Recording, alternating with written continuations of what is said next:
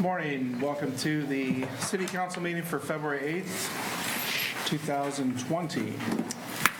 Call to order and have the roll call. Carla, please. Beaufore. Here. Birgen. Here I am. Drenkow. Here. Glaser. Here. Kangas. Here.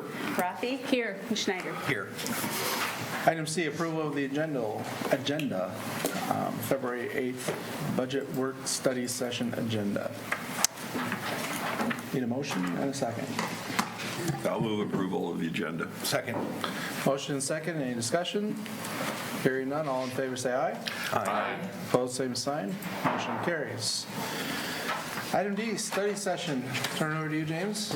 Okay, thank you, sir. Clear my head a second. So today's the second half, basically half of the budget sessions. We were walking on the beach before. It was nice, dipping our toes in. Now we're going in neck deep because we have decisions we have to make today. Or at least some indication of what we want to do going forward, particularly when it comes to capital, debt, projects, etc. Now, the reason for that is we have been talking about our budget hearing probably going to be roughly March 16th. When it gets to publication, you start backing off the days before it has to be published, and then you have pre-levy hearings if you're going to borrow any money, which we most likely will. All this stuff backs us into, we don't have a lot of time to make some decisions to be moving forward. The biggest thing will be a direction on the capital itself, the larger projects do you want to do. So pre-levy hearings, to be very brief, they allow us to make a payment the very December and June of the year we're going into. If we don't do those, it pushes it off an entire another year before we can start taking out some of this debt, and then that makes everything compounded much worse. So we do pre-levy hearings are called. They have to be done before the debt or the budget is actually finished publicly in the hearing on the 16th. You can do them the day of the 16th in theory. I don't like to do them on those days. It's very close and it's merely timing, but we're going to try and do those on March 2nd, which means that we have to have an idea of what we're going to go forward with. So the hearings themselves do not tie you to anything. They just set a ceiling of what you could borrow if you wanted to. And so if you aim high, it's not a problem. We have the hearings, we get the authority to borrow it as you need. Eventually, and up until actually the time well after the budget's done, you determine if you are or not going to go forward and actually do that. But you need to get the authority in place to do it, period. And so that's what we're going to push for, is even if it's not fine-tuned that this is what we're definitely doing, we'll need an idea. We think we'd like to look at these possibly going forward and then get our authority established. So that's the long and short of why we probably need to make some decisions today to try and fine-tune this now, especially on the capital side. We were able to finally get through everything, get everything tied out, which is simply not an easy process.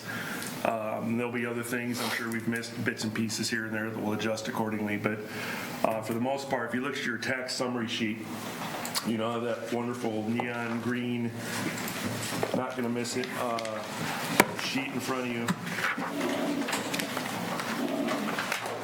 This is kind of the historical summary of what we look at as far as if you want to do comparisons, prior years. It's somewhat effective to look at this, but we really don't have the whole year to consider why things were the way they were. It's as much as you want to make out of it. Levy we came in with today is 1448. You can see since fiscal 12, we've been as high as 1460, as low as 1403. So we're kind of right in that bubble, and it cycles as valuation cycle. You see the levy rate cycle. We kind of talked about that the first meeting. Large increase in valuations, usually you see lesser levy rates, etc. So without seeing everything else, it's what it is. We break it out by the different levies for employee benefits. There's a separate one to operate this building, the Civic Center, our insurance, our debt, our employee benefit for municipal fire and police, our actual regular general fund or 810 levy, if they want to call it that. So this is a nice little summary over the years of what we kind of have and don't have. So at first look, I'm thinking that's not bad at all. Then I realized we don't have any actual projects in there, so that's not quite so great right now. The only project that we really have to do is we do have a payment to the DOT to make for their Bremer Avenue reconstruction. They did this over 3 years. We made the first one. This is the second of 3. That's just over $1 million right in there. That's going to add 22 cents to that levy. So we're really at $14.70 with that project included. And that's kind of our starting point today, with that being the main item that if we have to do anything, that's the one. The rest of it's kind of wherever the council went in the fall when we start getting deeper into this. So that's kind of a quick summary of where we are today going in. Anything on the prior budgets we've looked at? Any questions, any comments, any follow-up, any items you want to rediscuss? Just to clarify, Yeah. we are guaranteed going to be higher than 1460 this year. Only if you want to be. Well, but you said with the Bremer Avenue obligation. It's at 1470. 70. But that's if you leave everything as it sits. Okay. We don't do anything different in the Okay. budgets. We don't. No new projects, Right. Right. That's our realistic starting Bring point, it. given that payment that we have to make. Okay. Just a clarifying point, 14 cents, so here I'm showing 1448 plus 14, I guess where you came up with 1470, or what am I missing there? Where's the 14? You said 14 cents of the DOT payment would add on? 22 cents. Oh, 22, I'm sorry, okay, thank you. Takes us 1470. That makes sense. 20 cents a million is what we're finding it to be. You borrow $1 million, 20 cents of the levy. Because it's about a $100,000 payment over 10 years, and I don't want to go past 10 years. Because Moody likes it, and we don't go past 10 years. And we like to keep Moody's happy. So that's kind of how we do it. That's what your gauge would be. Plus, when we have those debt payments that go out further 10 years out, that can jeopardize the ability to take on, Yep. projects in the future. Absolutely. And there's a lot of things we can do to finagle this around. I just don't like to do it. We'll be straight up forward, we pay it, that's the deal. And James, could you explain then how that translates into what people end up paying tax-wise? And I know you can't say that exactly, but Well, I could actually, but I'm not gonna. Not now, not today. So Right. basically you have your levy of 1448, 1470, whatever we're gonna call it. So when you get your house valuation, it's not gonna be at 100% because that's where the rollbacks kick in. So say the rollback's at 50, because the math is real hard this morning in my head. So you're only gonna be paying about half what your house is worth. You apply that, multiplied by this rate, that's your city taxes divided by 1,000 because it's a mill rate. So that's your city portion of taxes. Then you can't account for county and school and Hawkeye and everybody else. But when we looked at that pie chart, our 43%, whatever it was last year, that's how you'd arrive at that. Your house is worth this, we roll back what we can tax you on, we apply the tax rate, that's what your taxes will be. So that summary example would be a $200,000 assessed value house. Yep. After a 50% rollback brings it to $100,000. Yep. The city tax portion at $1,470 would be a $1,470 payment. Correct. That's only the city's portion. That's just not us. the county, college, school, et cetera. You got at least double that to get an estimate of what it's going to be, and that's still not enough. Correct. So that is correct. That's how that would kind of go. Questions, anything else? Question, if we were to, and I agree, I like the rapid repayment, but if we were to, if a city was to, how would Moody's look at that? Obviously, I know there's a lot of different scenarios, but Nobody knows how Moody's looks at it. That's why they were pushed recently to fine tune what are they looking at and what percentage of it is drawn into a rating. S&P has done that for a long time. Prior to here, we used to double rate both because I always like what Moody was telling me, and S&P confirmed it. It costs more, but you had a very solid base of what it is. We're way too small to be doing that, messing around with that, because that's a lot of money. Moody's likes rapid repayment, and when we're carrying the debt load that we are, it helps to keep them from hitting us too hard about the debt load we're carrying because of our size. And as we grow and expand, we carry more debt, and then eventually it cycles off. That's what we're trying to do, and as long as we have a plan, which we do, and then we follow it, which we are, they're confident we know what we're doing. Thank you for Moody's. We continue, and they allow us to do that and keep our rating flush instead of downgrading us because we carry way too much debt.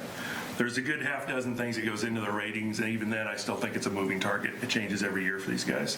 It's just the way they keep us honest about it. So when we look at this, rapid repayment, anything less than 10 years is very good. And my goal when we got here was to be 100% rapid repayment. We are now. We are 100% 10 years or less. So you'll see on the bigger sheets when we get to them, they'll go out past 10 years. That's because we're forecasting 3 or 4 years from now, borrowing for 10 years. And that's what it's going to look like, and we'll touch on that later. But cash reserves are another thing. If we keep our reserves a little higher, it again insulates us from having a more negative impact if we're carrying heavy debt loads. And so we try to buffer all that with these various pieces that we do control, from our reserves to how fast we pay it off. I mean, we can extend these out 15 years. Interest a little higher, payments are a little less, but it's 15 years. And some of these, you're going to be redoing them by the time you're almost done with it at 15 years. And that's why I just don't want to do that. We try to keep it within the time frame of when they should be done, especially when it comes to roads, et cetera, because is 20 years a fair estimate of some of the roads in town, Mike? Would you say about a 20-year turnaround on some of these resurfacing, depending on the roads? Because we're doing 20-year bonds, we may be tackling a road before the bonds are paid off.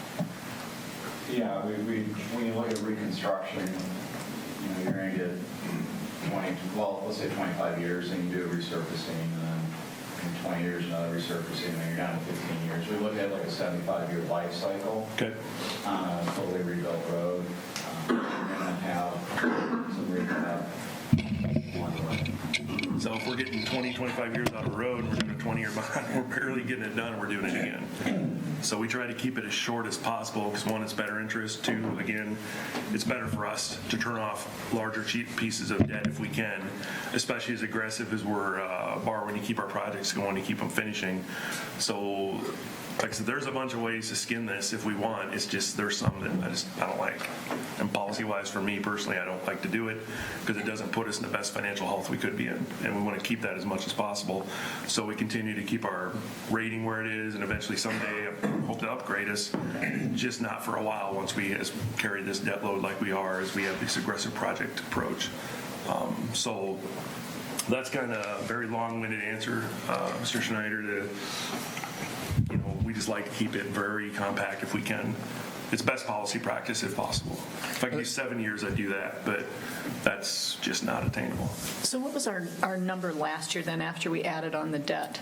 Right there. The 1437. 37 was with 37. debt last year. Yep. And in a natural disaster, we would have that runway, and we never go there, so. Absolutely. And that's why when we look at our self-imposed debt limits of 80%, that extra 20 is if we really got in a jam, we still have that legally, we can do that. We've just chosen to keep that down so we don't get too far extended. Some cities do that, some don't. It's just pure policy and how they want to accomplish it. But for us, that is our cushion if we do get, as you said, a natural disaster of some sort. We still have that capacity if need be. So we'll get very, very deep into that soon. And you've got some graphs a little bit later that show, that pay down. Oh, yeah. And I addressed it as being responsible and aggressive in how we manage taking on debt and paying it back, so. I agree. We've always had that philosophy, and it's just, it keeps us robust in how we can do things, and it peels off more, allows us to do more. We're still in that cycle of trying to take off as much debt as we're adding. Unfortunately, we're off that a little bit. We're still adding a little more, and we're taking off because we weren't doing that a lot before. Now we're in that pattern in a year, so we will be there to where we are evening out our hills and valleys, and it's going to be just a straight, this is the debt we carry. And as values go, that overall total will drop, but the dollar amount should remain somewhat flat. And I'll graphically show you that when we get a little more into debt and that. But for now, that's kind of where we're sitting, the best I can explain it to you. In addition, we're talking projects that we are taking on that we can't put into other funds, such as the wastewater treatment plant, Yes. which is going to come out of water and sewer. That doesn't impact this because it's already factored into the other rates. Those would be revenue bonds. Those And revenue bonds would be driven by fees and paid back by fees. These are straight GO, general obligation bonds, full faith and credit of the city. That's the terminology you're going to throw at you from Moody's. You will pay these or else. Yeah. Then your ratings go right in the tank. But as the public's looking and saying, well, you're doing this project and you're doing this project, well, there's some projects that we can do using some funds, and there's other projects that we have to borrow separately. Correct. That impact the debt itself. You can even complicate it more by borrowing in GO and paying it off with fees. So we go a little layer past that, and it gets It's all possible. It's I just think what Tim's complicated. referring to is some things are on the tax levy as to where other things have been funded by the fees associated, such as the water treatment. Yeah, I'm just saying, as the public Right, looks yeah, at what exactly. we're borrowing or what projects we're choosing to do or not do, some people will say, well, why did you do this and not this? Well, it's because this we were able to fund this way, whereas this we would have to add it to the levy, and we decided not to. That's And Sewer likewise, plan is fee-driven, state revolving fund, that's all fee-driven, not taxable. Cedar Lane, we did that, it's taxable. So Most like- projects are. so to, put that in another perspective, if we chose not to do anything else except the DOT, and we can still do the water treatment plant improvements, and that doesn't affect the levy, so. Right, that would be more the fees we charge for water, sewer, solid waste, and that is a great lead-in, Mayor. That is where we're going to pick up today is our enterprise funds. Your water, sewer, solid waste. So if Mike would want to come and kind of start walking us through those, that would be great. So they're towards the back of your projects. Water's going to be this teal colored, I guess it's teal, I don't know, is it aqua, teal, anyone? It's blue? Watercolored. That'll be the first of our enterprise funds, so it's after your debt. clean water. That's right. Glacial water. It's your postcard ocean blue color. It's very nice. That's the one we're going to jump into for water to start with, and then we'll follow that out. Then we'll jump back more to the middle and get into the rest of this. It's not the cedar. So, no questions? Mike, you want to start going through? Okay, so I'm going to kind of recap some of the things we talked about 2 weeks ago, because I think they help explain kind of where we were, where we are, and where we're headed as a community. So the first one is our population chart here. So Waverly, in relationship to many other communities in northeast Iowa that we kind of think of as maybe similar to Waverly, like Decorah, Webster City, Clear Lake, Charles City, Olwine, Independence, New Hampton. Waverly's growing. Waverly's doing well in relationship to many of these other communities. We have, pretty stable growth. About 1% a year, 100 people a year is kind of what we're anticipating. That was the previous decade, and we're very much looking forward to the new census because based on our housing starts, whether it be single family, multifamily, or apartment, we feel that we're probably maintaining pretty close to a population growth of 100 people a year. So that also leads to growth in infrastructure. So this is shows our water, sewer, and streets, how many miles of water main, sewer main, and streets that we have in town. And over the past 20 years, we've seen a 40% increase in sewer mains, 20% increase in streets, 45% increase in water mains. Now, that's not just piping. That's also, a 45% increase in fire hydrants, a 45% increase in valves that we have to maintain and take care of. More housing, more garbage stops. Again, based on the number of houses and units being built, we have about a 32% increase in the number of housing potential garbage stops that we have from week to week. So our community is growing, our infrastructure is growing. As we've expanded into new areas, we've had to add more lift stations. The guys at the wastewater treatment facility used to maintain 4, now they're maintaining 10. So this has all been done with no increase in personnel. And we're to that point where we have to address personnel. So for the past 4 decades, we have just as many people in public services as we did 40 years ago. So as we look at the public works chart, we've been able to accommodate a growing community with a good fleet replacement program that is allowing us to get more efficient and effective equipment. And we've done some things with our personnel structure, primarily in our superintendents, where we now have branched out into 3 specific areas that each have their own superintendent. So we have public services, which has solid waste, streets, and equipment services. WPC, that's pretty sizable undertaking on its own. And then we have water and sewer line maintenance, has its own superintendent, and they function as a team. So going forward, we're going to talk about some of the challenges and needs as we see them going forward. And with that, Val, we'll go into the water department.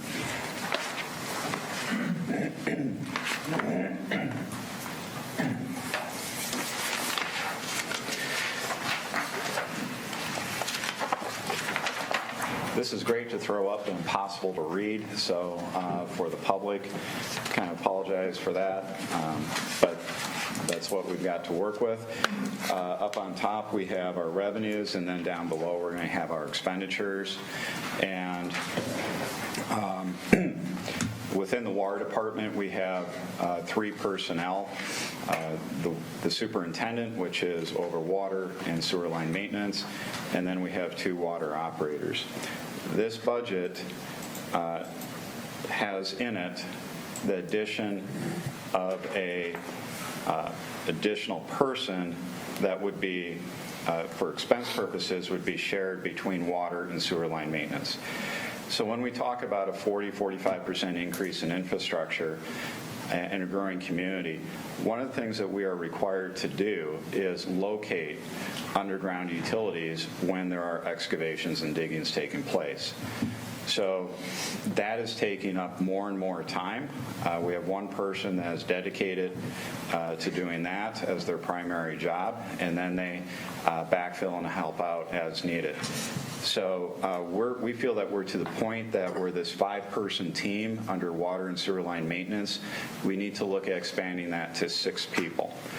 We have Midland GIS doing very detailed precision mapping of our infrastructure, and you'll see them out there where they're mapping the hydrants, mapping the valves, and mapping the manholes and intakes, and you see the little pink dots on them. That's how they know that they've already gathered the data on that hydrant or valve. So with that going forward, this additional person would also be tasked with keeping up that and maintaining that GIS mapping. So they're really the person, that go-to person when it comes to identifying and locating where we have water mains, sewer mains, storm sewers. That's that person's role and responsibility. So we show that person coming on board in May of 21. So very late in this proposed budget, but going forward, that's where that additional staffing would be picked up. On the revenue side, we're back down to inflationary increases. As James indicated, like the Bremer Avenue project, we had 3 payments to the DOT. A big portion of that was water main replacement, so that first payment came out of the water fund. That was a water revenue bond that covered the cost of the water main, and that allowed us to make our first payment to the DOT without impacting property taxes. It did impact user fees a little bit because we, instead of a 2.5% rate increase, we bumped it up to 5% for 2 years to cover that $1.5 million bond. Going forward, we have some debt coming off in a couple of years, and with that, as we go forward, we, in the enterprise funds, project out 2 additional years, and we are looking at developing some capital projects to meet ongoing needs or emerging needs, and that would likely be proposed to come on at the point where we pay that debt off. So debt comes off, that's the time to look at doing some capital projects that you end up having to borrow money for. We always want to be in a position where it's not an urgent must-do project. Unfortunately, like with the DOT project, we don't have control over the timing of it, but going forward, we always want to have the ability to have flexibility where, if we have to postpone a project for a year, it's not going to put us into a critical situation when it comes to water or sewer. So we're always planning ahead, and we always want to be in a position where we are dictating our own future and destiny when it comes to developing these projects. As far as things to draw your attention to, I don't have a whole lot as far as things that are different than in past years. When we get into service and commodities, it's pretty uniform and consistent. That's where we're paying our utilities for pumping the water out of the ground at the well sites. Another big item that you'll see is the interdepartmental charges. So a portion of your salary comes out of the water department, as well as mine and some other departments. I think that there's about 5 or 6 departments that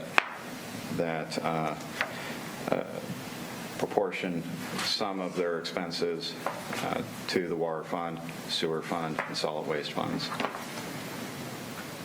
So for clarification, this new GIS position, is that the funding for that coming out of the levy rate, or is that coming out of the water?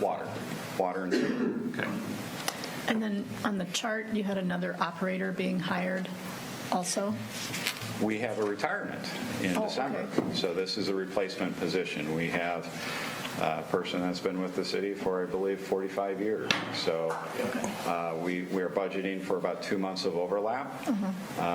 That person does a lot of our locating right now, but the intent would be that the person in May would ultimately be the one responsible for doing the locates and maintaining the maps of where our infrastructure is. So it's really only adding one new employee once that person retires? It's actually half a person to the water fund, half a person to the sewer line maintenance.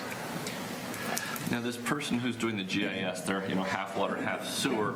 Are they still available to, I would say, other departments? I'm thinking specifically, I know leisure services and tracking ash trees and things like that.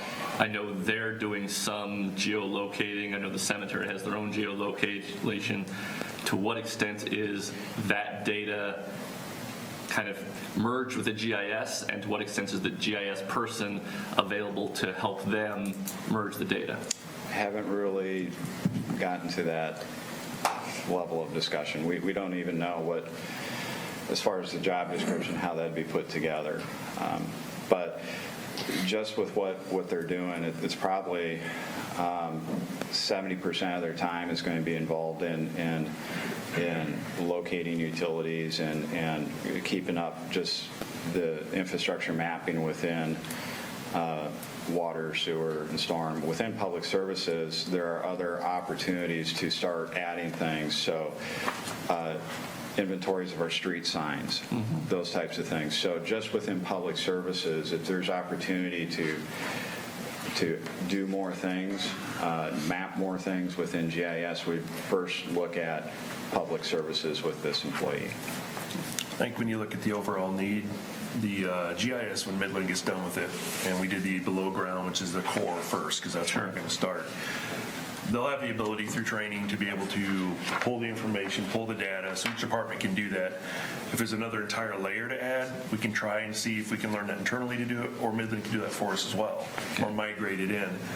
Where Mike is at is when you look at most of the expansion that's going to happen, it's going to be in water, sewer, street, solid waste sign. It's going to be there. We're only to have so many more trees planted, and we're planning how many we can mark. But when it comes to requests for information, it's for locates, it's for where that main break, it's things like that, and the history of it. you'll need more of that by far in Public Works than you will in some of the other departments that'll be able to run the reporting they need, but the expansive part of it, once it's set, is not going to be that great. Once we have an inventory, we have an inventory. But a lot of that's going to be more Public Works. Here's another example of job duties, expanded capabilities that we would have with this person and having a GIS program is take a sanitary sewer manhole.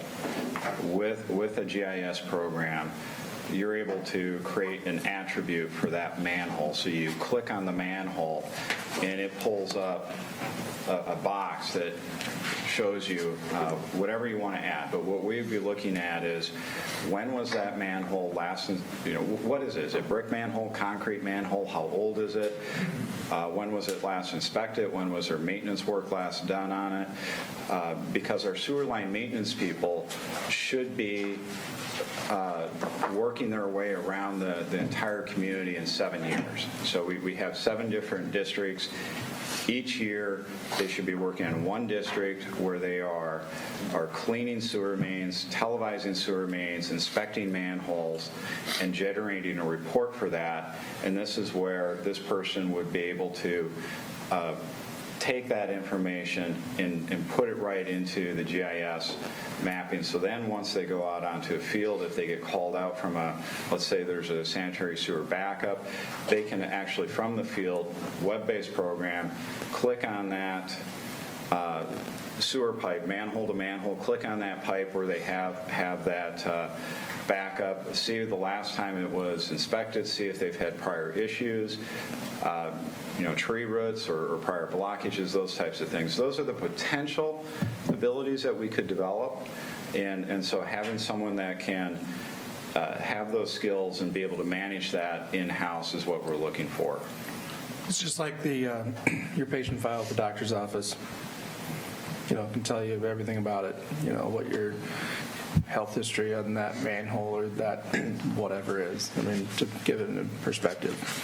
I appreciate James's perspective that the important thing is the people requesting data from the GIS, when something happens, and that's kind of the we could spend a lot of time talking about putting data into the system, but what it's really important is when we're getting data out of the system. I don't see someone wanting to find an Emerald Ash Borer in this part of the city just to do it. But if you're going to want to know where your water lookup is and where the turnoff is, you're going to want to know that. And that's going to be a more common instance. And that's what Mike's getting at. The amount of information that this GIS is going to be able to do for us is ridiculous.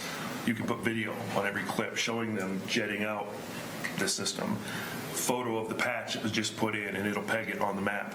All the patches we've done in the last year, all the valves that are in there. It just opens up a whole new digital world of what we can demonstrate and show, and it gives the guys in the field a whole lot more information right away. Instead of rolling out the maps to make sure that's exactly where it is, we know exactly where it is now. So it's hard to say how far this can expand, but we know there's a lot more out there that needs to have accomplished than what we're able to do now, and it's going to take a lot of time to keep that up and maintain that information going forward. I think we can't dismiss the fact that, like Mike said, 70% of the work that person does is day-to-day operations from the Iowa One Call system. Yep. And then our own locates within the city for our own purposes. So, Question here on payroll. We fell 3.4% from fiscal 17 to now. It looks like it's in an accounting, but just a clarification there. Was that billing that moved? Well, utilities went to Waverly Utilities. That would have been in our department instead prior to that. So does Waverly Utilities just eat that then? Or No. We pay for a position that actually does that for them. Okay, so where does that fall in these spreadsheets in? Because it looks like it's... Okay, first page, contract services, it's probably 3/4 of the way down the page. $64.99. And you'll see that it went from 25,000 up to 78, and then so that's picking up. Perfect. The Waverly Utilities. Yep. Basically, the body was doing it here, we pay for it there. And that was the agreement for them to take on all the billing and the processing and everything, so that's the flip. And you'll see that split 3 ways. I think it's approximately 40% water, 40% sewer, 20% solid waste, approximately. If there's No more questions on water. We'll move on to sewer.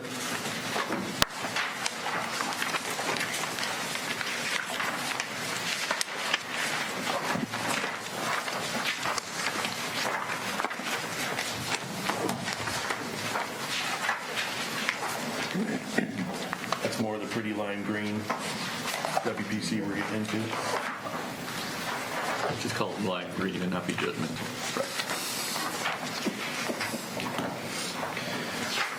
Okay, again, top portion. Let's go to the summary sheet. It's probably in line maintenance. No, let's look at sewer line maintenance. There's a sewer fund summary sheet.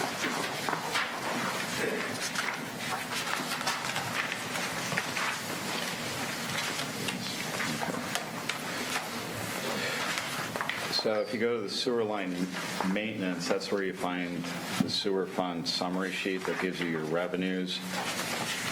So the top part is revenues coming in, bottom part is some pick up the WPC, the sewer line maintenance, and some debt that shows up, and then some It's the yellow.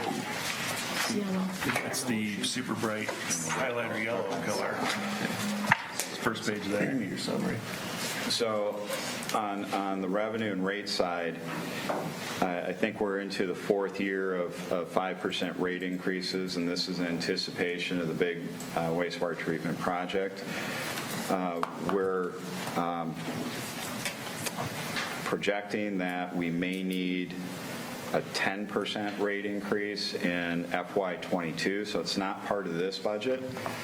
But a year from now, we'll have, actually less than a year from now, we'll have Spear Financial working on running the numbers to see what we really are going to have for a rate increase.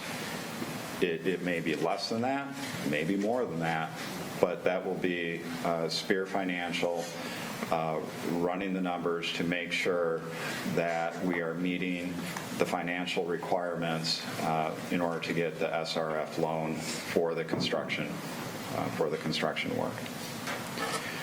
So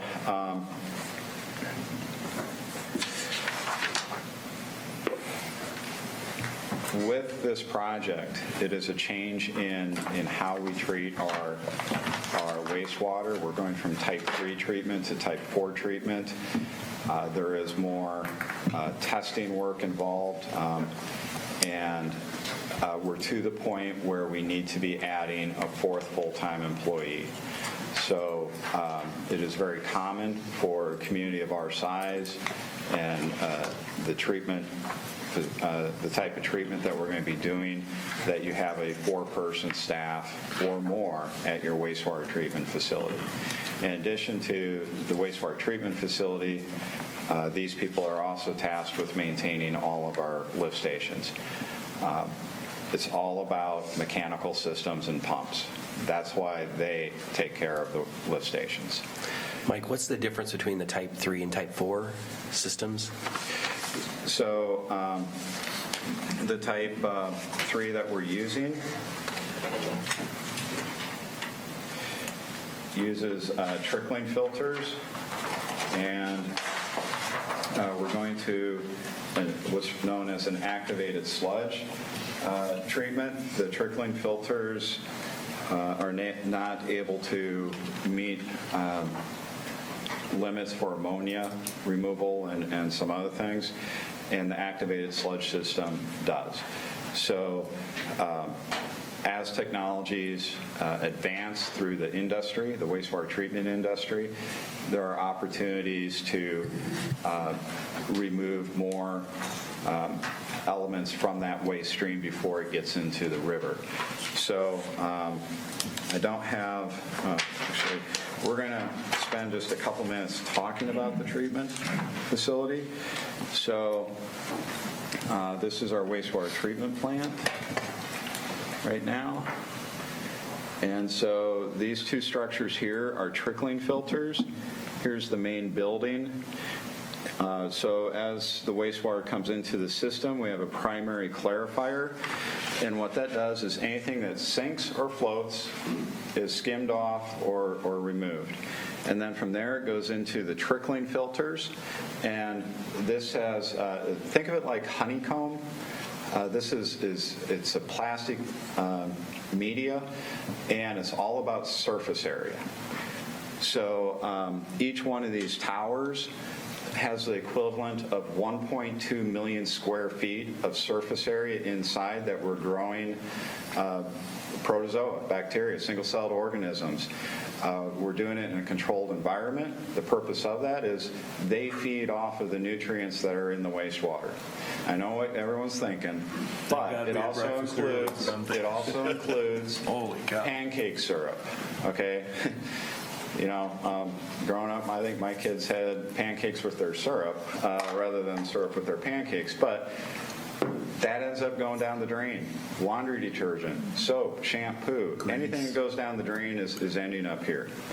So those organisms feed off of that. And we want to grow those organisms because they're removing the nutrients from that waste stream. Then as they grow, they slough off into the water, and then we have intermediate clarifiers. So again, the organisms sink to the bottom. We suck them or pump them off the bottom, and then the remaining water goes into it's a revolving biological contact filter, okay, RBC. And again, what we're doing is we're growing organisms, except this treatment now looks like a whole bunch of paper plates stacked very closely together with a shaft going through, and it's rotating, dipping into the water, out of the water, and it's all about oxygen. Same thing with the trickling filters. You want lots of oxygen. This is an aerobic process. And then there again, as they're growing, multiplying, they're sloughing off. We now go to a final clarifier, and then again, we're really trying to slow that water down so that they sink to the bottom. And then the water goes through an ultraviolet disinfection process before it goes to the river. So if there's any organisms left over, the UV, it's an industrial grade ultraviolet light that takes care of those organisms for us. So everything that sank to the bottom of these clarifiers ends up in the digesters. We now go from an anaerobic process to an aerobic process to an anaerobic process. And what they're doing is they're producing methane gas as they decompose and degrade. We capture that methane gas and use it in our boiler system to heat our facility. Okay. So then the biosolids that are left over go into a storage tank. It's about 5% solids, 95% water. Every fall then, after the crops are out, we have a contractor come in that then transports and injects this into farm fields. It takes about 20 acres of land to use this. And they like that because it reduces the amount of fertilizer that they have to purchase and put down next spring. And that's just once a year that they transport out? Correct. Okay. So trickling filters. I'm going to move quickly here, but I think that this is... Mike, if you ever want to tour this, I will say, in all seriousness, it is amazing to see it. When you go up the top of the trickling filter, you see just how massive that is. It's unbelievable. And the age on those is what's staggering, too. These are 40-plus years old. We've come a long way from tossing it out the window. Yeah. So Fortunately. the trickling filters are covered. They have these covers on them. They originally were built without covers, but you're in northeast Iowa, and this has like a giant sprinkler head on top, because, trickling. Okay. Northeast Iowa in the wintertime, kind of freezes up. So they eventually put covers on them. The downside to that is you get condensation on these covers, and it contains some hydrogen sulfide in it, and that is very corrosive to concrete. So it drips down the edge, and so it has deteriorated the concrete cap up on top. In addition to that, this plastic media is 40 years old, so it's getting old, it's getting brittle. The system has aged out. So we look at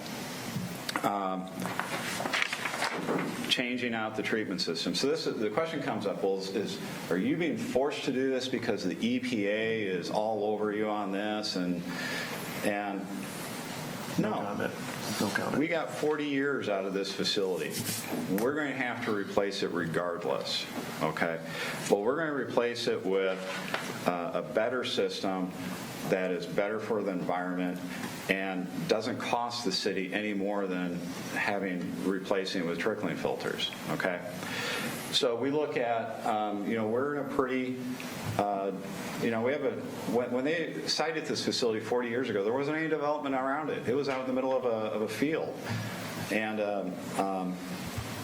but now we have housing around it that has grown up around it. So there are some limitations as to what we can do given the footprint of our facility and the proximity of development.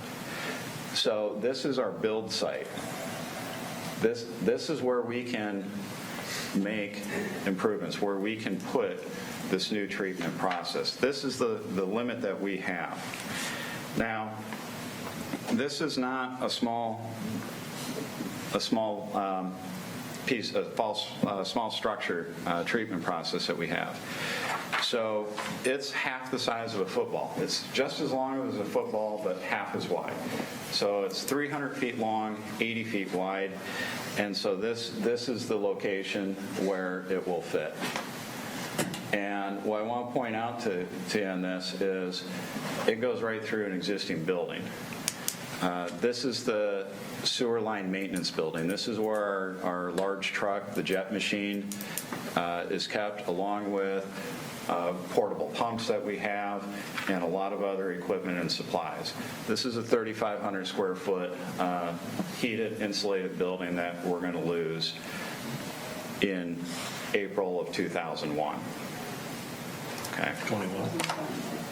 I'm sorry, 21. Thank you. Keep correcting. So what does it look like?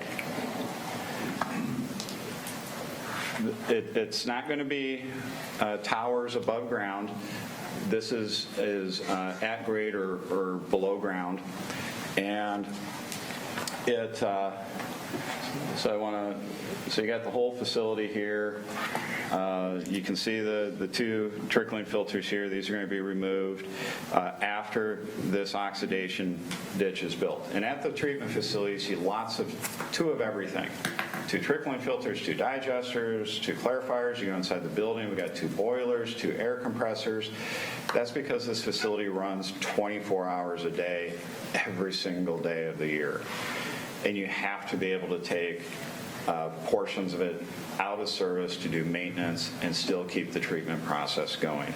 So that's what you're seeing here. You're seeing a west side, east side. They're identical structures. They operate in parallel. So the water comes in, and then it either goes west or goes east, goes through the system to be treated. But this is like a racetrack. It's the water is forced to go around this racetrack, and oxygen is injected, and that's how you maintain this anaerobic process. Aerobic process. But you're growing organisms suspended in the water. Rather than growing them on plastic media, they're actually suspended in the water and growing that way. And then as they exit, then they go into the various clarifiers where they sink to the bottom and they're taken to the digesters. Okay. So essentially a churning septic system. Yeah. Okay. So the stuff in red here is showing things that are going to be removed. So you've got the 3,500 square foot sewer line maintenance building. You got the 2 trickling filters that will eventually be removed. Those RVCs over here will no longer be needed, and those will also be removed as well. Now, there is a tremendous amount of piping underground that we're going to remove as part of this. So this, I know this is kind of a little bit hard to see. Okay, let's see. Okay, so the gray stuff is the piping that's going to remain. The red stuff is the piping that is going to come out. This thing is, it's like a bowl of spaghetti underground, and you're going to have to go in there. We're going to have to go in there. Contractor's going to have to go in there and pull out these threads of spaghetti. Why? Because we're going to add a whole bunch more for the new treatment system. So the dark lines here are all the new piping systems underground that are going to be added. So like a fettuccine, or what is that? Yeah. Okay. But the fun part is you have to keep the whole plant working while you're swapping out pipes. Exactly. That's going to be awesome. All right. We want drone video. That's why first number's a 9 and not a 3. And Yeah. Right. So It's like being a car mechanic while the car's running. yeah, that's good. Yeah, Watch your fingers. that's exactly it. if anyone would like a tour of the facility, give me a call and we'll get that set up. You really should. The valves, the air hydraulics, it's unreal. Mike, before you move on with that, I just 2 things to clarify. One is, okay, the towers are going to be coming down, but a lot of the other structures are going to stay. It was my understanding that the motor on one of the skimmers was done for, and we're only working with one of those tanks now. I thought that was going to be replaced. The cage drive on one of the primary clarifiers had failed, and we were just operating with one. That's been taken care of. Okay, so Yeah. that was, one of the problems was we couldn't get parts for it. Was that a new piece of equipment that we added to that then, or were we able to get parts and repair the one that was down? We replaced the cage drive, which turns the skimmer Right. up on top. Yeah. That was taken care of several years ago. I think some of that had to be custom done. Okay. Created because that part didn't exist, and so I think it's what Rob's getting at. We were looking at that bench, and here's a piece that they don't make anymore. Yeah. We had to custom fit and build that. Apologize for not using the right terms. No, on that. I'm trying you're to. dead on. They had to actually fabricate that. Okay. Brett will fit that in to make it go. But we're good to go on that Yep. now. Okay, so It's really, operating, and that's why we have backup, though. That'll With that stay going part of the down. new system? I mean, will that be used in the new system, same skimmer, or you get new? I believe so. Yeah. Yeah, the existing primary clarifiers are going to remain. So We are doing some upgrades at the main lift station as part of this project. We're also replacing the concrete driveway and parking facility up there as well. So there are some additional upgrades and modifications being made to the facility as part of this project. Yeah. and do you have plans to rebuild that building then that's coming down? Where is that going to go? We'll get to that discussion. It's part of a capital improvement project. Okay. And we'll have that discussion a little later on this morning. All right. Don't want to give it all away right Yeah. Kind of keep Is your. there room for building at that little site? teaser for later on.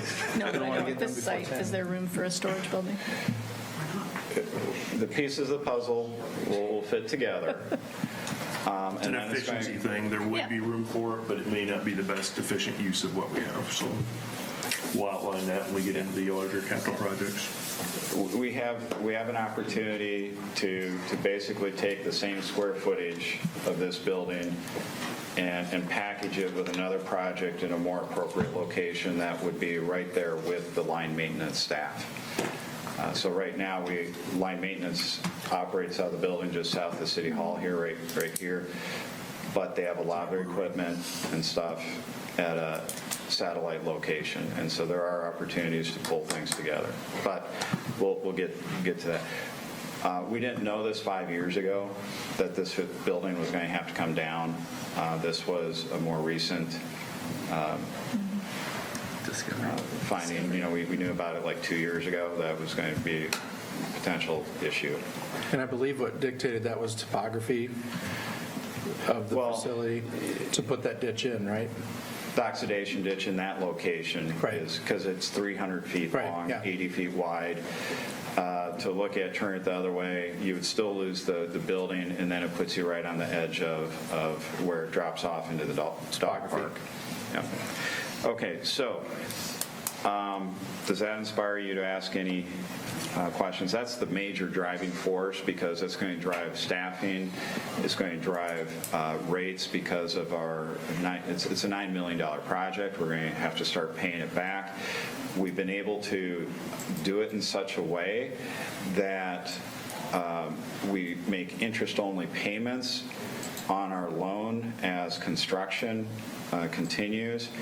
And so we believe our first principal payment will not be due until the spring of '23. Should be. Like the contract services, is that the same thing, the contract with utilities? Yes, that's their portion of having Waverly Utilities do the billing. This new process, does it affect the end product at all that gets hauled off in any way? We'll have more. So our sludge hauling in the fall, we do 400,000 to 500,000 gallons a year, and it will double that amount. So as part of this, we're going to be adding a new sludge storage tank. So this is our existing sludge storage tank, and you'll see that right here. And we're going to be adding a second one where one of the trickling filters is. So we have our 2 trickling filters being removed. The second sludge storage tank is being added there. So our cost of haul away will double, Will double. unfortunately. Yep. Anyone want some sewage? We've got some extra. But the water going into the river, or what's Cleaner. going into the river will be cleaner. Cleaner. Yes. Put it up for bid. Sort of, that's impressive.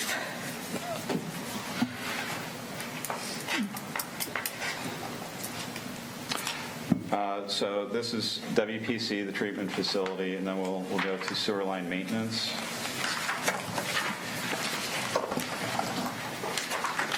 And this is where that we have 2 employees that are tasked with maintaining our sanitary sewer collection system and our storm sewer collection. So basically, anything underground, these are the guys that take care of it. They're tasked with, again, one of the responsibilities that they have is 7 districts in the community. They're tasked with doing 1 district each year so that the entire city is covered in 7 years. Every manhole's inspected in 7 years. Every sewer is cleaned and televised in 7 years. But they also have areas, older areas, or areas with restaurants, cafeterias, those types of things, that they are cleaning sometimes twice a year, because grease and fats are a problem in those areas, so they get more frequent cleaning. So you think some of our bigger institutions or where we have restaurants, they know where those areas are, and so they do those on a more frequent basis. But they're tasked with making sure that these sewer lines do their job and are kept free and clear. Older systems, tree roots become an issue. Tree roots love the sewer, the sanitary sewer, because it's got moisture and it's got nutrients. So if there's a crack in a pipe, the tree root will find a way. And so they're tasked with finding those and making sure that they're flowing freely. Up above, you'll see, again, half a GIS position starting in May of '21.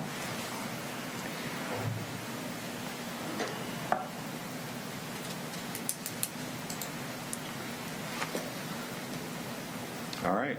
Our operating expenses really bobble around on this a lot. Is that just a product of this department? You know, if I, just looking here, 161 on fiscal 17-18, we're 161K to 45 to 71 to 105. I mean, it just up and down. I mean, I guess my question is there just so many things going on in this department and so many uncontrollable things? I mean, there's that 128 in there. That I'd have to check on that. That was several years ago. I'm not sure what that would have been. I mean, I can see in this that there's going to be odd anomalies that come up that have to be dealt with, as well as stretches of good luck, too. Yeah, I'm not sure what that 128 is and why that jumped up. Matt, we can check into that and we'll email That the looks like entire a culprit council. in there that's doing the... Would that have been the crossovers and stuff with the dry run? No, Okay. I'm not sure what that is. Okay. But we'll check on that for you. Thank you. I just don't know off the top of my head.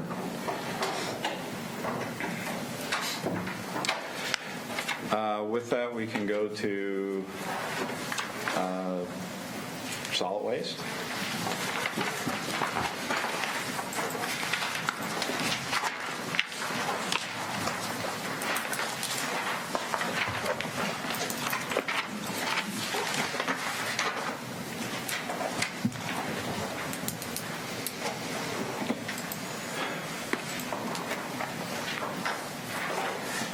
So with the solid waste, let's see.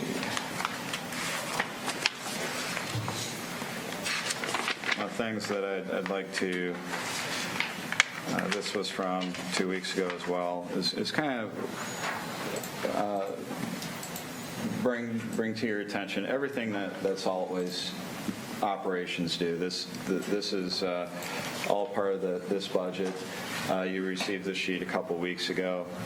But they do the commercial garbage collection, the residential garbage collection.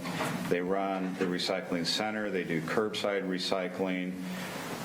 We run a yard waste operation.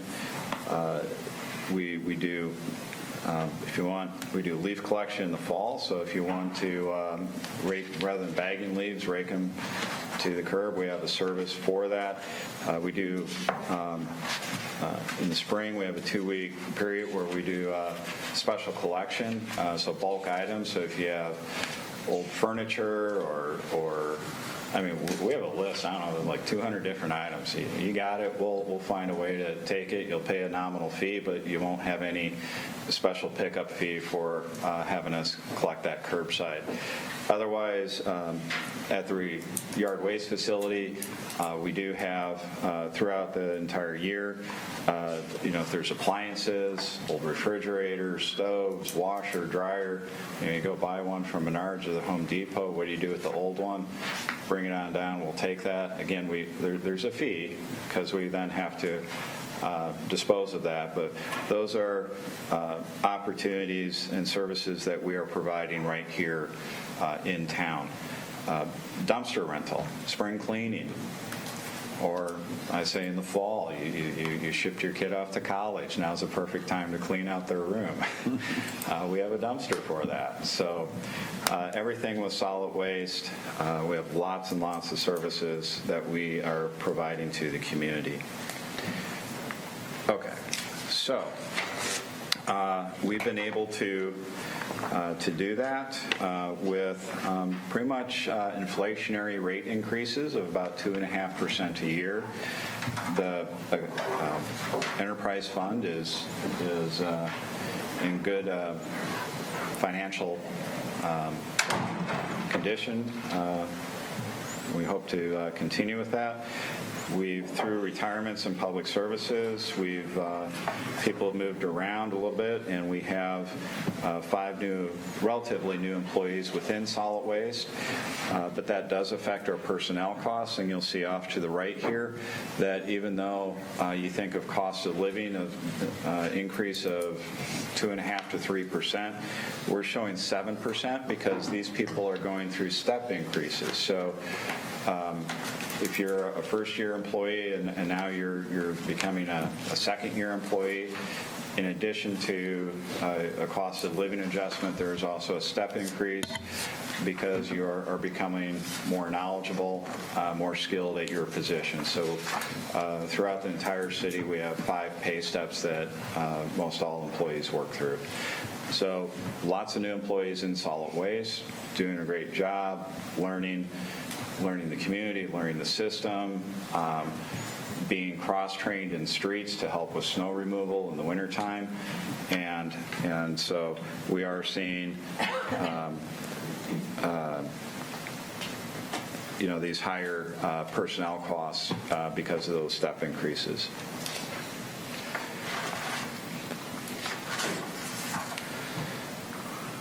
Going down to contract services, again, we got utility billing. That's the change there. Why it jumped up about $25,000.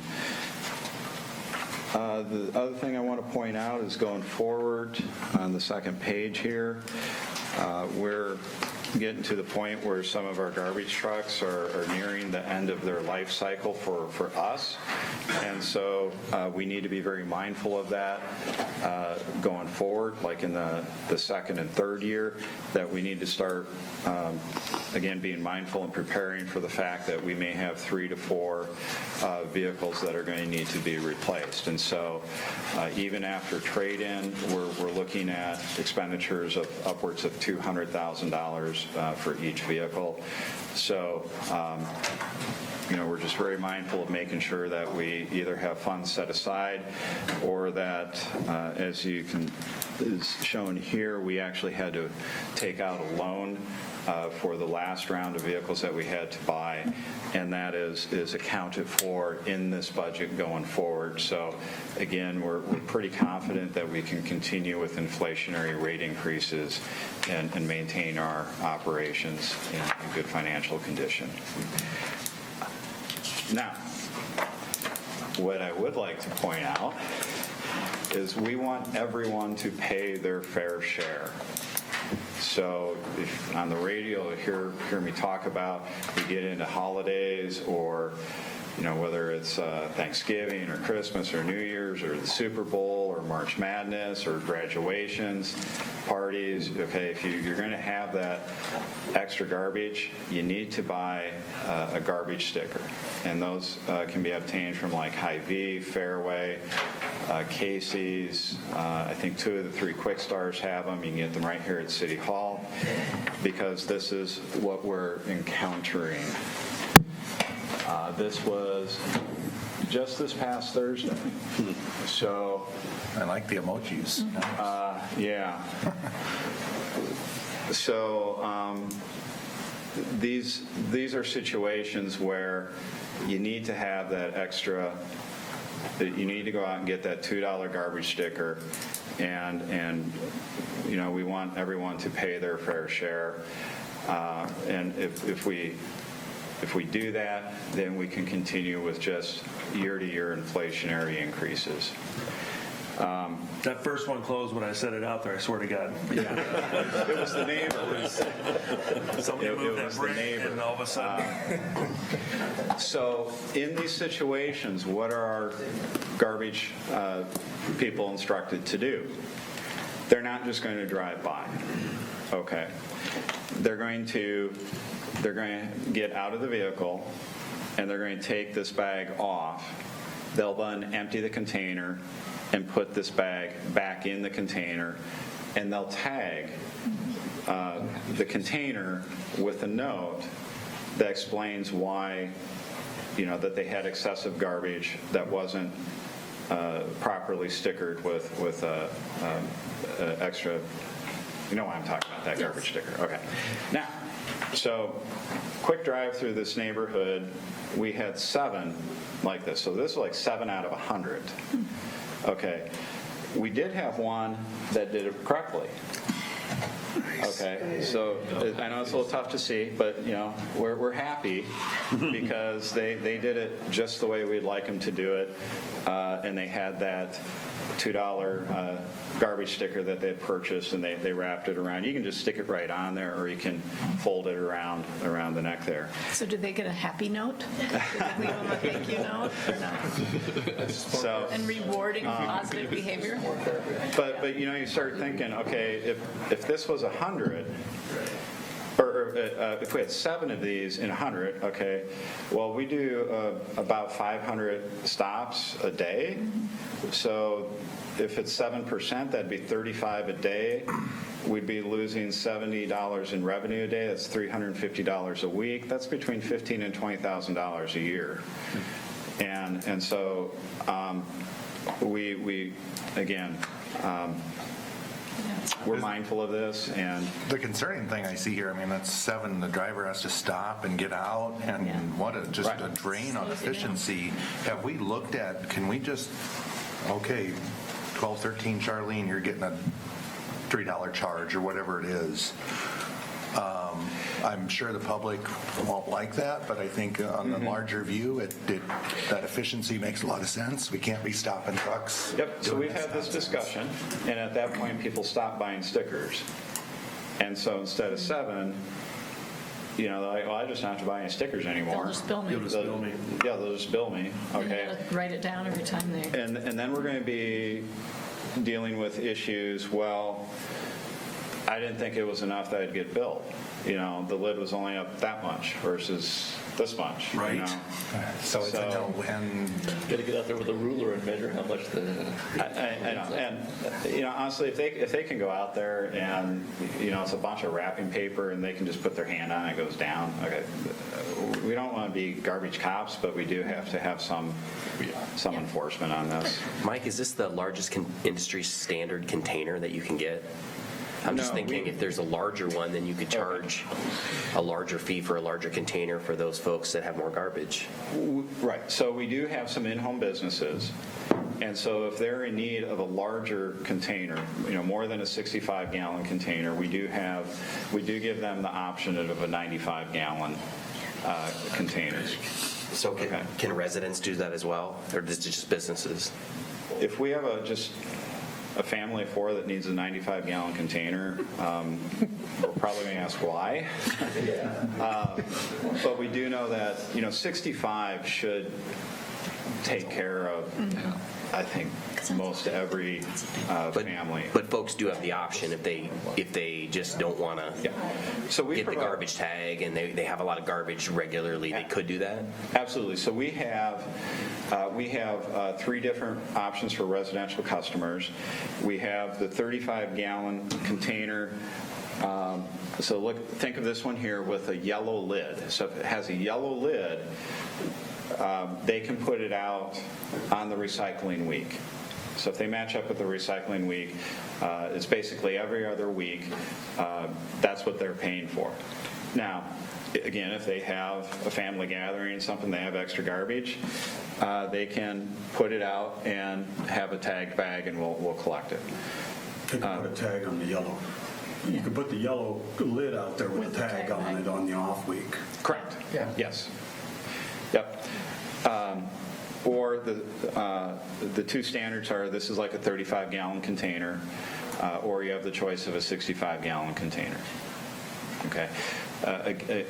Again, most every family ought to be able to get by with a 65-gallon container. It would just be those occasions like maybe where you have a special gathering, and there again, it's probably to your benefit to just tag an extra bag and put it out there.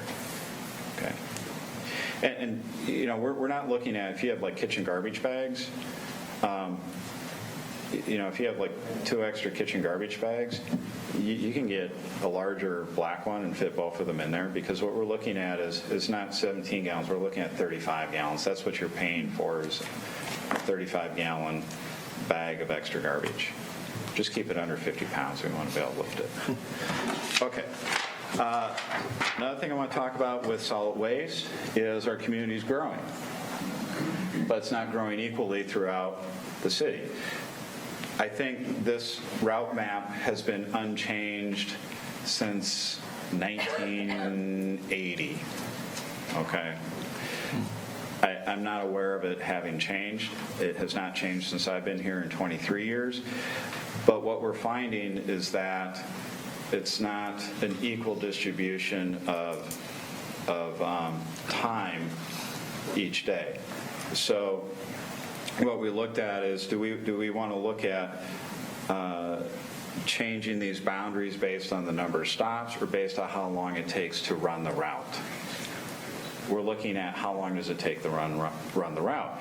If we have, let's say Tuesday's route takes 3 hours, but Wednesday's route takes 6 hours, well, that's unbalanced.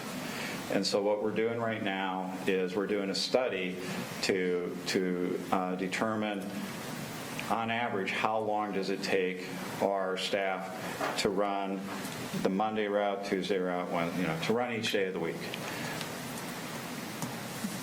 We may be coming back to you later to talk about changing the boundaries so that we are reestablishing some balance in the amount of time it takes to run the routes each day. Okay. If we do that, we're also going to provide an implementation plan for you to review and look at as well. Okay. I anticipate lots of education in order to do this, and there will be, we're going to be, if this change does take place, we'll have a soft enforcement, and then at a certain point we'll have a hard enforcement. So if your day got changed from there's no rationale here other than I'm just saying, let's say it got changed from Tuesday to Monday, okay? And you kept thinking Tuesday, and you forgot to put it out on Tuesday. Nothing happened. Dang it, it's supposed to be Monday, okay? What we're anticipating is give us a call, we'll take care of it, okay? That's kind of that soft enforcement. And at some point, you're going to say, okay, you've known for 3 months now? Okay. So if we do come back with a recommendation to change the boundaries, we'll show that. We'll have a new implementation plan at that time.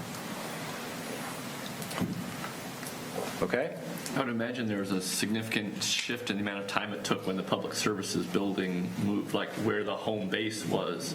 Did that have an impact on how long it took to run the routes, or not significantly? No, it's drive time. If on the Wednesday and Tuesday route, you're closer. Right, I'm saying there was a realignment that some places got longer and some places got shorter. Possibly, yeah. But a lot of it, I think, has to do with growth. There's not a whole lot of growth in Monday's route. The growth is where you got new subdivisions being built and stuff. That was one of the things I was wondering, do you take into account like a Monday, keeping that a little bit smaller, because Mondays often end up with holidays on them and end up with non-collection days and have to get pushed those to Tuesday. Probably like Mondays and Fridays both. Yeah. You end up with, It would be nice to have that kind of being the low spots. I think the only two that are fixed are Labor Day and Memorial Day. The rest are moving. I think the rest are kind of moving. Thanksgiving. pretty much anything that hits on a weekend typically seems to fall. Take the Friday, yeah. Or if you have a Saturday holiday, sometimes you get Friday off too. Sometimes you get Friday. So Public Services Superintendent and I, we're going to work this out. And so I think maybe by July we'll be able to make a recommendation if we're even going to change it at that point. So otherwise, I don't know if you got any questions on solid waste going forward with Inspires. We kind of covered it. Not necessarily a question, but I'm just pleased that my stuff, I put it out at the curb and it disappears. There you go. one of the things, personal observation here, one of the things that was driving city containers was that when people are putting out their own containers, they maybe didn't use a lid, and I'd see crows, pulling garbage out. I don't see that anymore. So I don't know if that's a good thing that we're not having animals tearing into the garbage. And okay. Thank you. Well, no raccoons at night, don't worry.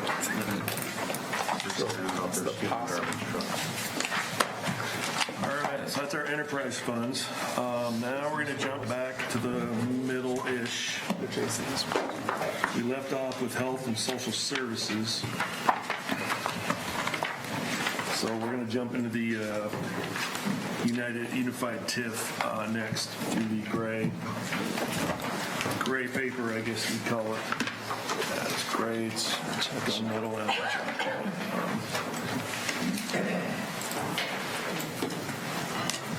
Just flip it out here. So you have a couple pages of Unified TIF. And we say unified because there kind of was a distinction that years ago, and Bill, you may have to help me with this. I may have to even come up and run through this a little bit as well. A lot of cities have districts that are separate, and they have a separate TIF district for each neighborhood for things like that, and then the revenue goes into that neighborhood, generates it, only has it there, et cetera. Do you know when we went to a unified? Like just 2014. Okay. 2014 is when we did the unified TIF. So all of our TIF districts are together. All that revenue then is pulled together to benefit whichever one needs to be benefit at the time. So I guess my question to you, or even Jennifer as well, is as we go forward, if you can give us a brief take on, what we're doing with our TIF, how we're accomplishing it, kind of the gist of where we're at. I'll just start with the idea that in the last year or so, we were kind of confused as to how the county was counting which properties were in, which properties were out. So we put together a spreadsheet that basically identified every single parcel that is in a TIF district, and we identified it by its valuation, when it was put in, what district it's in, that kind of thing. I asked them for their spreadsheets, and then I compared our spreadsheets. I found their mistakes. I found my mistakes. We reconciled and basically have a pretty good common understanding as to exactly which properties are in TIF, which also kind of settled some confusion for me, because I always thought that our valuations in TIF were basically in the 136, we figured out it was about $136 million that are in the TIF ordinance, and they always show the TIF valuations as being 55 million, 60 million, and what we found out is that they were just identifying that as the ones that they were using to create, to gather increment to give us to spend. So they weren't really identifying the total properties valued in TIF. They were just telling us what ones they were using to fund our TIF requests. So when you look at it for this year, our TIF values are actually $136,546,900. I think between the county and I, we were off by less than $2,000, so I thought we got pretty close there. The increment actually that could be generated off that would be about $2.36 million. So we've only been receiving revenues of about $1.3 million. So we basically haven't requested and haven't spent all of the TIF revenue that's available to us, the increment that's available to us. We asked for the amount that we've put in our plans and that we basically are generating to use for the projects that are identified in our plans, and our TIF rebates or our development agreements, as opposed to that using the whole thing. And cities will do that and use everything they have and basically just max out every year. But it's always been, we've just requested what we need. We do have some transition years coming up in the next 2 years. So when you talk about the increment available this year, it's $2.36 million, but we're going to lose about $800,000 in TIF valuations in next year. So that will reduce our increment down to about $1.5 million that's available to us in the next year. And then the year after that, we lose another big district, and that'll be another $360,000 $1,000 worth of increment that's not available. And so we'll be down to 1.17 million in valuations now, or in increment available. Now, that doesn't take into account some of the properties we've taken out and put back in that could generate, because right now they're not really generating. They don't have any valuations yet. Because we put them back in for that reason. They're low value, and they are properties that could be developed and that could start generating. So every year when we get the valuations and the properties that are in the TIF district, we will then, on our spreadsheet, do a continuous and basically update every year those valuations so we know what's available and we can plan for those things to be available for, if we say we want to do a project that it's going to be paid for partially in TIF revenues, we want to make sure there's TIF revenues and actually to do it. We're not going to just guess on it in the future. Now, we've always had plenty, so we haven't had to really keep close track, but as we lose these districts, and one of those is the Walmart property, which you can imagine that's an $8 million piece of the puzzle. So there's some districts that that are basically going off the books. The 1999 districts that are 20 years out now. The Titan Machinery, is that going to be a TIF district? Yes. Okay. Yep. The TIF, we put that property in because, again, that's one of those things that what we try to do is use those revenues that we can to offset the cost of helping to improve the infrastructure. That sewer line we took out there to help assist in that, that'll then offset that back into the sewer fund. So the good thing is, in a sense, we had a lot of TIF to work with. Half of it we were utilizing, the other half was going back to our general fund, the schools, county, et cetera. So as it tightens up, we'll be using a higher percentage of what's available, but not any more than we need. In fact, it'll drop. We will not be doing bonds paid with TIF anymore unless it's there, and we were tracking that to the dollar now a lot more than we were. We always had an idea of where it was. We just didn't get to this fine a point because now it is really tightening up. And so as our bonds fall off, we will have enough to pay our current obligations going forward. That was my biggest concern. We started talking about this. Where are we going to sit? We will have enough to pay those out. Now, there won't be a lot of extra to do a bunch more that way, but we at least will not be in an issue of where we don't have the funding with what we've currently established. And on the outgoing here, it looks like we're proposing 1.2 million, and that's that split across 4 bonds. I see on the notations here. All the bonds that were in, and you'll see those later on, we get more of the detail of the debt. Each one was for a purpose in the TIF districts.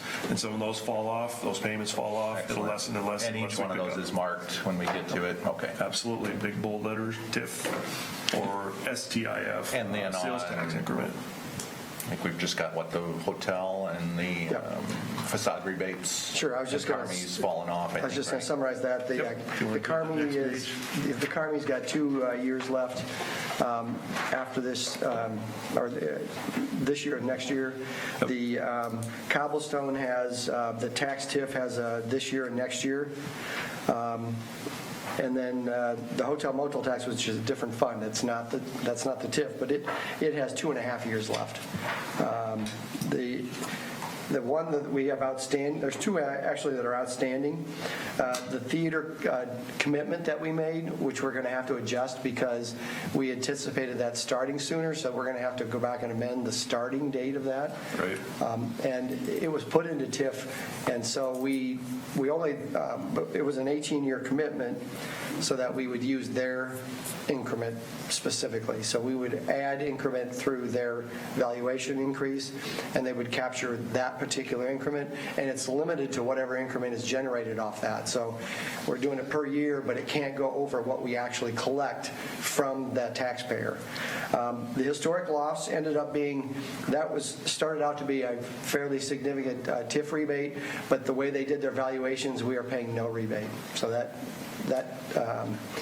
the historic loss will not be something that we have to pay out because they're not generating any increment. And that's something important to identify on that first page is that those properties listed by address, it's not the lower level, it's the loft. Yeah, and the 5 above, those are the downtown upper story. Correct. And those are limited to another couple of years, I think, after this. And they're a total of 12,850, and they go down each year, so that one will be shrinking. So relatively speaking, that's a fairly small. I just want to articulate that it wasn't the chamber, the owner of that, the lower level into those businesses that are already well established, obviously. Right, So- it's the housing units. Correct. Right. Yep, yep. So beyond that, we would have to, if we would do a development agreement, it would be very specifically tied to the actual project and the actual TIF that would be generated from that project. So it's like a dollar for dollar. We're not counting on what we have already basically that we're generating. We would want to generate anything that we would give back to somebody. And that could be pretty likely with some of the properties now that are vacant, they're blank slates. If we end up doing some help with some of those, if we get the right kind of development that we would want to give some TIF rebates to, we'd be very specific about how that's generated directly from that property. Not a general fund that we use wherever we want. We want to do it very specific. And what we have avoided in the past is residential TIF districts too, which we're getting more and more pressure to do those. We have more and more developers wanting those. And as we look at our housing stock and our open lots and how are we growing, is it as fast as we want, et cetera, that policy decision will someday maybe have to come before you as well to look at, do we start looking at a residential TIF? I don't like them. Any city that's done them has regretted doing them, but they are an effective tool to manage growth if you need it. And we are getting a lot of pressure to do these. Why do the cities tend to regret doing them? It's It's hard to, You do it for if everybody. you start making, if you do it, do you do it time specific? Do you do it for 3 years just to generate some interest? Do you do it for across the board? Do you pick and choose? If you start doing that, then everybody wants to do it even though they don't really need it. or didn't do it before, now they want it. And it's just a difficult thing to manage, and it's a whole separate plan completely, and it's just a very messy plan to get into. And once you start it, it's almost very difficult to stop it ever. And everybody that qualifies, that's what you're doing, regardless of what's being built. What I've looked at it, I feel it's a slippery slope. Yeah. Big time. We do too. That's why we resisted it. We just don't want to do it unless we absolutely have to. And that'll be a decision you'll make at some point. And so far, what we have done is situations where there's subdivisions that we need to get water to or sewer to, or make some help that way. We can help with subdivisions on a case-by-case basis if we need to extend sewer mains to them or water mains to them and those kinds of things. So we do that through that department as opposed to through the TIF, using it as a TIF. And it may It's be more a good traditional thought TIF. for economic development discussion we can continue to have. How can we avoid doing a TIF and have maybe perhaps, are there ways we can creatively put our heads together and have growth that avoids that? I think would be, not sure if we'll be able to hit it, but I think it's worth a shot. And especially up in the Northwest Industrial, if we were to expand that area up there to the farmland around it, we'd have to build roads, we'd have to do water sewer extensions. We're not going to be able to pay for that. We can pay for that out of the general fund, and we can do general fund projects if we want to, but we can also do tax increments and have everybody kind of contribute to that. I mean, that's the only reason we do TIF is to say, well, we're going to have the county and we're going to have the school district and the city all contribute to a project that might benefit everybody. And that's a policy decision. You can decide not to do it that way, and you can just do all those projects out of the general fund. And general fund may be difficult. It'll be real difficult this year. Yep. So So that's, any questions on that, or that's? So that's kind of our TIF breakdown, kind of where we are, where we're sitting. Thank you, Bill. Thanks. Okay. If I can get Garrett pop up real quick, we'll kind of run through cable TV franchise fund.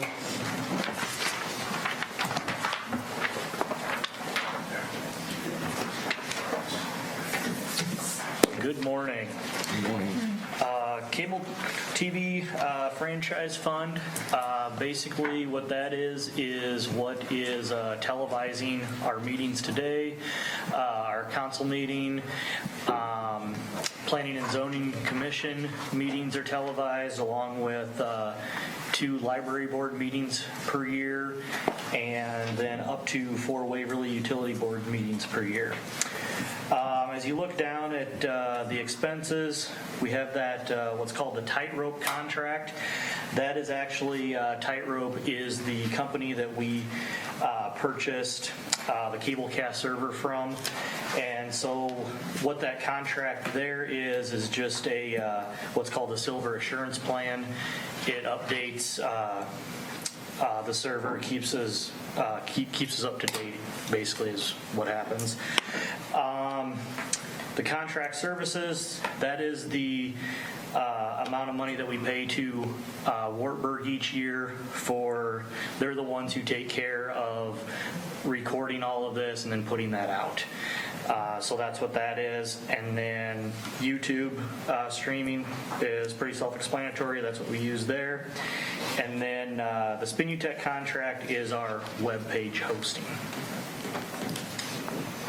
Does anyone have any questions about the cable TV franchise fund? All right. Thank you. Well, next we jump into our local option sales tax fund. I don't know, Jennifer, do you want to speak to this at all, or can we jump into it? Or? Okay. We'll jump to the second page of it, the more of the detail.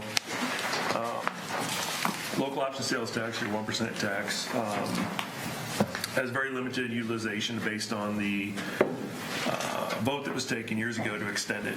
Part of that was to allow us to put the parkway through, and that was listed in the item itself. You see one of the larger amounts coming out of there is the Cedar River Parkway. About 60% comes out of local options starting in fiscal 19, and that's what we'll pay the bulk of that along with TIF. Bill was talking about, because a chunk of that quarter is in the TIF district. So that's one of those situations we talk about where the choice is made to not tax for it through a GO bond, pay for it in these methods instead, and keep it from the tax roll as far as hitting people's property taxes. One of the other items that does come out of here and is allowed is some of our public safety equipment, ambulances. We put a little bit towards our fire trucks every year. Our police vehicles are funded through local option sales tax. We set aside a piece every year when they're due, and we pull that and pay for it. The bonds in the fire station and the trucks and everything were built, the police station, it was all coming out of here as well. He said that ended in fiscal 19, so that opened up additional funding. One of the other items that we have talked about, and we'll get into this a little more detail when we go through the capital sheets, was we've been funding construction of the alleys behind the downtown district there to make sure, especially when Bremer Avenue is coming, that we had better access points for the backside of the buildings, and it's really been well received. It made a huge difference cleaning up some of those that were pretty bad. They were busted up, some had no concrete left. And with the access points and a lot of the entry from some of these businesses and deliveries, it was pretty bad. And so they are much, much better. We have a couple still funded to do yet this year, spring, summer. And then we're not sure how many more we will have to do because we really haven't identified other needs, so to speak. But we'll get a lot more detail on that when we get through the capital sheets. But that is funded from here as well. What's a rough cost per alley block to do? 35,000, depending on how bad it is. Some are a little less, a little more.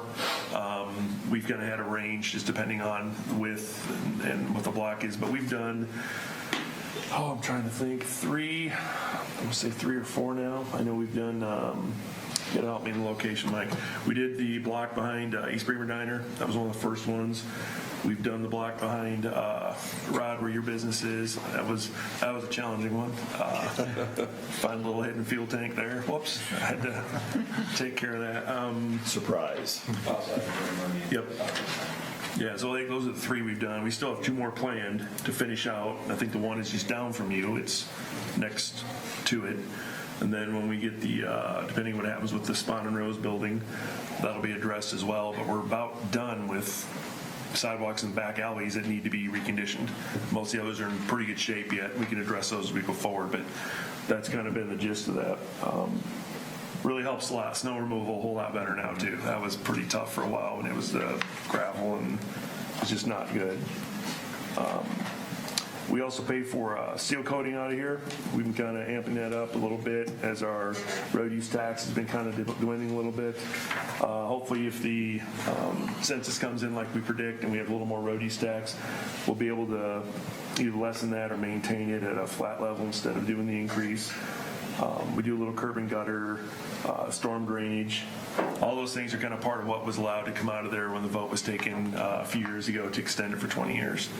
So limited what we can do in local option a little bit. And there's a wide range of what you could fold into that language, but for the most part, it is limited to what the vote was and the items that the public approved. So again, one of these things that the census helps. More census, more population, more money we receive in local option, at least our share of it. So that's why census will be very valuable to us, not just for road use tax, but for local option funding as well.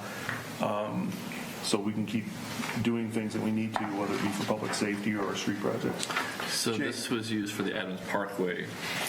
The redecking. The redecking. Was, yep. So if we decided to go forward on the 3rd Street Southeast Bridge, could this be a funding source for that?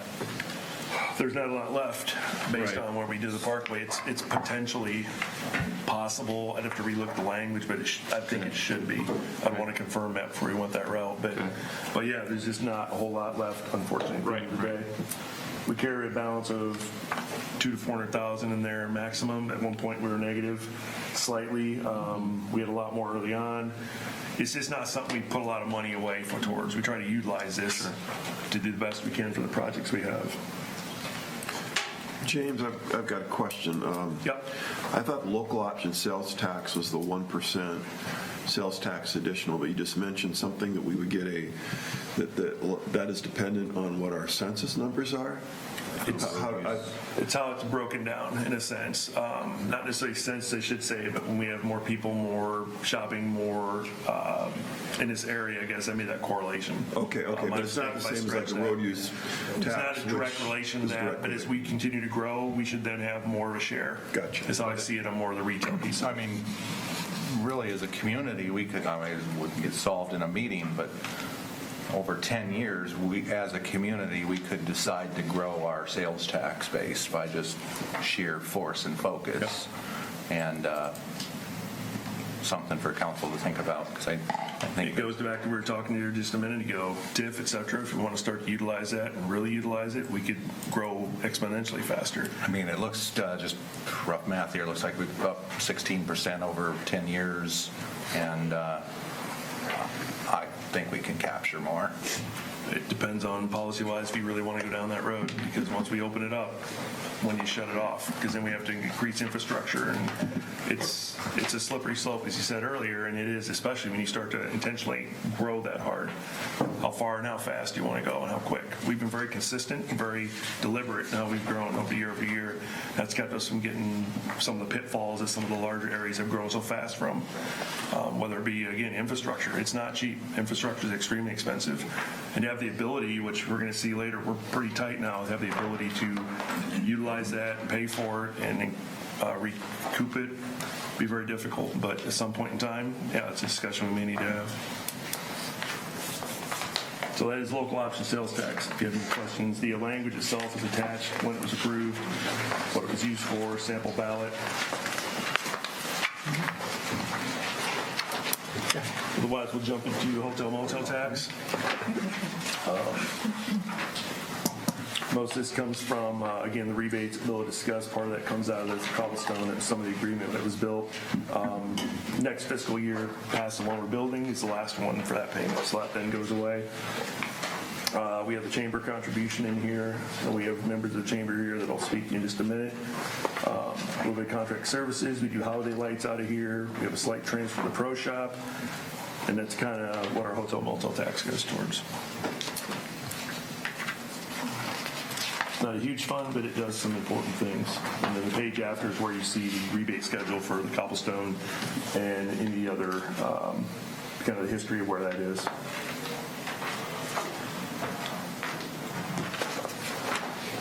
We also include the language of when this was put through and the additions to it. It's been out there for quite some time. So at this time, Mayor, would it be appropriate to have the chamber present us? Absolutely.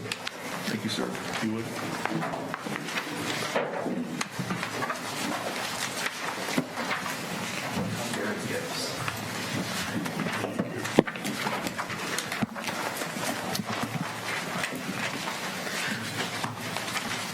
Good morning. My name is Don Meyer, and it's my honor to serve as chair of the Chamber Board for this year. And for those of you who may not know, our Chamber program consists mainly of three elements.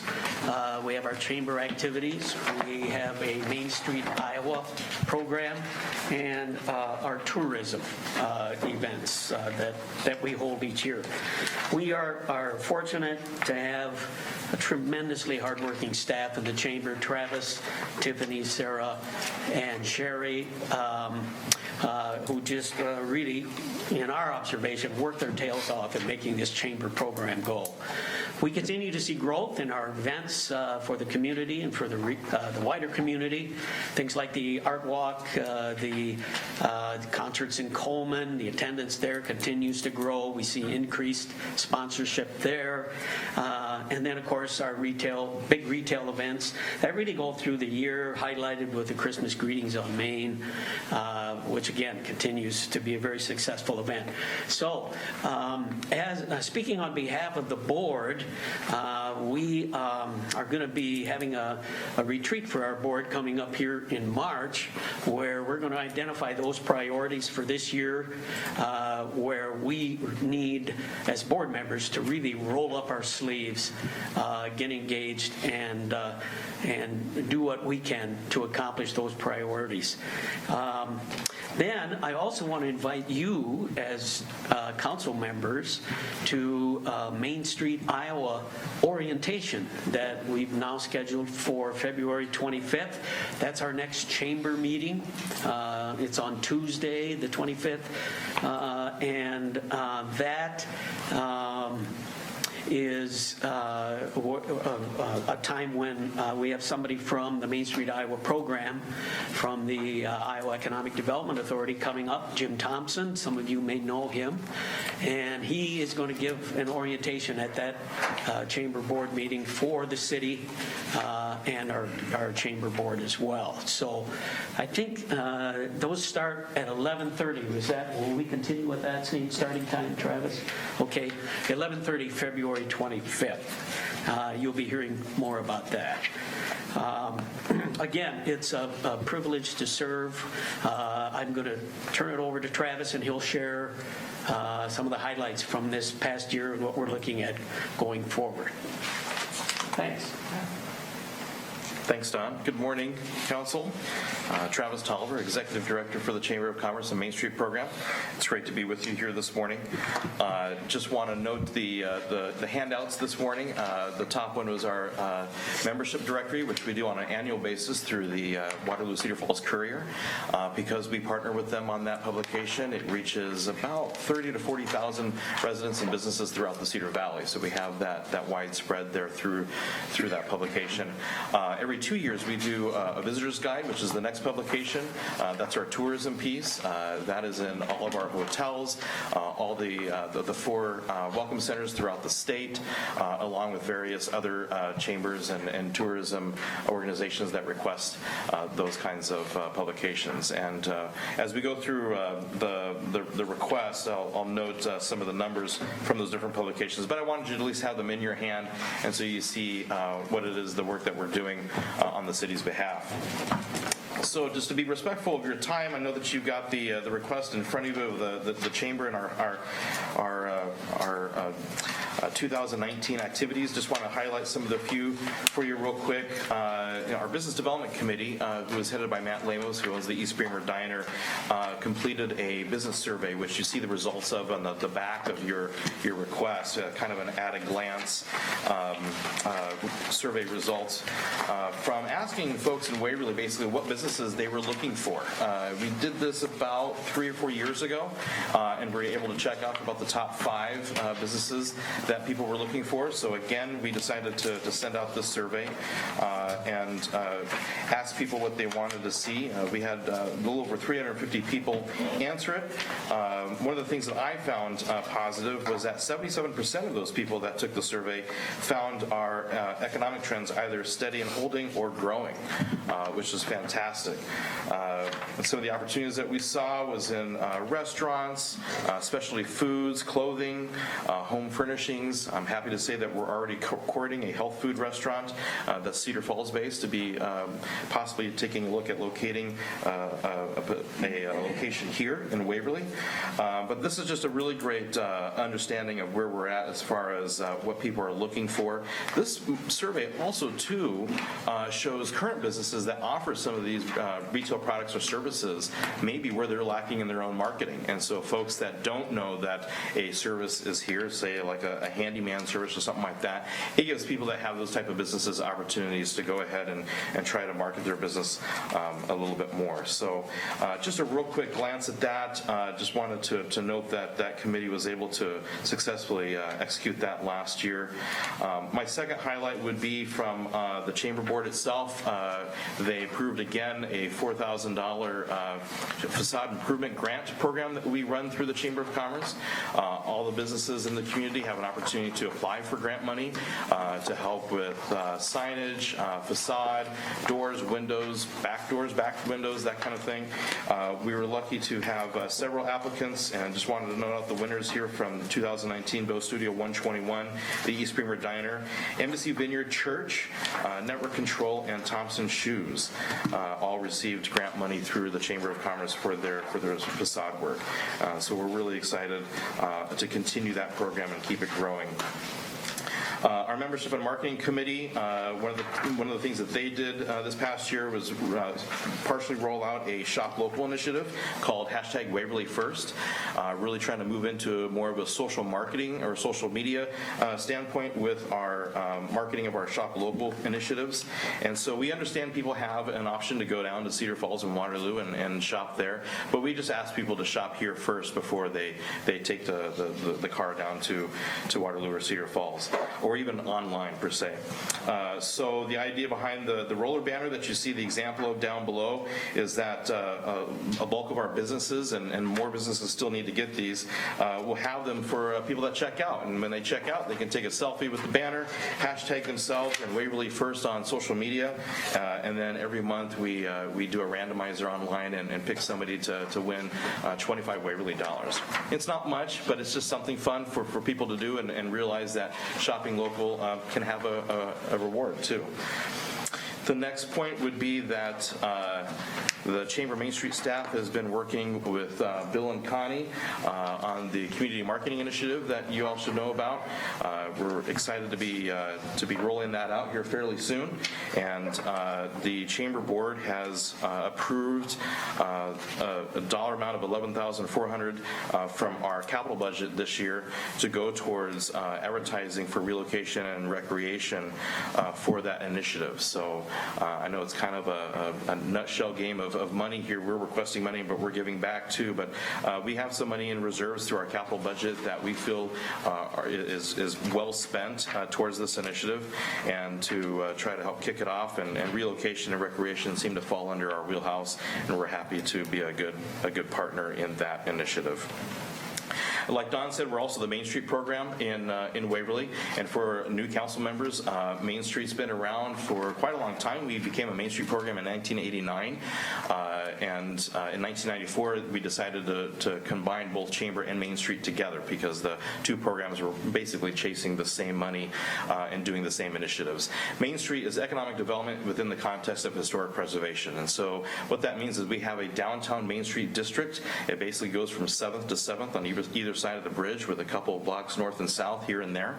But we try to include the bulk of historic nature buildings in our community to be able to help restore or renovate, to bring more taxable value to those buildings. Ideally, you take an underutilized building or space and put a new business on the ground floor, some living units up above, and now the taxable value of that building has gone up significantly and just helps the city all the way around. We celebrated in 2019 being a part of that program for 30 years. And so some of the projects that came out of that was the Big Six building, which you see just south of us here, the Waverly Upper Story project, which we just talked about through TIF. Those two projects created 24 new living units. We're also involved in the Waverly Palace Theater project. That project received a grant through Main Street, Iowa, towards those renovation efforts. There'll be 12 studio market rate apartments up above, and then, of course, the Waverly Historic Lofts, which falls into the downtown district as well, with an anticipated 34 living units of 1, 2, and 3 bedroom options.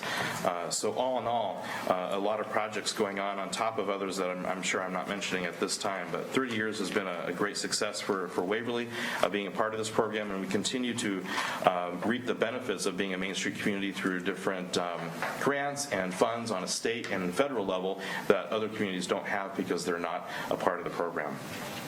If you take a look at Waverly's Main Street District by the numbers, lease values in commercial properties are about $2.20 a square foot. That's slightly higher than most communities our size or smaller in Iowa. We have 144 Main Street District businesses, 38% of which are retail, 41% are service-based, and 21% are food and beverage, so your restaurants and bars. We have 281 full-time employees and 327 part-time employees in the district, with a total of 608 employees. That makes the Waverly Main Street District one of the largest cumulative employers in Waverly. There are approximately 347 residents who live within the Main Street District, and the Iowa Economic Development Authority estimates that with each person that lives in a downtown urban setting, they generate about $19,000 worth of economic impact for the community. So that being said, with the 347 residents, and do the math, it's almost $6.6 million of economic value to our community. And the total taxable value of all the combined commercial buildings within the Main Street districts equal just over $14 million. On the tourism side of things, just want to point out the hospitality packets, which includes some of the handouts that I gave you this morning. We handed out 7,220 welcome bags. That's 41 packets over 2018. Down below in our visitors guides and brochures, we handed out over 21,676 visitors guides, which is an increase of about 1,000 over 2018 as well. Our bus tour groups, we had about 119. This was an increase of 9 buses during 2019 over past years. And again, we work with different tourism organizations and whatnot to bring bus groups here through Waverly. They actually do drive through, they actually stop, they eat, they shop, and so it's nice to see that number continually to increase. And then, of course, the advertising that we do on behalf of the city for tourism. We had 509 direct requests for visitors guides and different publications that we offer through the chamber. And we estimate that with all of our combined advertising, social media, whatnot, just slightly under 1 million people in our region have the opportunity to be exposed to Waverly through the Chamber Main Street and tourism programs. Some action plans for the chamber, kind of like what Don was talking about. We're going to be strategizing this at our board retreat, but we're looking at continuing to help with streetscape, which is happening sooner than we think. It's going to be March soon, and hopefully be able to get some trees in the ground and some benches out on the sidewalks and have some nice environment for pedestrians and bicyclists to enjoy. The road's done.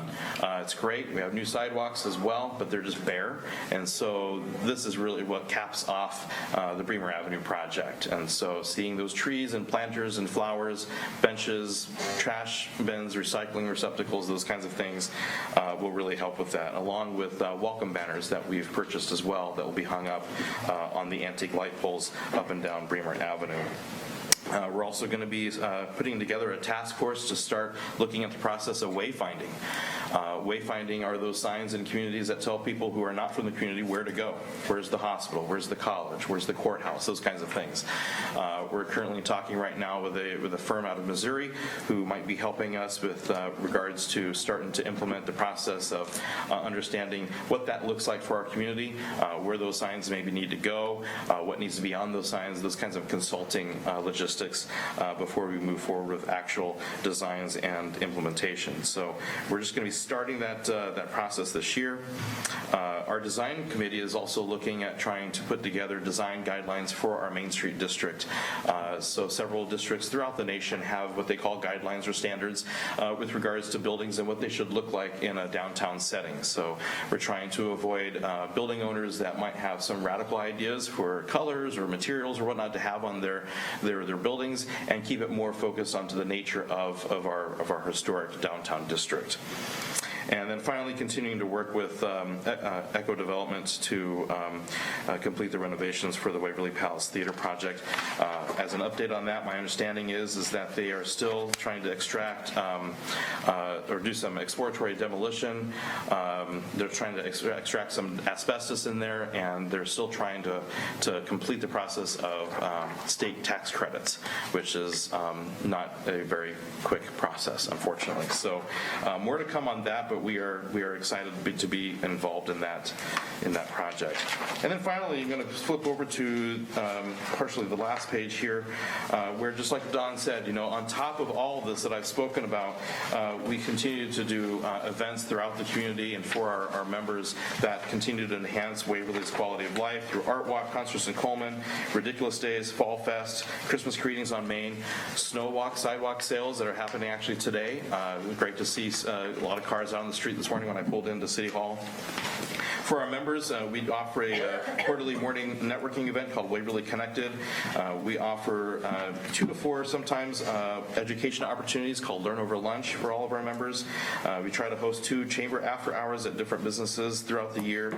And then, of course, we have our annual awards celebration, our golf outing, and our Vines and Steins fall fundraiser. So the request put towards you is $45,000. $10,000 of that reflects the chamber's or the city's chamber membership at our highest level. Another $10,000 goes towards our tourism initiatives and efforts on behalf of the city, and then the remainder amount is in an agreement that the city has with IEDA to fund the Main Street program. And that's really it. Hard to say that that's all the highlights, but those are all the highlights. Are there any questions that I can answer at this Travis, time? what would you say is your the chamber's best efforts at getting a business to Waverly? What has been your number one initiative? I'd say really just going out and first of all, pinpointing what a good location would require, what a business requires, and then try to match those two and find a business that would fit those two requirements. So what would be good in that space, and then would that space be conducive to the business that we're thinking about, and then actually going out and just talking to a business that's similar to what we're looking for. So as an example, let's say we found a location for hypothetically a pie shop. So we'd go and find a pie vendor that had maybe another store in the area that didn't service Waverly, and go and actually talk with them and let them know that Waverly is looking for this. If it's something that came across our survey, certainly we want to bring that survey to their attention and just make them aware that Waverly would be a viable option if they wanted to expand their business or relocate their business. So then a lot of your time is spent going out to Waterloo, Cedar Falls, surveying business owners, saying, hey, Waverly would be a great second location or third location. You spend a lot of your time, or your staff spends a lot of time doing that? Yeah, so we have a committee that does that. Our business development committee does a lot of that footwork for us. I've gone out certainly on several occasions, but we have a committee of folks that do that. We're mostly a volunteer-driven organization. We have 5 committees, and all of them have anywhere between half a dozen to a dozen members. And so a lot of the work that we do for the city and certainly for the community is done by volunteers.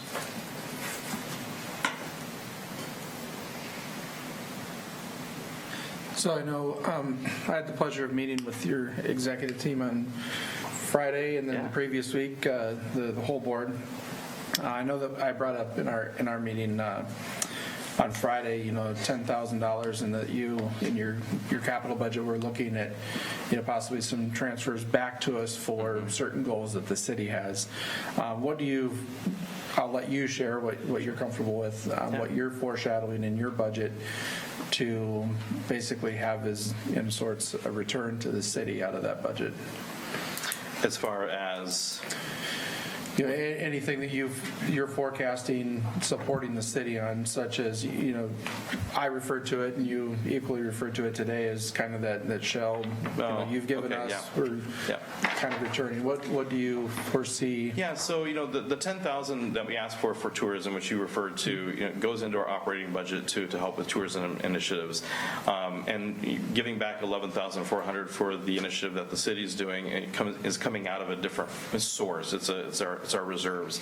But we're just hoping for a good partnership with the city, to be able to work with Bill and Connie on the marketing initiative.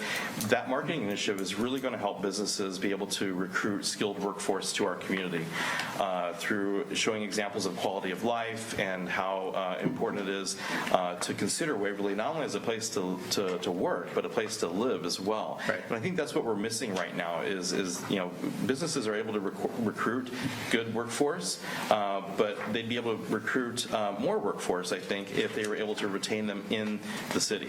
And so 60% of our workforce right now in Waverly actually commutes. And so we want to try to close that gap. And so that's really the give and take on those two items. Right. My point of asking that is just to articulate that the return on investment, some of those things that have been funded in the past, so some of this funding comes back into our programs. Another thing that, since we met in getting this, I wanted to, it strikes me as interesting that, out of all of the memberships here, the largest tier of membership, 10,000 plus, that 3 of the 4 are really city-oriented, between the city itself, the hospital, and then our utility. What can be done to, number one, what can be done to help move others in lower tiers or bring in new people into that upper tier to help support at the highest level? And number 2, what is really stopping any one of those 4 from downgrading, or what are your efforts to prevent that, I guess? It's a great question, and it's not uncommon for chambers in communities our size or even larger or smaller, to be honest, to have those kinds of entities at their highest levels. So we're very proud of that partnership. We're very grateful for it. We don't take it for granted, certainly. But just, I think it was last year or the year before, our membership committee took a look at all of our membership levels and decided that our $10,000 membership level needed to be increased with regards to exposure, to name recognition, that kind of thing. So we made some changes in some of those benefits that they receive. And so in so doing, actually created another level of 7,500 or higher in our structure to be able to accommodate those who might have sat between that 5,000 and 10,000. Right. The other thing too is that there's a lot of members that might sit just slightly under 10,000, but they probably sponsor events and whatnot that are above and beyond the membership value. And so really, in essence, too, those people are really $10,000 members as well, just showing it in different ways. Absolutely. I won't discount that. I mean, I just look at, for instance, and I can't really speak to utilities and what decisions they make, but part of that entity, there's no competition for electrical service. Right? And that's something that I've challenged in the past is, advertising for a utility that you don't have a choice, as opposed to telecom. I understand that there's a market of decision with free market enterprise there, whether you have it or not. But when it comes to electrical utility, what are we really advertising for when there's no competition? So that helps to understand that. Yeah. So, because a lot of people do see that there's only one real business that's in that tier, but sure. Yeah, just a quick thing on return on investment as we were talking about retail sales growth. I think that, I would really like to see us as a city make a decision to grow retail sales a little bit faster. And I don't think we necessarily even, yes, there will be more units added, more stores, more whatever. But I think that effort can start without adding stores. 16%. This was rough math I did just by looking at the local option sales tax. But I guess one of the I think the mainstream program is great, but I will say one of the negative consequences that I've seen across different communities, including this one, is it can tend to restrict some of that growth to the downtown corridor and perhaps miss out on capturing a larger retail footprint that I think we can capture. I guess in essence, I think we can capture some leakage, a lot more leakage, and I think if everyone kind of as a council decides to do that, as a city, I think we can easily get it done and far surpass the meager, 16% growth or whatever I'm calculating there. I just think we can do better there. So I'd actually agree with you, Matthew. And one of the things that I want to point out too is that even though the Main Street program focuses solely on the downtown district, we're still a community-wide chamber with downtown responsibilities, and so a healthy downtown equals a healthy community. But one of the things that I've learned through just being in this position and knowing nothing other than a combined chamber structure, a combined chamber Main Street structure, is that the principles that they teach us and that we required to do for Main Street through our different committees also works in other parts of town. So I mean, in our eyes, we have 3 different retail sectors, East Bremer, West Bremer, and South Fourth.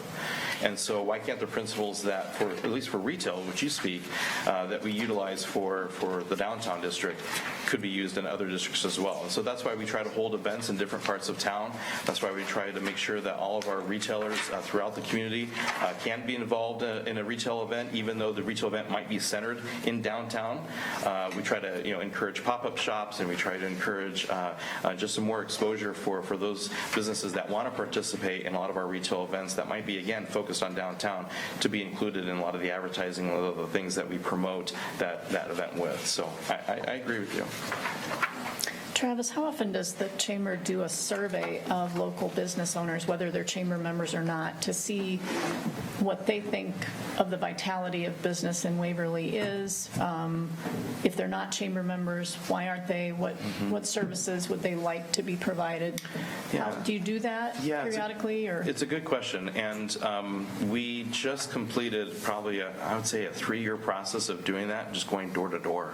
We had business development committee members going to different businesses and kind of had a sheet of questions to ask folks, and along with the logistical questions of how big is your space, or what do you pay for rent, that kind of thing.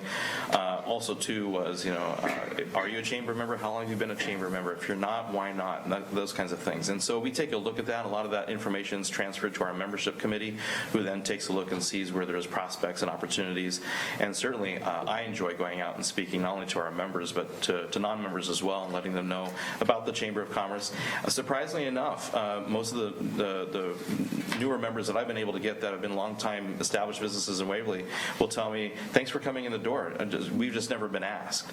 And so it's just been nice to be able to go and to go into already established businesses and walk away maybe with a chamber membership because they want to feel included and they just haven't been asked before.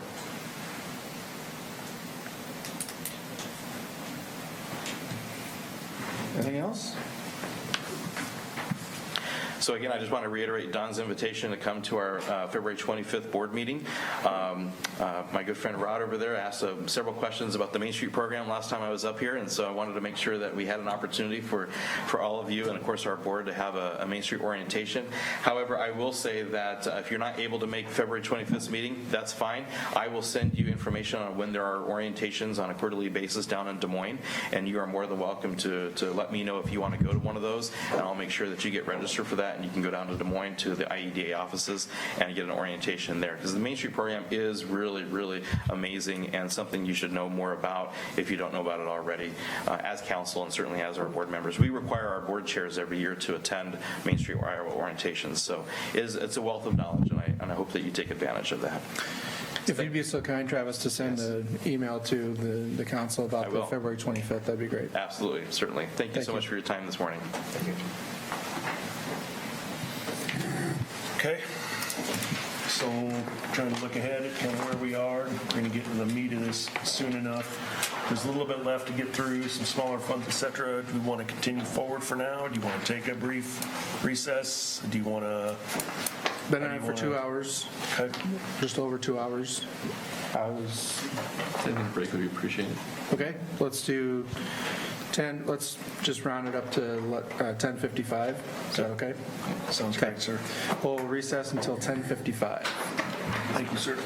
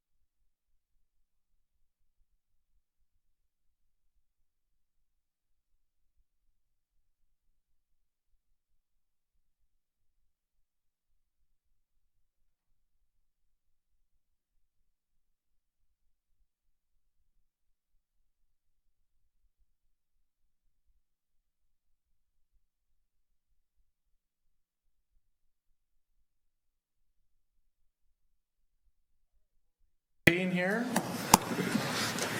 Okay, we'll jump back in here. Then we'll do a little pop quiz assignment in the house here. You guys are going to love it. And then we're going to get into the core today, which is the capital and the debt and the impact. So the next thing we jump into is the debt service STIF fund, your sales tax fund. This was done for the dry run creek and specifically only for the dry run at the time. So that really is just showing you what's already in the debt later on, the detail as well. It's broken out separately because it's a unique funding mechanism that was used. Sales tax increment financing is not something often used, but this was for the dry run itself specifically, nothing more. And when it's done, it is done. We don't do this again. It's a rarity that they do it. So this entire thing is just to pay the debt. That's all it is, offsetting itself. And when does that expire? I'll even jump ahead and tell you quick, Brad. That is going to be fiscal 26. So we got a little ways on that yet. That was a 15-year bond or so at the time.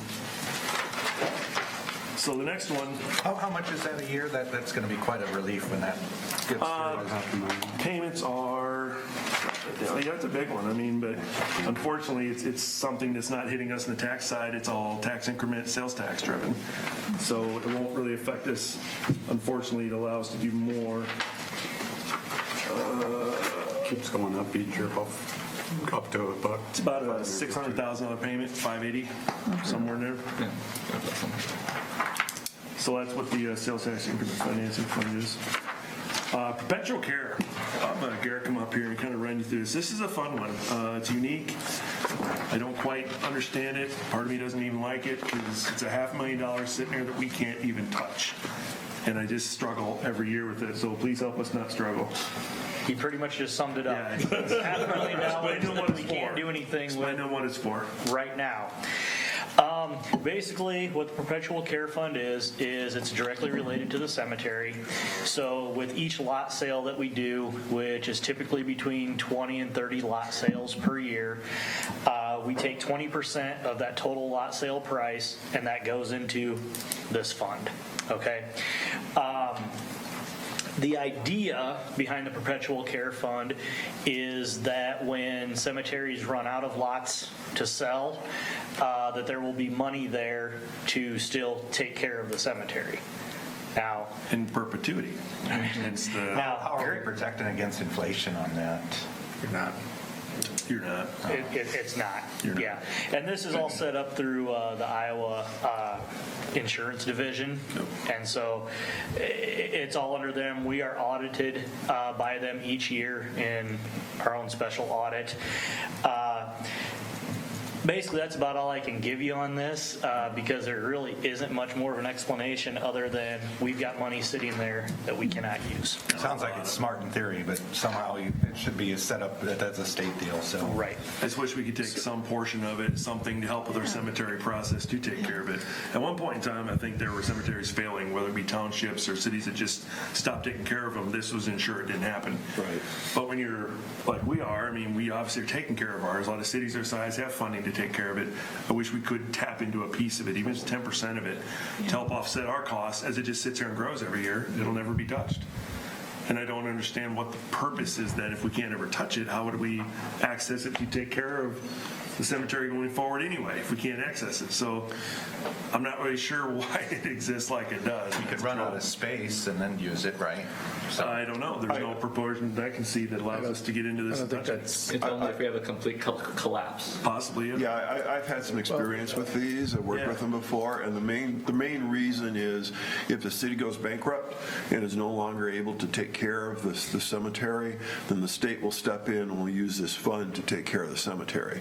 So it really is more a total financial collapse of the organization that's tasked with taking care of the cemetery than it is to use funds for it for maintenance after no more lots are being sold. If the lots are all sold and we don't have any lot income coming in from this and we want to continue to maintain the cemetery, we would do it under general obligation tax revenue. Right. Okay. I can give you a little further insight. Rod's completely correct, but a lot of it was geared towards when the cemetery becomes landlocked and there are no more plots, it's not generating any sales revenue. So it'd have to be all tax funded, through levy or using, funds that had already generated. You go over to like Athens, Greece, and they actually have columbarium niches. Everything is basically cremation, some burial, but the family owns it for 3 generations and it gets cleaned out and used again. So that's how they never run out of space. Wow. So not that we want to get into that type of business, but they're in that situation where these cemeteries are full. So you buy this little mausoleum with columbariums and niches in it, and you get it for 3 generations, and then at the end, if you don't renew it with another purchase, it gets cleaned out and somebody else rents it. My generation forgot that. I think they're in California where some of the cemeteries are full, that they do a condominium type of burial where you might have 6 different burials layered in the same plot. You're correct. So fortunately, we don't have that issue here in No, we Iowa for a don't. long We just time. have this fund that we can't touch. So My term will be over by then, or whichever term I'm in. So if we complete the class financially, I'm not going to probably show up that day, and he's going to get an IOU, and I'm just going to be gone. So then he can tap into this, because we need to talk. I'll shoot you a text. It'll be fine. But that's, in a sense, we have a discussion every year about this. There it sits. You see $500,000 sitting there, we thought you'd like to at least know why it can't be looked at or touched. So Thanks, Garrett. that's perpetual care. Thank you, Garrett. Employee benefits, the next multiple pages, it's exactly what it is. It says it's it's going to show you what the current taxes are for benefits, for insurance and IPRs and pension and everything. It just breaks it out by division, by department. So it's all in everything you've seen so far already. This is a separate section to truly focus on just that. So you've already seen these figures through police and fire and the budgets. This is just a separate section. So I don't know if you have any questions on that specifically. If not, we'll jump into restricted funds. We're going to go through these kind of quickly in a sense. I mean, most of the stuff you're going to hear about. If you have any questions, please ask them. Staff is here to answer, but a lot of these are just the very small funds that are specific to just that single purpose, such as DARE, Shop at the Top, Tri-County. They all have their own entity and reason, and their funding is self-contained. So we're not taxing for these. It's all transfers in, or it's donation driven. We just account for them separately so you can see what the financials look like for each of the areas.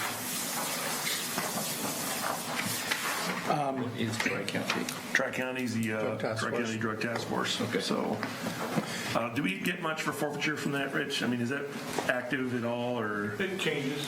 $36,000 a year. Okay. I don't know if you want to talk to the K-9 at this time at all or not for the future of that. Yeah, if there's no questions on the first page, the 3 on DARE, Shop the Cop, or Tri-County, we can flip to the next page, which will be police dog or the car cameras that we have. As far as the future of it? Yeah. I know you shared some information with me. I don't know if you wanted to give the long-term outlook beyond the 2021. Sorry to put you on the spot. You can, yeah. Yeah. We haven't made any public decisions on the K-9 program right now. We are taking into consideration the Bremer County Sheriff's Office's starting the K-9 program as well. That would be available to the citizens of Waverly if need be. Our current dog bond is on the upper side of the life expectancy of a working dog, and so there will be a decision that will need to be made. I can say that we are leaning towards exhausting and retiring the program from the city of Waverly, and that doesn't mean that we can't relook at it in the future. Either way, whether we decide to continue the program as soon as Bond retires, or we restart the program, all of our equipment, our cars, our dog kennel, all that stuff is would need to be replaced today or 2 years from now if we decide to restart it. So I know there has been some concern that if we end the program, it'll be difficult to start it again, but we would face the same challenges, whether that's today or a couple years from now. And that's why I brought it up, not to, bring out or have a commitment of what the intent is, because as it sits, this council will be looking at this budget sheet again next year, and, in subsequent years, the council will be that if there is a transition, I would like to possibly think, and I don't know if it's allowed in restricted funds, to build a reserve on up to a cap, so that there are funds there if it is wanted to, reinitiate, if there was a break, I guess, for a couple of years or something like that. So just something to look at in the future. Okay. Because I support the program. Is Bond in good health? How's Bond's health? Right now, back on the road, she was off, which is, it gets you the forecast, and she was off for probably 3 months here this winter due to some leg and hip issues. So, but we got good vets in the area that help with that, and is back on the road right now. But yeah, she'll be retired sometime this summer. Yeah. Does she live with her current officer then? Yeah, She retires? Yeah. Yeah, it's a great program that I support, and I just wanted to look into the future of what's going on. So thank you. You bet. Thanks, Rich. Any questions in on police dog or the car cameras?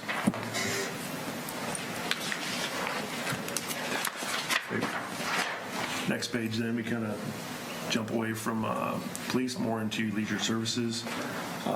You get community gardens or dog park, the ball diamonds. Just to preface, the dog park, that 15.5 is the shelter that they're I don't know what they want to call it, gazebo. Donation, gazebo. Or is that the sidewalk donation? What's that? For last year, you mean? The sidewalk Oh, that was donation? much bigger than that. Yep, that was the 32. 15. The dog park, how it's written out here is a little confusing because what we talked about with the dog park shelter is actually in the parks budget. So what this is and what has happened is when that donation came in for the sidewalk, it came in chunks. Part of it was deposited into dog park, part of it was deposited into parks. It all went towards the sidewalk, but it's a little misleading. Okay. How it's shown there. Thank you for correcting me. Yep. No, that's fine. Any other questions on any of those?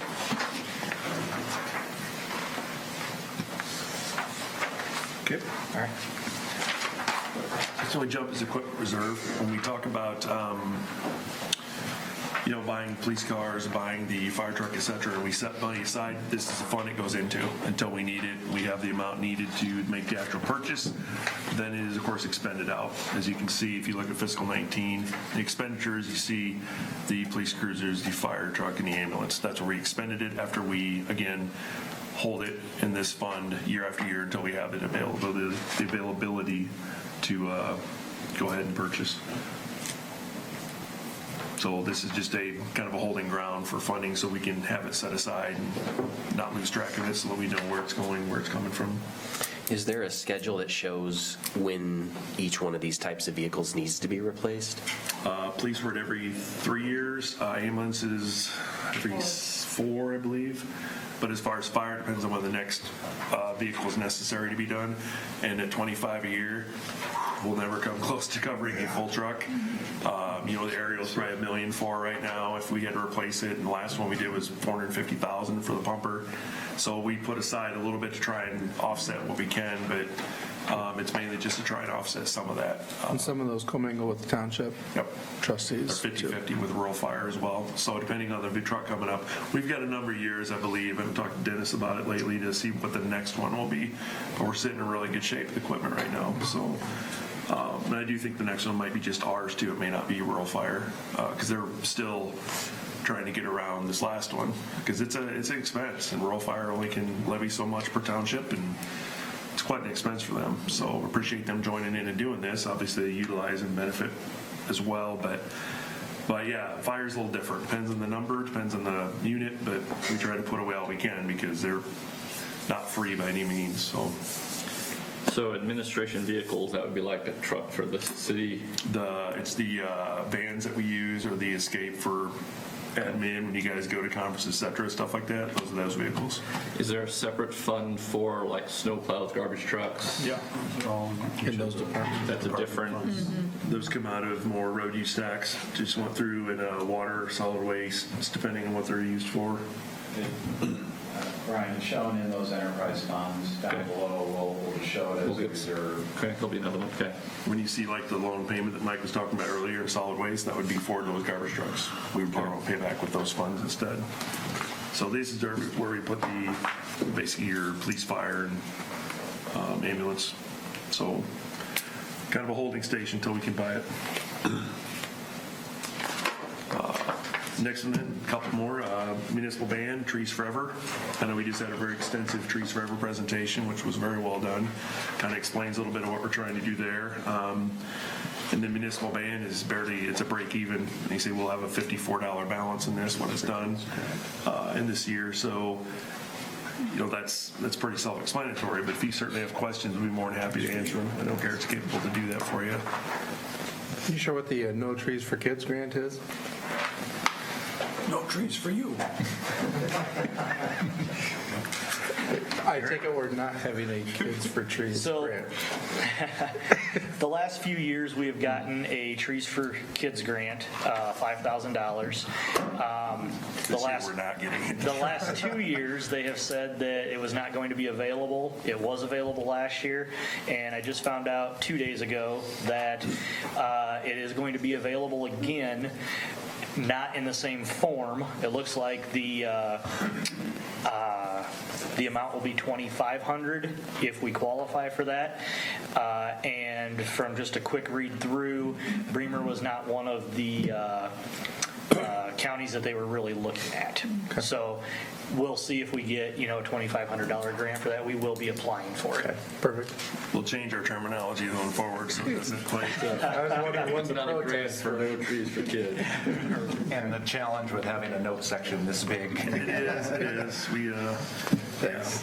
But that's good, because if we were going to the state, it'd be no funds for you. That's the grant they're giving us. So, That's right. And we don't have a choice to apply. You're all in. You've all applied. You don't know it yet. No funds for you.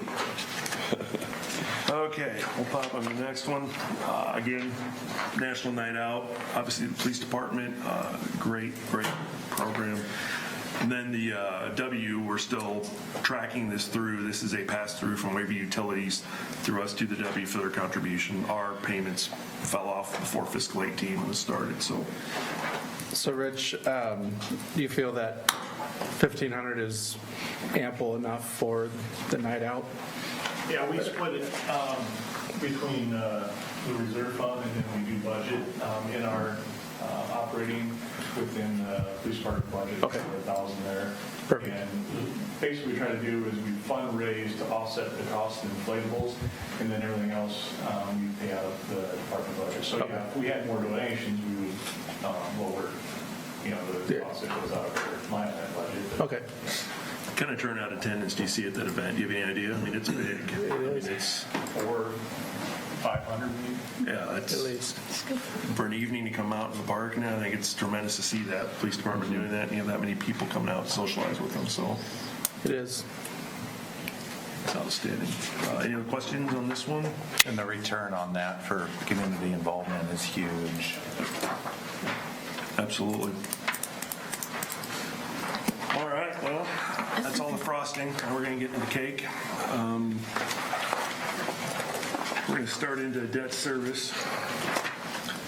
Before we do, I'll give you a little in-class assignment here. Pass them out for you. So we're going to fire up our laptop and start loading up our spreadsheets for this. Good times. So, all of you can name it, and you're right. We're going to walk through this briefly. This is basically a list of possible projects on the next 1 to 3 years. And I know we've always talked about some of this is can we do it, and the other part is should we do He it. put our names on it. He Yeah, put our yeah. names on it, James.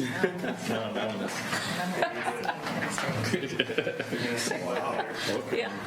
So, a lot of those things, Handwriting again, are the analysis. projects we're going to talk about a little more in depth. I'll run you through them briefly here, but I want you to go ahead and rank them based on kind of your preference and what you know and how they sit. And this will dictate a little bit in how we move forward with our individual preferences. So, the 10th Avenue Trail Extension, I don't know, Mike, I may actually have you see if you can assist with this geographically so some people can be aware where we're at. Mike. 10th Avenue Trail Extension. Well, we've got props. I mean, Mike's gonna haul them in here. I'm gonna let him use them a little bit here. Because visually, it does make a difference when you see the magnitude of some of this, what you're talking about. And James, as you go through, could you talk about the division of funding for each project too? That's helpful. So when we talk about 10th Avenue Trail Extension, I've got you a cost estimate of what we're estimating the tax piece of this will be. It may not be the total cost, but the taxable piece. And then the potential impact of the debt levy itself would be over to the overall tax levy. When you're looking at 10th Avenue, You want me to go down and finger point? no, somebody can come Vanna White this thing for me. Val can do this for us. 10th Avenue Trail Extension. That's the green at the It's bottom. down there at the green. You can just set it down. You can Sit set it down, point at it. Or your laser pointer.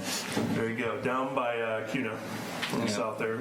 It's going to run green. across that green trail right Yeah, there. you go, right that's there. it. We do have matching funds for this, so we're looking at 110,000 on our side, so to speak, and then we're going to get about 184 from the feds. Does that Fed money go away if we defer We've this? applied for it, and if we don't utilize it, somebody else will. So it is kind of a competitive. So if we say we're not doing this for 5 years, we may not have that Fed money? It will most likely not be there. We actually chose the fiscal year to apply for it in. We could have done it last year, a year from now. We kind of, based on last year's financials, tried to kind of rope it into this is the year we want to try and do it. It's the smallest of the projects, but it's just one that we may borrow for, we may not. We'll kind of have to hammer that out. James, can you tell me what the project accomplishes? What it's doing? If you would, Mike, the connection of it. Flip your switch there. Okay, it involves construction of the last section of the Rolling Prairie Trail through Waverly along 10th Avenue Southwest from Heritage Way to 16th Street. In 2019, the city completed the section of trail along the Cedar River Parkway, and in 2019, the Iowa DOT added paved shoulders along Highway 3 between Waverly and Shell Rock. The Iowa DOT may or may not add a traffic signal at the intersection with Heritage Way and 10th Avenue. So this is regional funding. So through Intercog, they agreed to program the funds for this project. We're also looking at applying again for state recreational trails funding, which would fund a little bit more of the project, would fund the design portion. The regional funds do not fund design, inspection, administration, only construction. So That's kind of the gist of it. We've been awarded the 184,000. I mean, that's, It basically connects Fairbank. yeah, but that's done. Where will that? So we'll have a 40-mile stretch from Reedland through Waverly, over to Shell Rock, Allison, Clarksville, Allison, Dumont, Bristow. I think it's done over to Bristow, eventually over to Hampton. This is that last little gap to fill it. On our side. Yeah. So we already have the 184. Programmed, yeah, absolutely. Intercog has programmed that, but we're looking at going back and seeing if we can get a little bit more funds through the state, and that would allow this 184,000 to be reprogrammed locally through the Intercog, the 6-county region. Take the state's money anytime we can, so we prefer it if we can, but if not, we have that there. So The next one, and the rest of them after this aren't quite as unknown, but First Street Northwest reconstruction. This may take a couple years. We have a program to do some of the engineering initially and then the construction the following year. So when you're looking at these and they say possible 2-year project, it's a back-to-back situation. So that's why when you rate these or value them, the total cost of the project's in there, but it could be over 18, 24 months. So it would span 2 fiscal years. And that's why the notes are in there.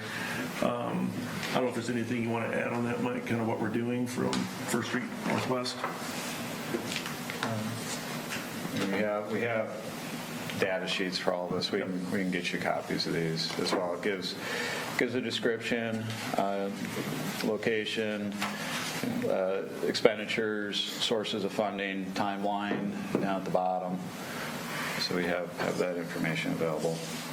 This is at least our version of it, and I appreciate Mike doing all this work and effort, but you're going to have to decide if it's really going to go or not. Is there something wrong with the street or with the infrastructure below it?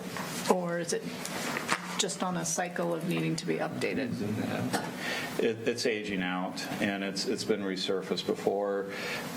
The state of Iowa does pavement conditioning on certain streets throughout the entire state, counties, communities, and through that, it's a interactive map that they have on their site, and this shows up as poor. A lot of Nestle truck traffic, so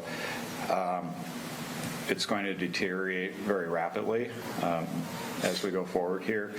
And so there is $450,000 in state or federal funds, again, through the Could you zoom out intercog. on that? Can you zoom out on that picture so we can see more?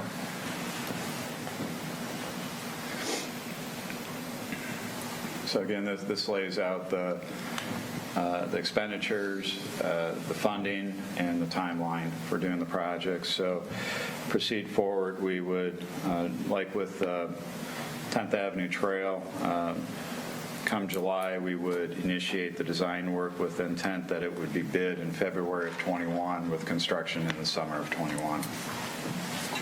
Where, Mike, would the project start, and where would it start? At Bremer Avenue and end at Nestle, or Fifth the Avenue. Bridge? We would not do the Fifth Avenue intersection. It would stop just short of Just that short of Fifth intersection. Avenue. So we'd reroute, during the construction, we'd reroute traffic onto 4th Street Northwest up to Fifth Avenue or back over to 1st Street. And do you recall when the last time it was that this was reconstructed? It seems to me it was only 5 or 6 years It's never ago. been reconstructed. It's been resurfaced on numerous occasions. So the last time was in 2008. All right. And did they replace curb and gutter then? Okay. So will they reconstruct it in a way that'll extend its lifespan, given the truck traffic? Be totally rebuilt. Totally rebuilt, probably have 9-inch thick concrete underneath it, full width. So think Bremer Avenue, think 4th Street, 10th Street. Be replacing all the curb and gutter and everything? Yes. Just not the water, sewer, saying we're not getting any of that. So those are off to the side, typically in Coleman Park. So they're just, other than maybe doing some manhole type work, some storm sewer work, it would be just pavement replacement. And if this gets delayed a couple of years, do we still have access to the same funding from federal and state sources? So several years ago, we're always programming 5 years in advance. That's the way it's done at Drenkow is so this coming spring, we're going to be programming for, it's either 2025 or 2026. I can't recall right off the top of my head. So you're always having to look 5 years out when you're requesting funds, and they're having to decide. We got 6 counties and multiple communities all applying for a very limited amount of dollars. So if we don't do it now, you're not going to do it until after they're done with the Bremer Avenue Bridge. Okay? So you may be looking at not doing this in 2021, but doing it in 2025. Intercog's not going to allow us to delay those funds for 4 years. We'd have to reapply, have them reassign. What we have would be reallocated. I'm not sure if that roadway will survive that long. Is a resurfacing out of the question there? if we were At the, economical. no, but you're going to be right back in the same situation that these overlays simply don't last that long anymore, given the condition of the road. And I don't anticipate we're going to have less traffic. I certainly hope Nestle doesn't go away. So strike while the iron's hot, money's programmed. Yeah, just be a capacity issue potentially. So that's why I was going to quickly go through some of these. Ball Lemon project, I think we're well aware of what that is. 700,000 is the most we can borrow by code without having a whole lot of other stuff. We're just going to stick to 700. Public Works building, second phase. Can I ask a question about the ball diamonds? Yeah. So I'm trying to remember the preliminary numbers that we got from the engineers. And this money's primarily going to go to groundwork. This would be, it'd be groundwork. Will this, how much of that groundwork, do you recall from the numbers, will this get I us? don't, and since we don't, until we get the bids, which I hope would be favorable, I don't know it's for really sure. hard to speculate. I would hope this would cover most of the groundwork and engineering up to date and get us through the fall, and then depending on fundraising, any other additional funding we can acquire, then we'd move into the next piece, but that's at least our goal. And that's the most, like I said, I want to go after right now because it's a whole lot more if we do Right. paperwork-wise. So Public Works building, second phase. This is the addition that was been planned for some time on the new Public Works building, which is finished in fall of 15. Right, so when we talk about losing that 3,500 square foot line maintenance facility out WPC, the plan is to, in effect, use those resources out here. So down in the funding source, we show 500,000 being transferred in from the sewer fund to help support the construction of the addition, with the idea that all of the equipment that was in that maintenance facility out at WPC would be able to relocate here as well. Additionally, the staff from water and line maintenance would also relocate at the time the addition is built. So that's been the plan all along, and that's how it's under design. Council approved the design, proceeding with the design in December, and hopefully in a few months we'll have updated cost opinions on what this project will involve. Okay. Cedar Lane Phase 2, we had to split that out into 2 years potentially. When I show you the larger document that we're going to get into, we had to kind of put it in the same year. Capacity-wise, it didn't work. That's just part of the deal. So this would finish the Cedar Lane project all the way to Horton Road, then where it stopped at Brown. So 4th Street Southwest Reconstruction, I think we're all pretty familiar where that's going. That's a hefty one. That's a big price on that, but Dairy Queen and Burger King. And that's program funds too, right, on 4th? There's some traffic safety funding in there.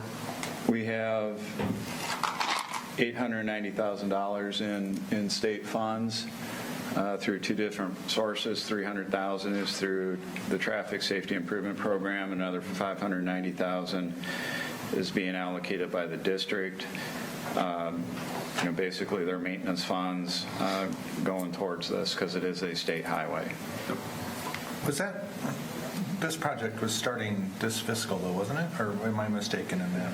It's possible. Okay. It goes to bid next Tuesday.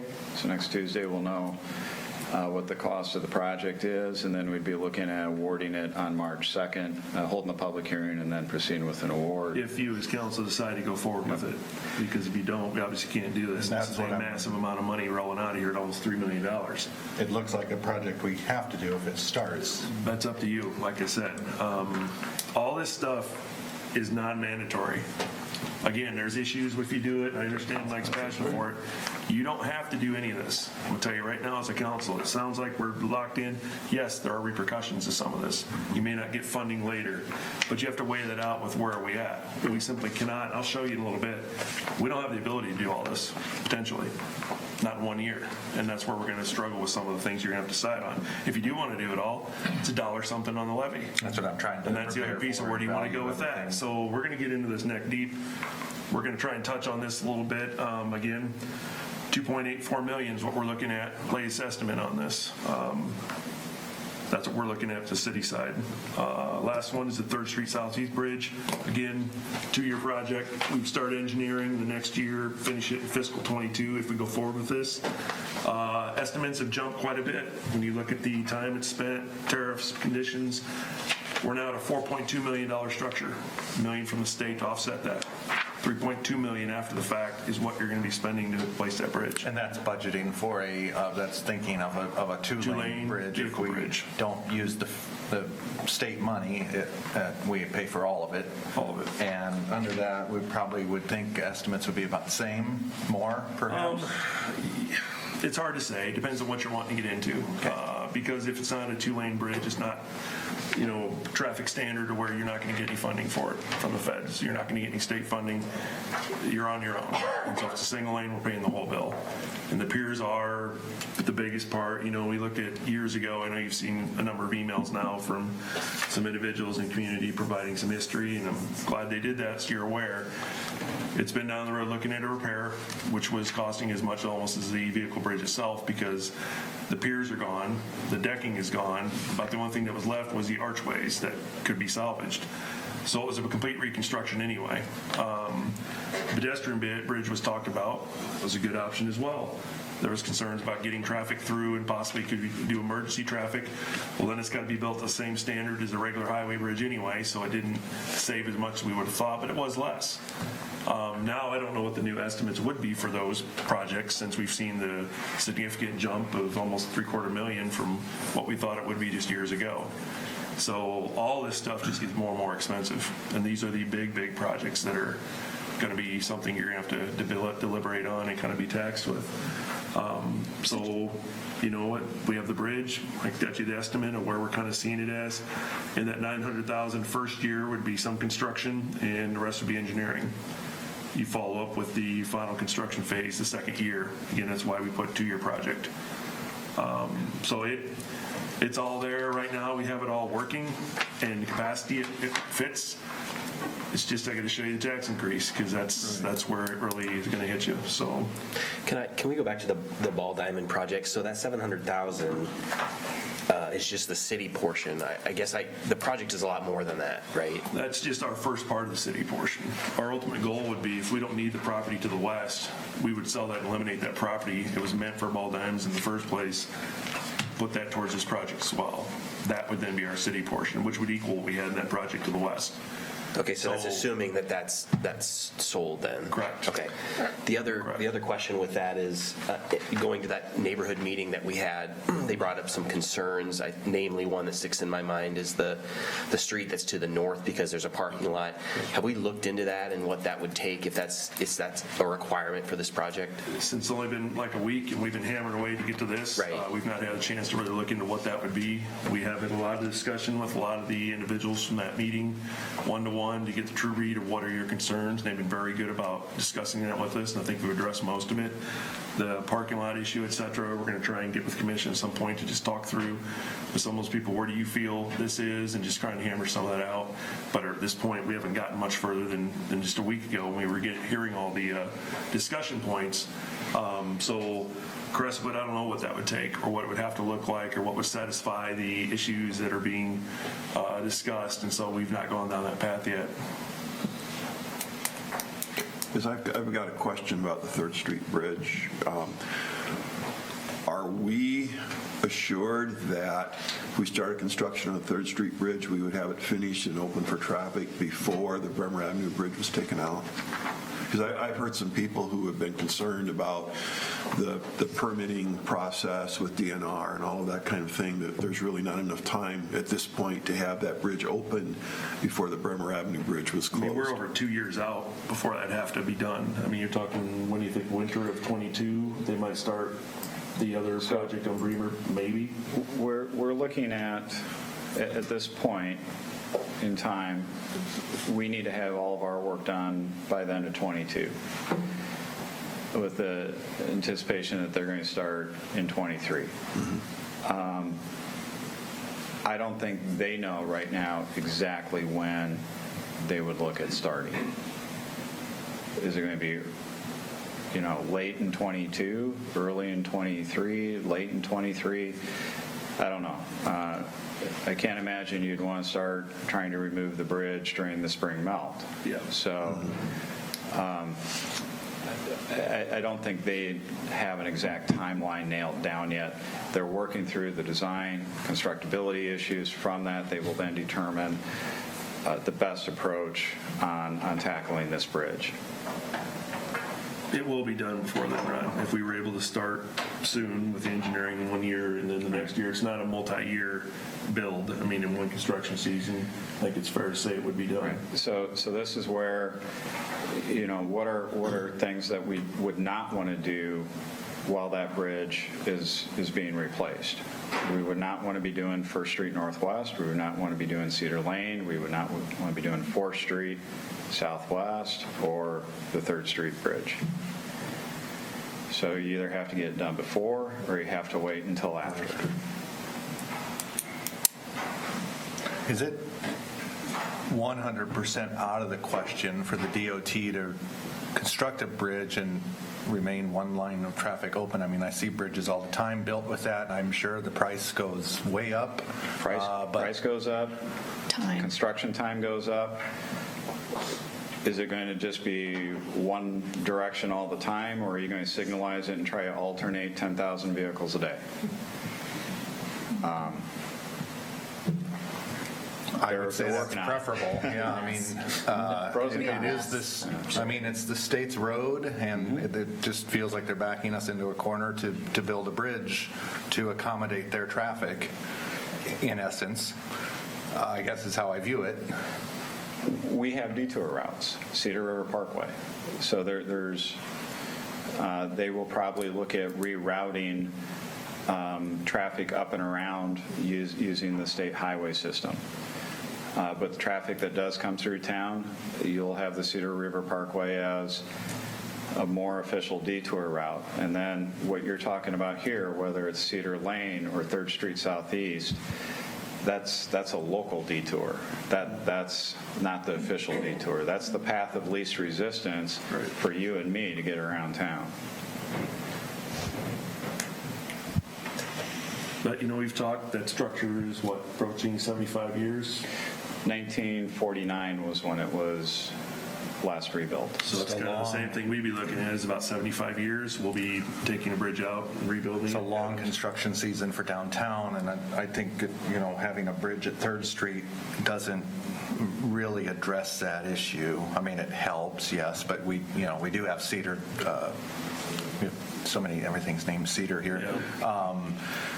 Cedar River Parkway and Adams Parkway are great alternates there, and I think if we're concerned about emergency response, those two things alleviate those. I mean, to throw out the idea of going from 25 to 45 during construction on Cedar Lane would probably save us a minute there. I don't know if that's an appropriate way to address that, but we have a bridge coming out, so I think all those things are worth looking at. Okay. That kind of gives you the gist of what we're looking at, so you can go ahead and rank away. Give about 5 minutes or so, Mayor, just to get say that that these are just an idea of the conversation going forward. Absolutely. We want to get you familiar enough to have an idea of what you're feeling, what you're thinking, and then we'll jump into the can it even happen. So, got to participate a little bit. Make sure you get a little something done today. Go home, tell your family, yep, had a class assignment, did really good on it. Got an A. Not officially graded, it's all participation trophy stuff. That's one of my favorites. All right, we fired up the laptop now.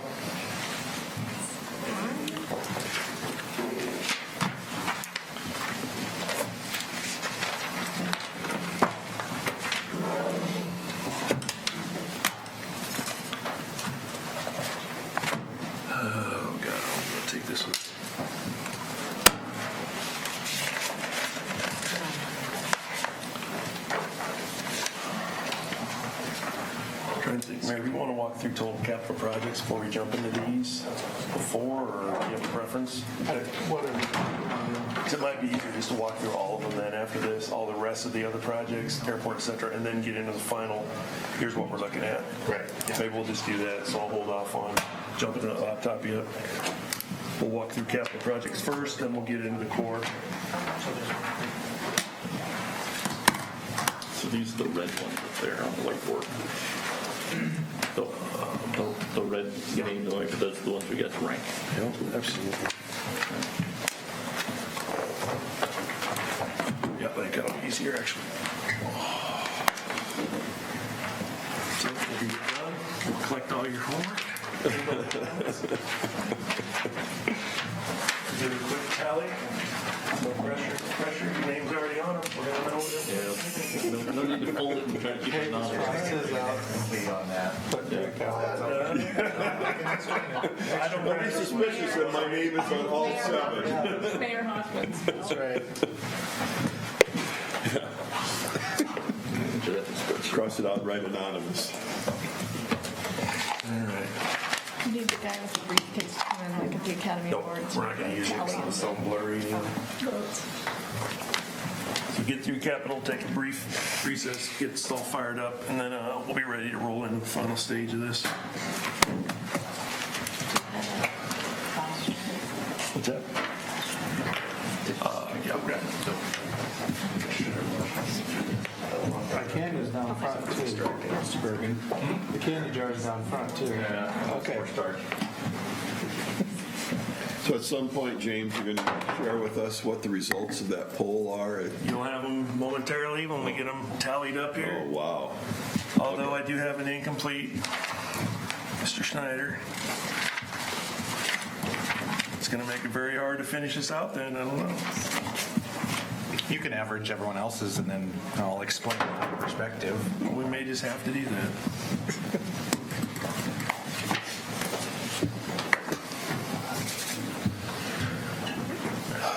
I'm not going to have us stare at this before she finishes. That's not fair.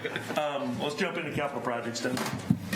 We'll skip over debt service because honestly, that's just a summary of all the debt we carry. We'll geographically get into some of this anyway. In fact, it might be a good time just to jump into debt service itself, and then we'll go through our capital projects. Are you in the lilac section, James, or are we getting a new packet? This is more the Let's go back to the goldenrod. marigold. Oh, okay. He jumped back. Oh, gosh. Okay. Yeah, we're going all over it. This is the big one. I'm just not sure how to give you everything you're going to want before we really get into the time we go side. So this is just going to graphically show you kind of where we are with our debt, what we have and don't have. And what we're talking about, we talked about how we want to do our debt payments.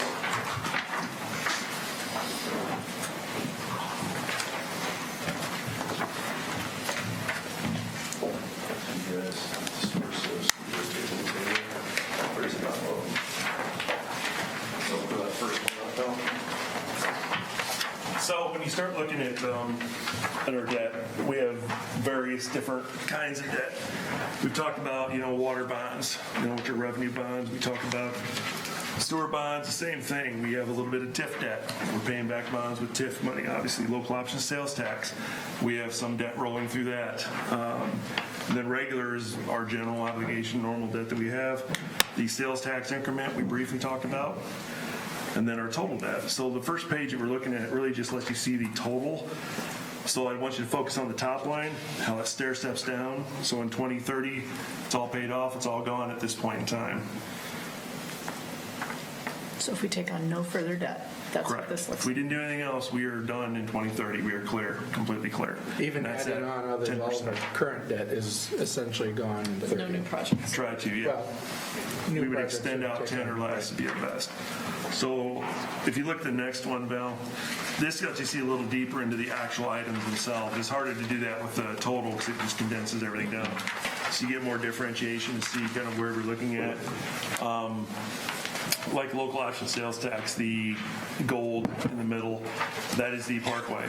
So it's pretty level payment and then it drops. You can see our regular taxi, and it comes down. It starts to stair step down, which is what we want. On Earth, my goal would be to backfill or layer in debt on top of that so that it does not change the initial levy going forward. We're just a few years out from that because unfortunately we still have a very aggressive project scope, as you're going to see, compared to what we had prior, which is dropping off. So to truly accomplish a lot of these, this is what some of this is going to look like. So I don't know if you have any questions on it. It's just kind of a broad summary of different strains of debt we have and kind of what it looks like. You want to jump to the next one, Dow? So bar graph wise, this is the same thing. I want you to kind of see how it steps down. This is all debt: water, sewer, TIF, local option, everything that we talked about. It starts to stagger down and stair step, and that's what we want to see. It allows us to then put a little debt on 21, a little more in 22, more in 23, and you can just layer on top of that another bond so that you again have the ability going forward to accommodate more projects if you choose to. Otherwise, you're still getting out of all your debt in 10 years, which is our ultimate goal. But again, that one is every bit of debt we had. You'll jump to the last one, Val. This is just the taxable geo-bonded debt.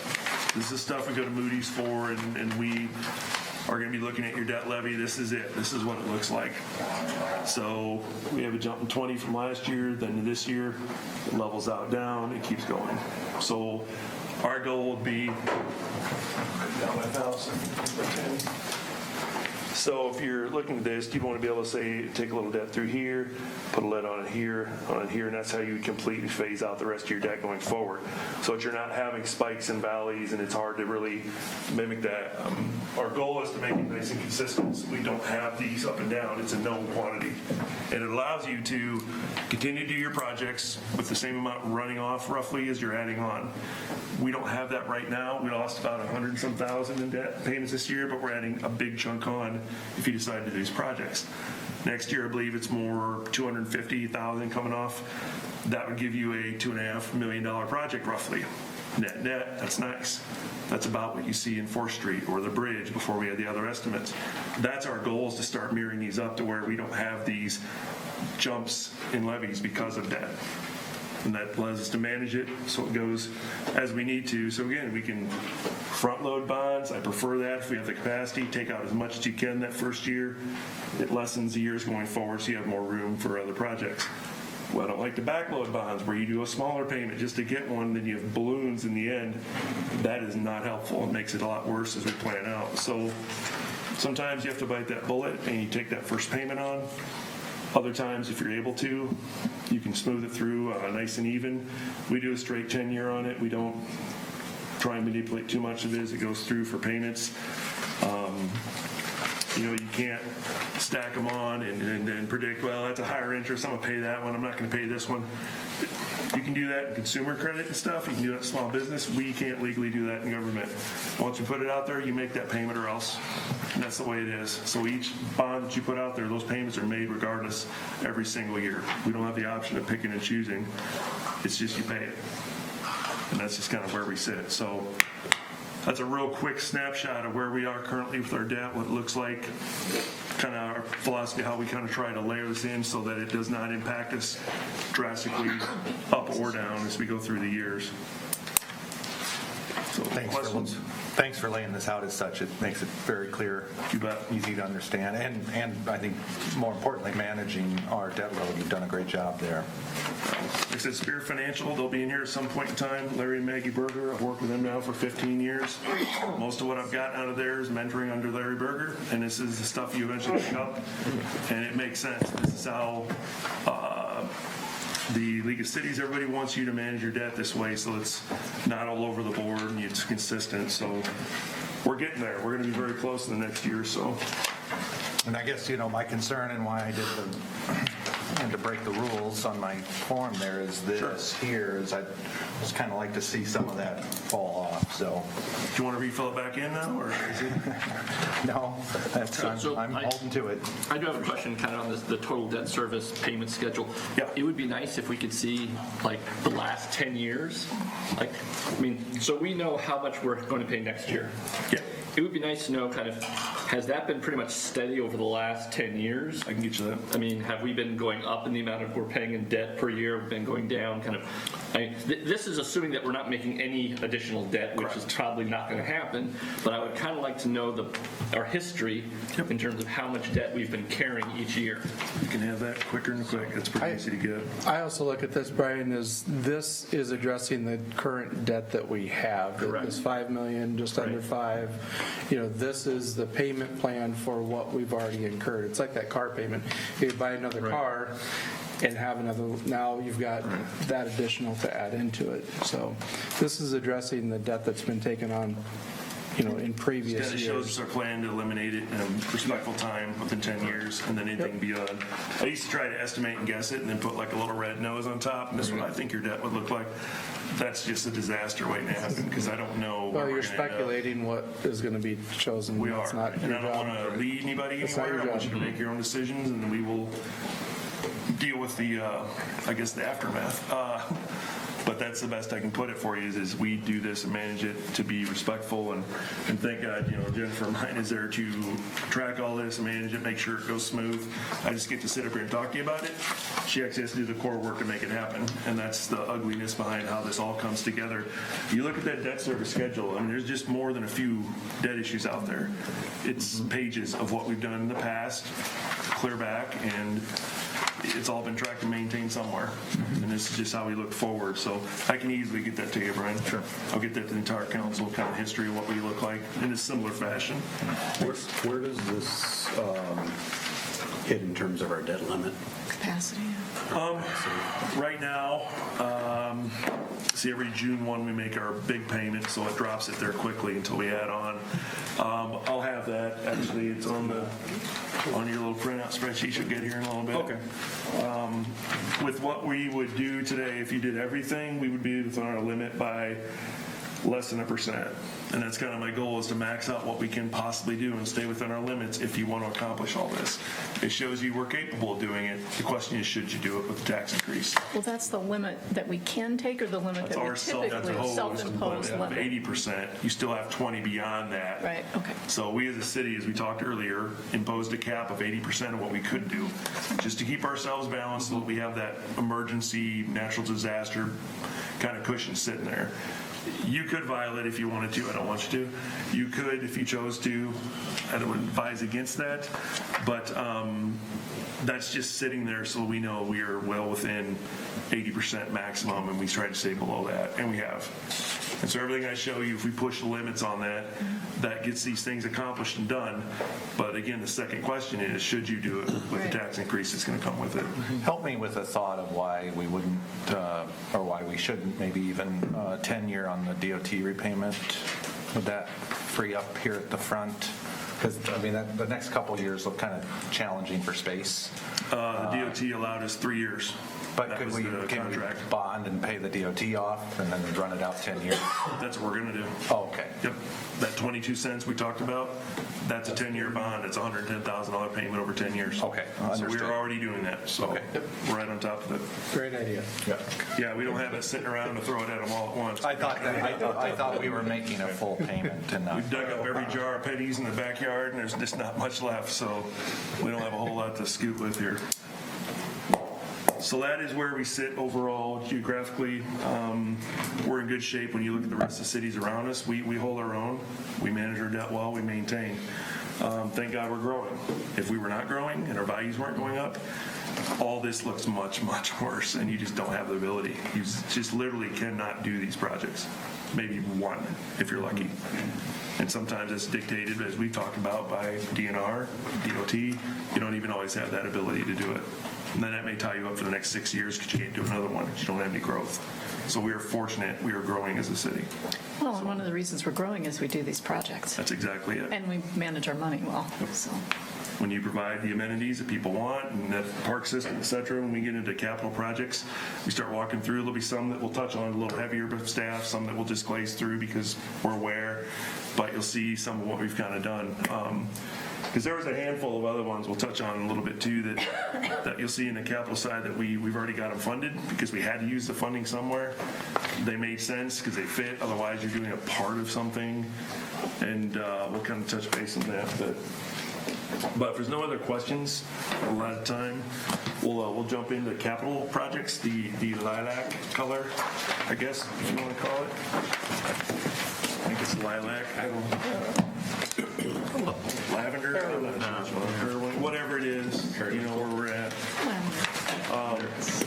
Capital improvement fund's one of the big ones that we use, and what this is, these are projects that are not big enough to really bond for. You don't want to lay them in there. You could, but this is funded through electric utility contributions, actually from Waverly Utilities. We're fortunate to have this, which allows us to generate money. We can do some of these small projects.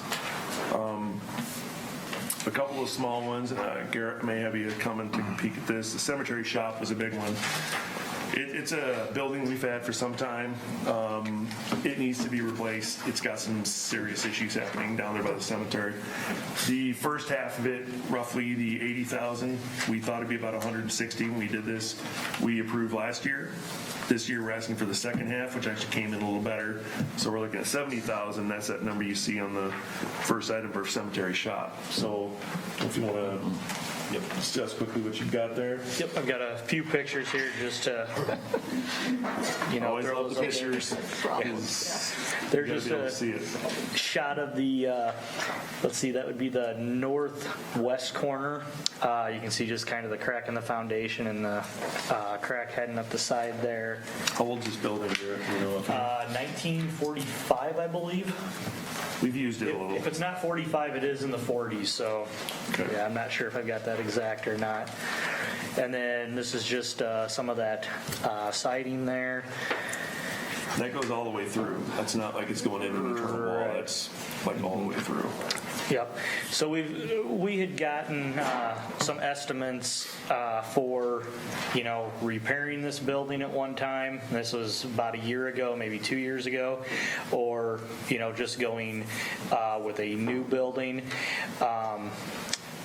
We could repair, but it's almost as much as doing a new building. So that decision was kind of made last year, and that's why we went forward with the budgeting for the first half of it. And then, as James said, this year it came in a little better than what we thought. So that's where we're at there. And this is just a quick picture of the back side that we're using.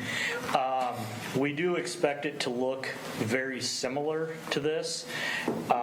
It's not going to be exact. And the other part is we're actually going 4 foot deeper with it. And when I say deeper, we're actually bringing it out towards the cement because we have nowhere to go behind it.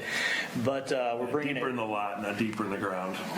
Deeper in the lot. Let's clarify. We are talking about the cemetery. Then we should be 6 feet. So at that time we're Anyway, so with this, and then we'll also be putting in larger overhead doors. That will allow us to get all of our equipment in.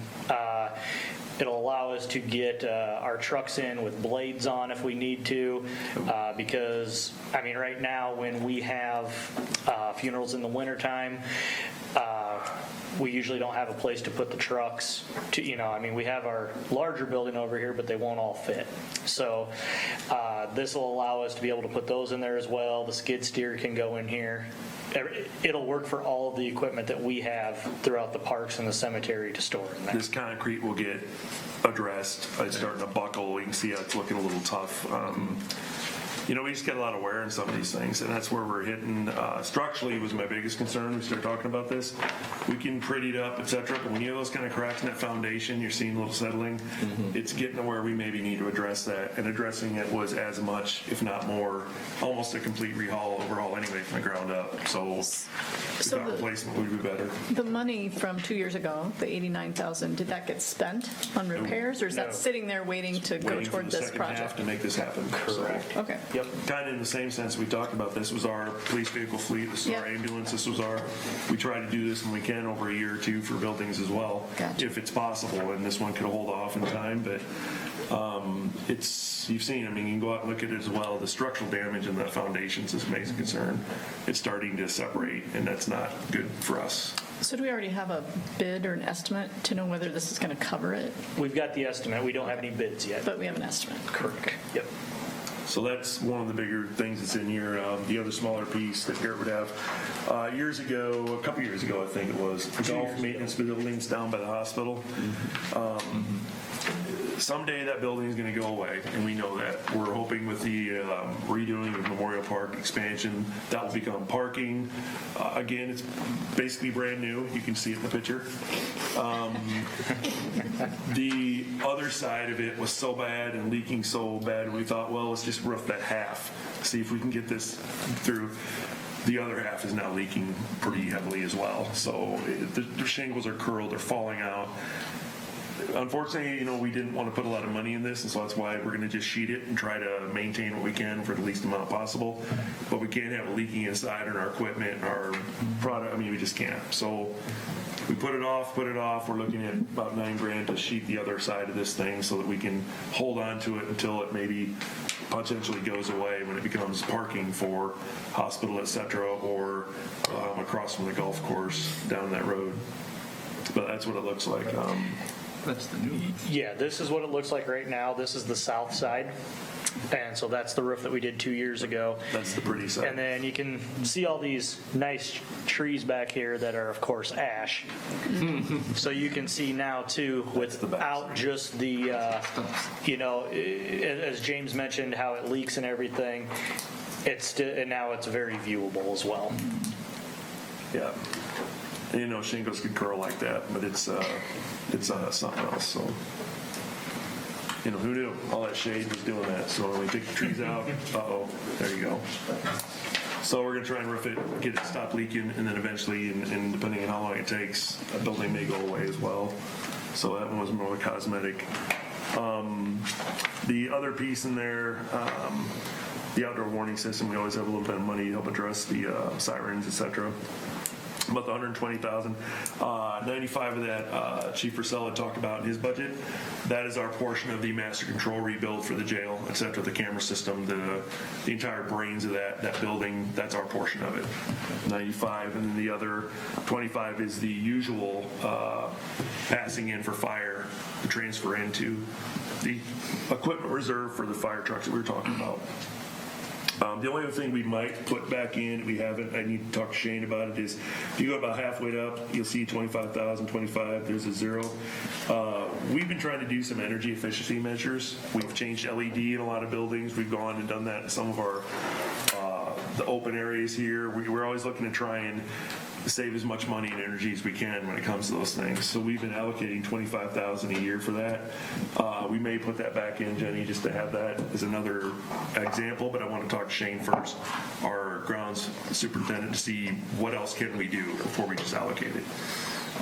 Whether it's more efficient motors, whether it's heat curtains on some of the big open doors that lose all the heat when you open them, like the fire station.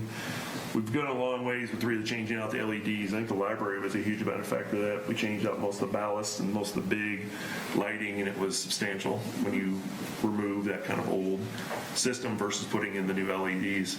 So that is the other piece that may go back into there. It's $25,000 if we did it, to continue and try and find those cost efficiency, energy saving projects. But other than that, that's the capital improvement fund. So it's where we kind of land things that are needed. We don't do a lot of equipment necessarily, but it's more projects that aren't big enough to bond for, in a sense, in our opinion. So public works facility, that's what Mike had discussed briefly. That is the second phase, which is on your ranking sheet. And again, stop me if you have any questions by any means. I'm just going to kind of coast through these unless there's something you want to discuss. City bridge projects, that has not really been operating since fiscal 18. That was offsetting the engineering for the Green Bridge when we had that. We'd been setting aside about $20,000 a year for maintenance of that. And so once the first two versions of it were done and the engineering sat there, we chipped away at it, and it finally now zeroed out the engineering costs from the first two times this bridge has been looked at. So we have not continued to put more money into this, since that is the structure that was to be determined to be needing it. And so if you replace it, that all but goes away on 303. There's no reason for it. Sidewalk program, that's been kind of a tough one. We ran through each district, and Mike was very diligent in getting that done. I think it fixed a lot of problems in the city. We were starting to go through the second round of that, and we just got into a bit of a deficit, and it's kind of a funding issue to continue to monitor and look at replacing sidewalk. One of the things we talked about is with the alleyways being completed somewhat, unless we identify others that would need to be, we may allocate that $75,000 back into the sidewalk program, which once it's flush, that would be enough year to year to continue that program going forward. Since we have a lot less construction need after going through one round, that second time around, most of those sidewalks have been addressed. You have some that are popping up. The overhead and maintenance of doing that project is still there, but we're just trying to find a funding source to help to continue this going forward so we don't just keep running a deficit. So for my benefit, since I wasn't here before, so is this program where the homeowner is sharing some of that cost and the city sharing some of that cost? How does that work? I don't know there's a lot of sharing. It was kind of an identified piece of concrete that was bad. I'll let Mike kind of elaborate. So the city is divided up into 7 districts, and you'll hear me talk about that over and over again, whether it's hydrant painting, sidewalk inspection, rehab, jetting our sanitary sewer lines. So the program was set up that we go into, let's say, District 3, and we inspect all sidewalks, private and public. So whether it's in front of your house or whether there are ped ramps or there's a nearby park, we inspect all sidewalks. And so then that cost is covered 100% by the program. If we identify a private or they're all within the public right of way, but if we identify a sidewalk, Chris, let's say in front of your house, we would then identify what the repair needs to be, and you would be given all summer long to have that taken care of. Or you could just let the city take care of it, and then we'd let a contract, and our contractor would do the work after Labor Day, along with any ped ramps that maybe needed to be repaired or rebuilt, or sidewalks that were the city's responsibility, like in a park or a flood buyout house, or that type of a situation. If there were trees in the boulevard that were causing the issue with the sidewalk, if the tree was on the city's side, we would take care of that at no cost to the property owner. However, if there was a tree on the homeowner's side of the sidewalk, that was then the responsibility of the homeowner to cover the cost of those sidewalk repairs. So does that answer your question? How was that received by the community when you did this? I think pretty good. Obviously, the older parts of town, there were more substantial repairs needed, and based on the cost of the work, they were allowed to have it assessed over, I want to say, was it 5 years or 10 years? It was at least 5. At least 5. There are some requirements at the county. If it's less than a certain dollar amount, then it's owed at that time. As far as what type of lead time do the homeowners have, so if we were doing the work, let's say we were to do the program this summer, we would be out there in March doing the inspections. In February, we'd be sending notices out, just explaining what was going on. And we would get those sidewalks identified, and then in May, they'd be given notification that they had certain types of issues that needed to be addressed, and they'd be given until Labor Day. We would bid the work right away with an estimate as far as how much sidewalk work may be available or may be associated with homeowners. So we finish the work in September. It goes to the city council. It doesn't get, if they choose the assessment option, it doesn't get placed on the tax rolls until September of 22 is when that first payment would be owed. So they get like a 1.5 year notification and before they would be hit with any financial obligation to start paying it back. Chris, I think in answer to your question, since a lot of these sidewalks were in my ward, I would say that the reaction to the homeowners was grudging acceptance. Yeah, and I would agree with that. They knew why it was being done, but nobody was cheering about it. Right. I mean, it's one of those things that we try to do as a community, and we have stopped the program temporarily to get a funding source to continue forward. And so it's been off for about a year, second year. We didn't do any last year. This would be the second year. So this wasn't addressing those neighborhoods that didn't have sidewalks. This was just the existing This was not sidewalks. infill. Okay. Round one was simply to maintain the sidewalk system we have. Round two was supposed to start addressing some of the gaps. Round three was going to be addressing maybe entire neighborhoods. My neighborhood, for instance, that doesn't have any sidewalk. So Each round is 7 years. It's not like we're doing this every few months. It's a 21-year, 3-round. I mean, it's long term. So 2 years ago at this time, or a year ago at this time, the decision is made. 2 years ago at this time, the decision is made. Just continue with what we're doing, inspect and maintain the sidewalk system we have. So we got 1 year into lap 2, and then last year it was pulled. Okay, Thank you.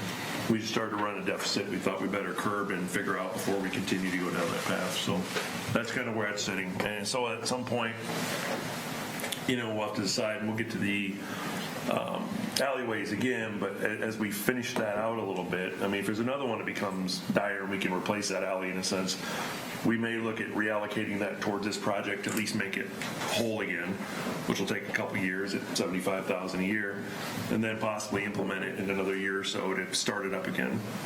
I mean, it's a lot less than it was the first time through because there's a lot of that's been addressed. But that'll be something you guys will have to kind of determine if that's what you want to do. So that's a sidewalk program. 3rd Street Southeast Bridge. But there's no reason we couldn't look at it in a different fashion to keep it going, is there? I mean, it seems like it could be a zero. We keep inspecting and we keep, we could enforce, putting sidewalks in certain portions of town. That's not going to affect this fund. It's when we cover it up front and the assessments come in later. Okay. That's where the negative hit us. Right. So if everybody was just choosing to do their own and pay it right away, that was working.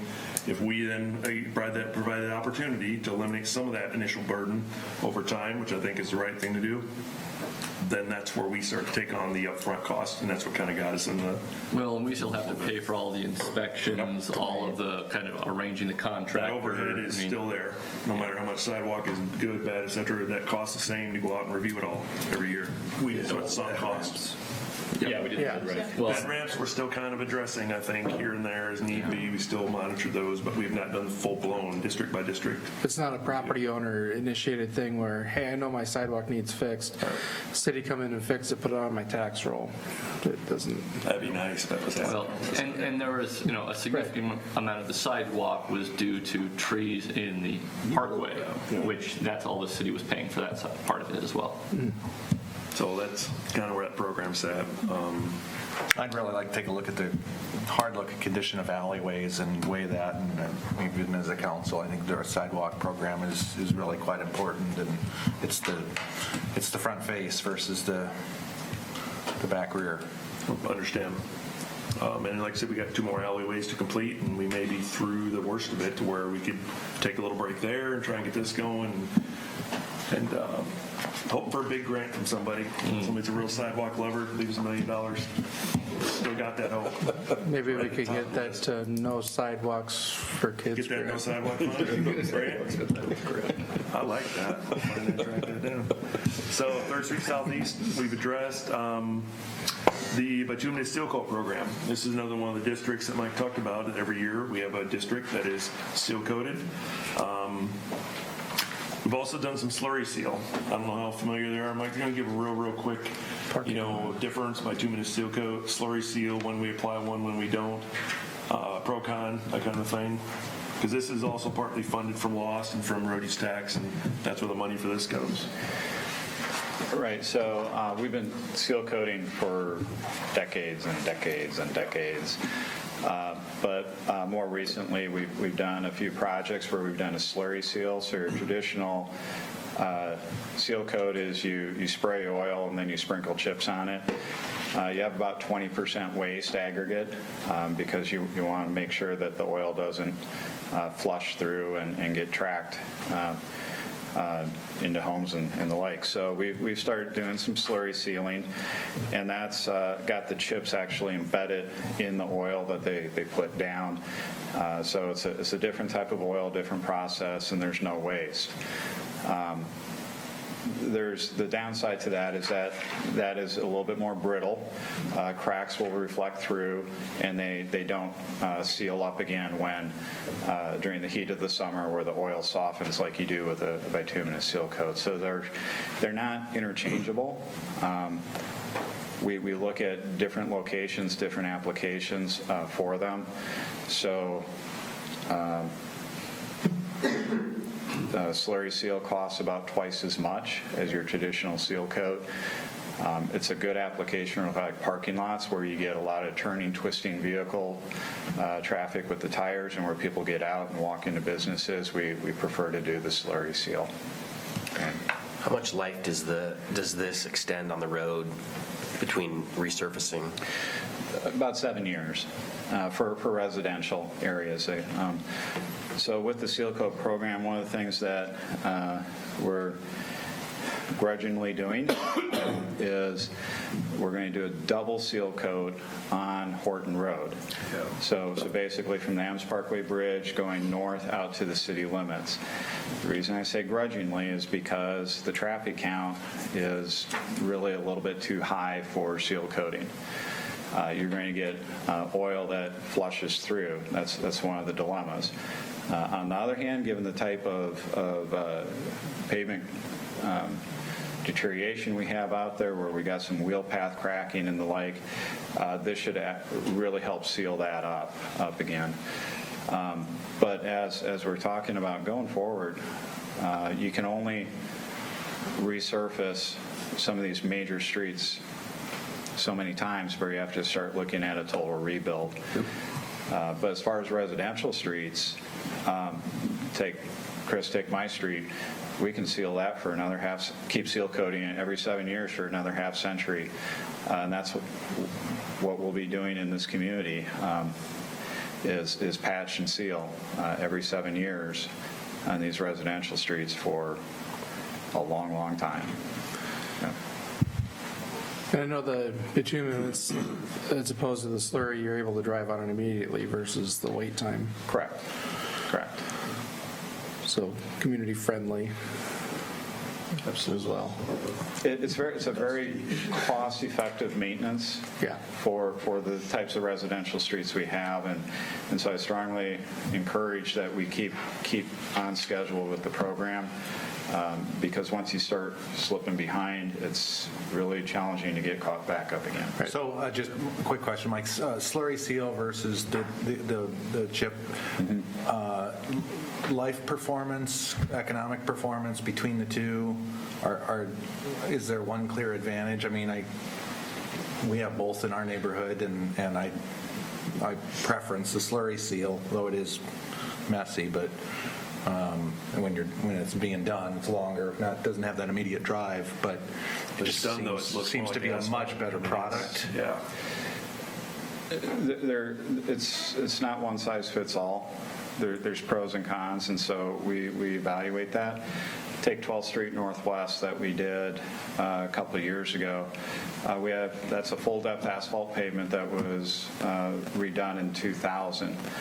But we had, it's referred to as thermal cracking, so about every 40 feet you end up with a crack. Well, those cracks start to cup, and so you'd end up with a little bit of a dip. So what we did with the slurry seal is we went in and leveled all of those joints ahead of time, and then we slurried over the whole roadway. That was a good application for that. But again, so it's really case by case. It's case by case. And then do we have a fund for total rebuilds? No. So, for instance, going forward, one of the things that we looked at was Centennial Oaks, the golf course development out there. Seal coat and slurry seal, neither one of those is really a good application for out there because we have some irregularities in the roadway pavement that are too significant for slurry seal. So what would work well out there is to do a micro mill and overlay. So a 1-inch mill in asphalt resurfacing would be probably the best option for that neighborhood out there.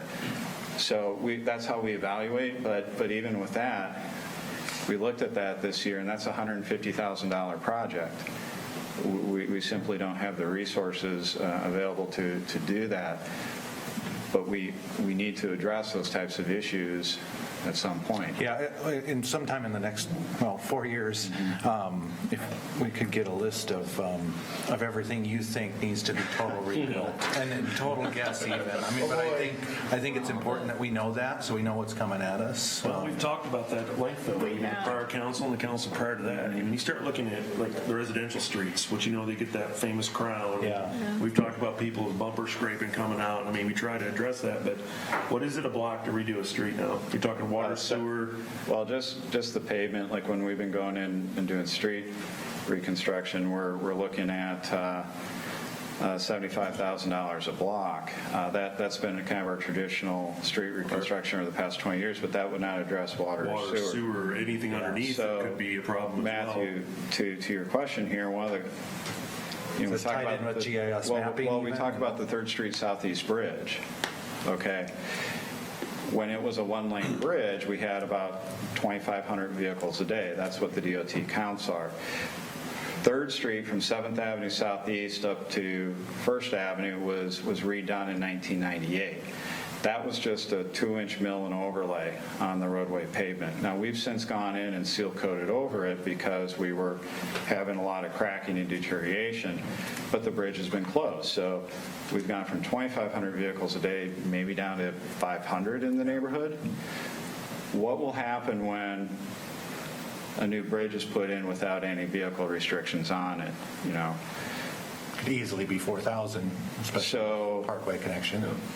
Well, and you're going to, but hey, school buses now get to use it, street sweepers, plow trucks, UPS now gets to utilize it. Waverly Utilities with their trucks now gets to use it. We're not going to see semis, but we will see some additional types of vehicles that are now utilizing the corridor that simply were not able to when it was, the truss bridge. So we're kind of anticipating that we build a new bridge, we open it up, we're going to have to look at rebuilding 3rd Street Southeast to be able to support the traffic. Now, given the neighborhood, we do have 100-year-old water main, 4-inch diameter water main. So that project is probably going to involve doing the street, water main, sewer main, storm system as well. You'll see that in our extended look in our fiscal 24, about $3.1 million is our estimate. Yeah. So timing-wise, that would, if we were to proceed with the bridge before the DOT gets started, the roadway would probably occur after Bremer Avenue Bridge is redone. Once all the heavier traffic for the detour is off of it, finally, you get back to traditional traffic. One final beat up and then redo it. Thanks, Mike. And I assume similar to 4th Street, there'll be some of that cost borne by the property owners along that road, like the hookup, the sewer and water main hookups? Yeah, it could be. Service lines. Those are going to be of age as well. So, good discussion. Good discussion. So then jumping past Silco, Parkway East. It's good to see that zeroed out. That is done, hopefully. 20th Street Northwest Railroad Crossing, we're continuing to finish that. We get a little bit of rail work before we finalize the next portion of that, which is already funded. That'll finish that area from Knight Avenue south to 5th. That'll finally finish that instead of just the area around the railroad. And then we get to alley reconstruction projects. And again, that's where we've talked about it. We've got a couple left. We have enough funding, we think, with the fee we're looking at to actually accommodate that. And what do we do going forward? Are there more alleys to do? We've kind of looked through them all. We're not seeing any right now that would need a definite replacement going forward. We've hit the worst of them by far with the next two. Then what do you do? And that's where we look at sidewalks, et cetera. So Before you go on this, James, I just want to throw in a comment about the alley running from First Street southwest to Second Street southwest. Basically from the, let me see, where would it be? It would be like from the fire station museum and going west. And there have been a number of comments I've gotten from property owners back there about when that alley is going to be finished. And I know there's a concern about the what was happening in the Spawn and Rose building, but even if that could be accommodated, maybe half the alley could be Is that the one that we are addressing, Mike, I believe? Yeah. That one. So this would be this summer, and then probably next summer, summer 21, from what you're referring to. Okay, so you're like the one. These are the two alleys. Right. This one's under design. This one would be in the summer of 21. And is that going to go forward, notwithstanding what happens to the Spawn and Rose building? 'Cause I know, okay. Yeah, we got to knock it out one way or another. Yeah, So we still can need wait to- forever for something to happen, and I know that alley is in pretty bad That's shape. one of them we are addressing, and then the one further down as well, so we'll hit both those. Should be in good shape. All right, great, thank you. You bet. Okay, so we'll flip over then. Cedar Lane, 2nd Avenue Northeast. Again, we've addressed a chunk of this. First part's done. Get a little bit of grinding in the spring, knock that out. Second phase is on your ranking list. We'll have to look at timing when that falls. Bremer, you can see we've got our $1.1 million payment. That's all we have left on that is 2 of those. First Street Northwest, we touched on that. It was on your ranking sheet as well. And again, stop me if you have questions. I'm just going to roll through these in a sense. 4th Street. Yikes, that's a big one. Adams Parkway is finished. And the reason a lot of these that are finished are on here is we're just letting the history roll off so you can see how we've kind of gone through it. 218 improvements, that's happening actually now. That is funded and will be going forward. And that is the blue little snake there in the northwest that you'll see kind of heading out. That's what that'll accomplish. Yep. So that is, that'll be ready to go soon. 10th Street Southwest improvement. That is the area down past Meyer Pharmacy on 10th Street there that we were going to package up with 4th Street, try and do them both together. 10th has been funded prior year. That's going to be a little water main, little everything. There are parts of certain water mains in the city that probably have more patches than pipe, and that's some of those, you know, I think this was one, I believe, didn't we chase this for a while, Mike? Break after break after break, like 10th Street was. Well, that's when the Bremer Avenue was getting done. It would just bang away, you'd fix it, 50 feet later, bust again, and it was just right down that whole street. So probably a good candidate to get that all out of there, and that's kind of what we're looking at for that. 20th again, that's the second phase that's about to happen. It's already funded. We're looking at finishing it again from 9th to 5th. Then we jump into airport as the runway extension continues. Land acquisition has already happened. And the obstruction removal was just bid. I think it was favorable. So these are all coming out in the next number of months. Youth Ball Diamonds was on your list. We've talked a ton about that. The Fair Ball Diamond Project. You see we are sending our check. In fact, we got to coordinate when they're going to pick that up too, Bill. Forget to remind me of that. We've got that figured out.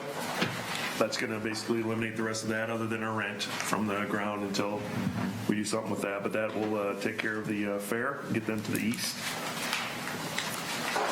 The small projects, that's from a prior bond. We had done some concrete work and some roads around the cemetery. And so that again is all completed. We've removed any additional funding and applied it. And then South Riverside Park, the first phase.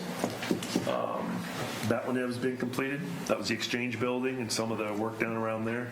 That's the one I'm going to have Garrett come up here in a second and kind of walk through the next part of that. 345 was, again, this is the various different bond projects we've done, streetscape, facade grant, traffic study, all this stuff is in process or about to be finished. And so that's when we'll finish out those processes. So Garrett, if you want to pop up, we'll talk a little bit about trail projects in the South Riverside Park. And then we have some drawings kind of run you through what we're looking at. The trail project, there's not much sitting there. It's kind of just a see what's kind of a maintenance trailhead kind of thing we were doing. Right, and we've actually, the trailhead's already been completed, so that's kind of money that's just there right now. But yeah, Got a little bit anything that left. we look to improve on, that's what that money will be used for. As James mentioned about Riverside Park. South Riverside, currently we are getting ready to send out bids for the new shelter that will be going there. Let's see, I think it's been, I don't know if it was last year or the year before that when the old Parks shed was torn down. The cement slab is still there. That will be taken out. And then basically that's where the new shelter will be going. Is that the same footprint, basically same size?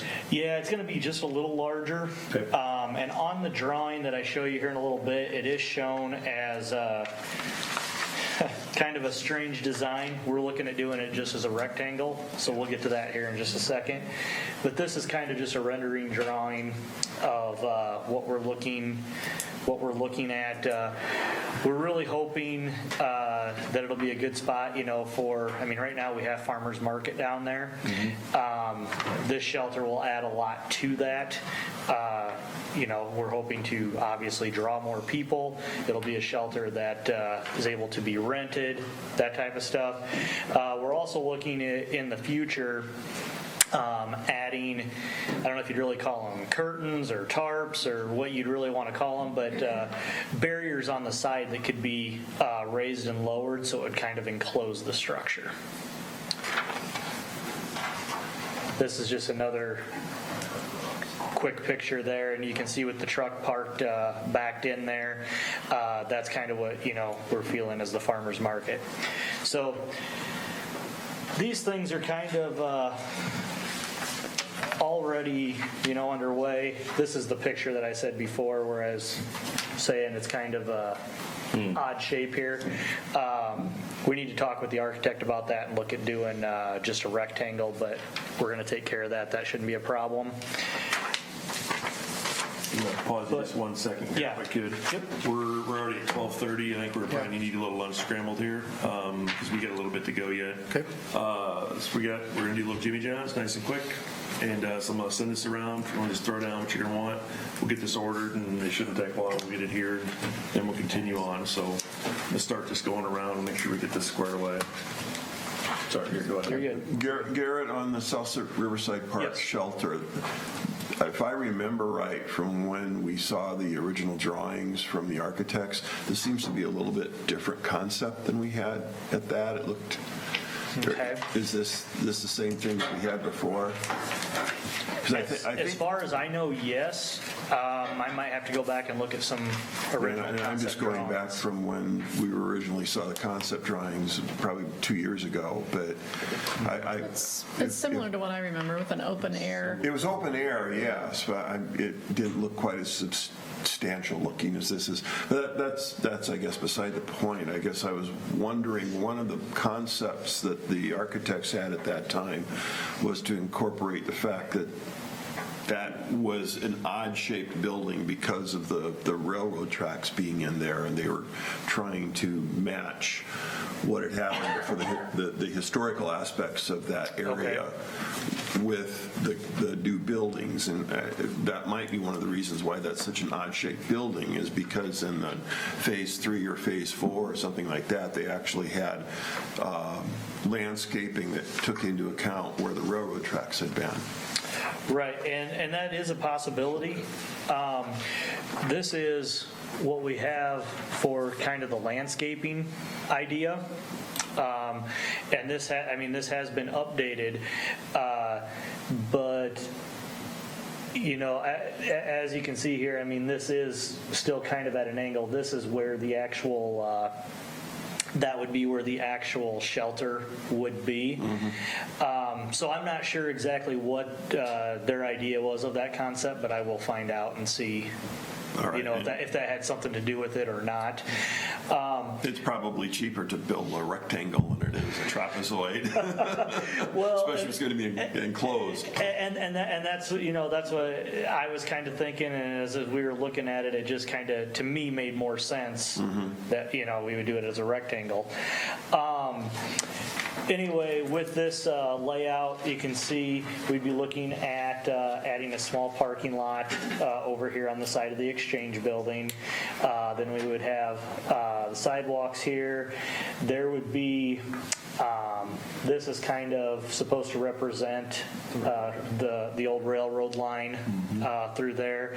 We're looking at using a lot of the old brick that we still have on hand, you know, from Bremer Avenue, from the sidewalks, that kind of stuff. We're looking at using some of that in here. Yeah, and so what our plan kind of is to start in on the shelter here at the end of this fiscal year and then run right into doing the landscaping. And how much of this is actually then involved in phase 2? Is it everything we're seeing here? No, this would actually be into phase 3, or what some people might call phase 4, depending on how you want to separate the clearing of the trees from the Exchange building.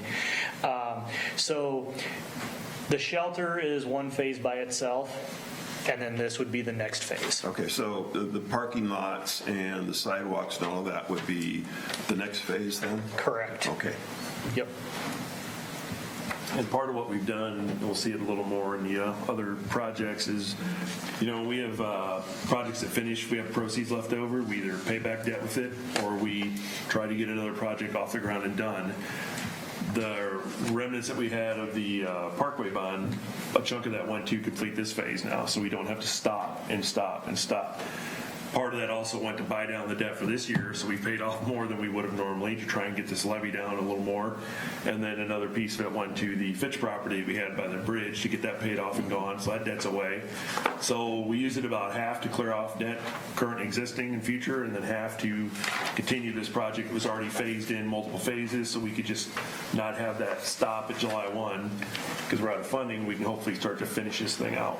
And so that's when you look at the 2.25, that's where that's coming from. That is the proceeds from the prior bond that we have to spend. We legally have to remove that and spend it within 6 months for certain construction, 9 months. It's heavily regulated. We have a list back at my desk. You got to spend it, or we start getting into arbitrage, and that's just, don't want to do it. Right. So that is partially funded by a prior bond, so we are not borrowing for this project. Okay. This would not be one. That's why it's not in your list. We've already taken this. We want to finish this out, or else we're going to be years trying to get this thing still pieced together. This should do it then, except for anything that would happen after the Bremer Avenue Bridge is taken and replaced. It would be on hold until then. So, All right, thank you. any questions, anything else for Garrett then? So we'll keep going. Prairie Trail Extension, we talked about that. Industrial Business Park, that's basically our economic development funding sitting there. We're looking at RISE grants, project acquisition, anything along that line would fall under this fund here. Water main replacements is exactly what that is. We have multiple water mains to be done. We'll put funding in there, whether it be borrowed, et cetera, and this is where that's paid out of. So the core ones that we were looking at doing, this is where we would fund those from. So 10th, we were looking at CUNA. I'm not sure if that's going to be done yet or not, the looping of that, et cetera. This is that fund that would take care of water mains. So James, on that economic development fund or the industrial, can that, any of that be used for the road to Nestle or for the ball diamonds?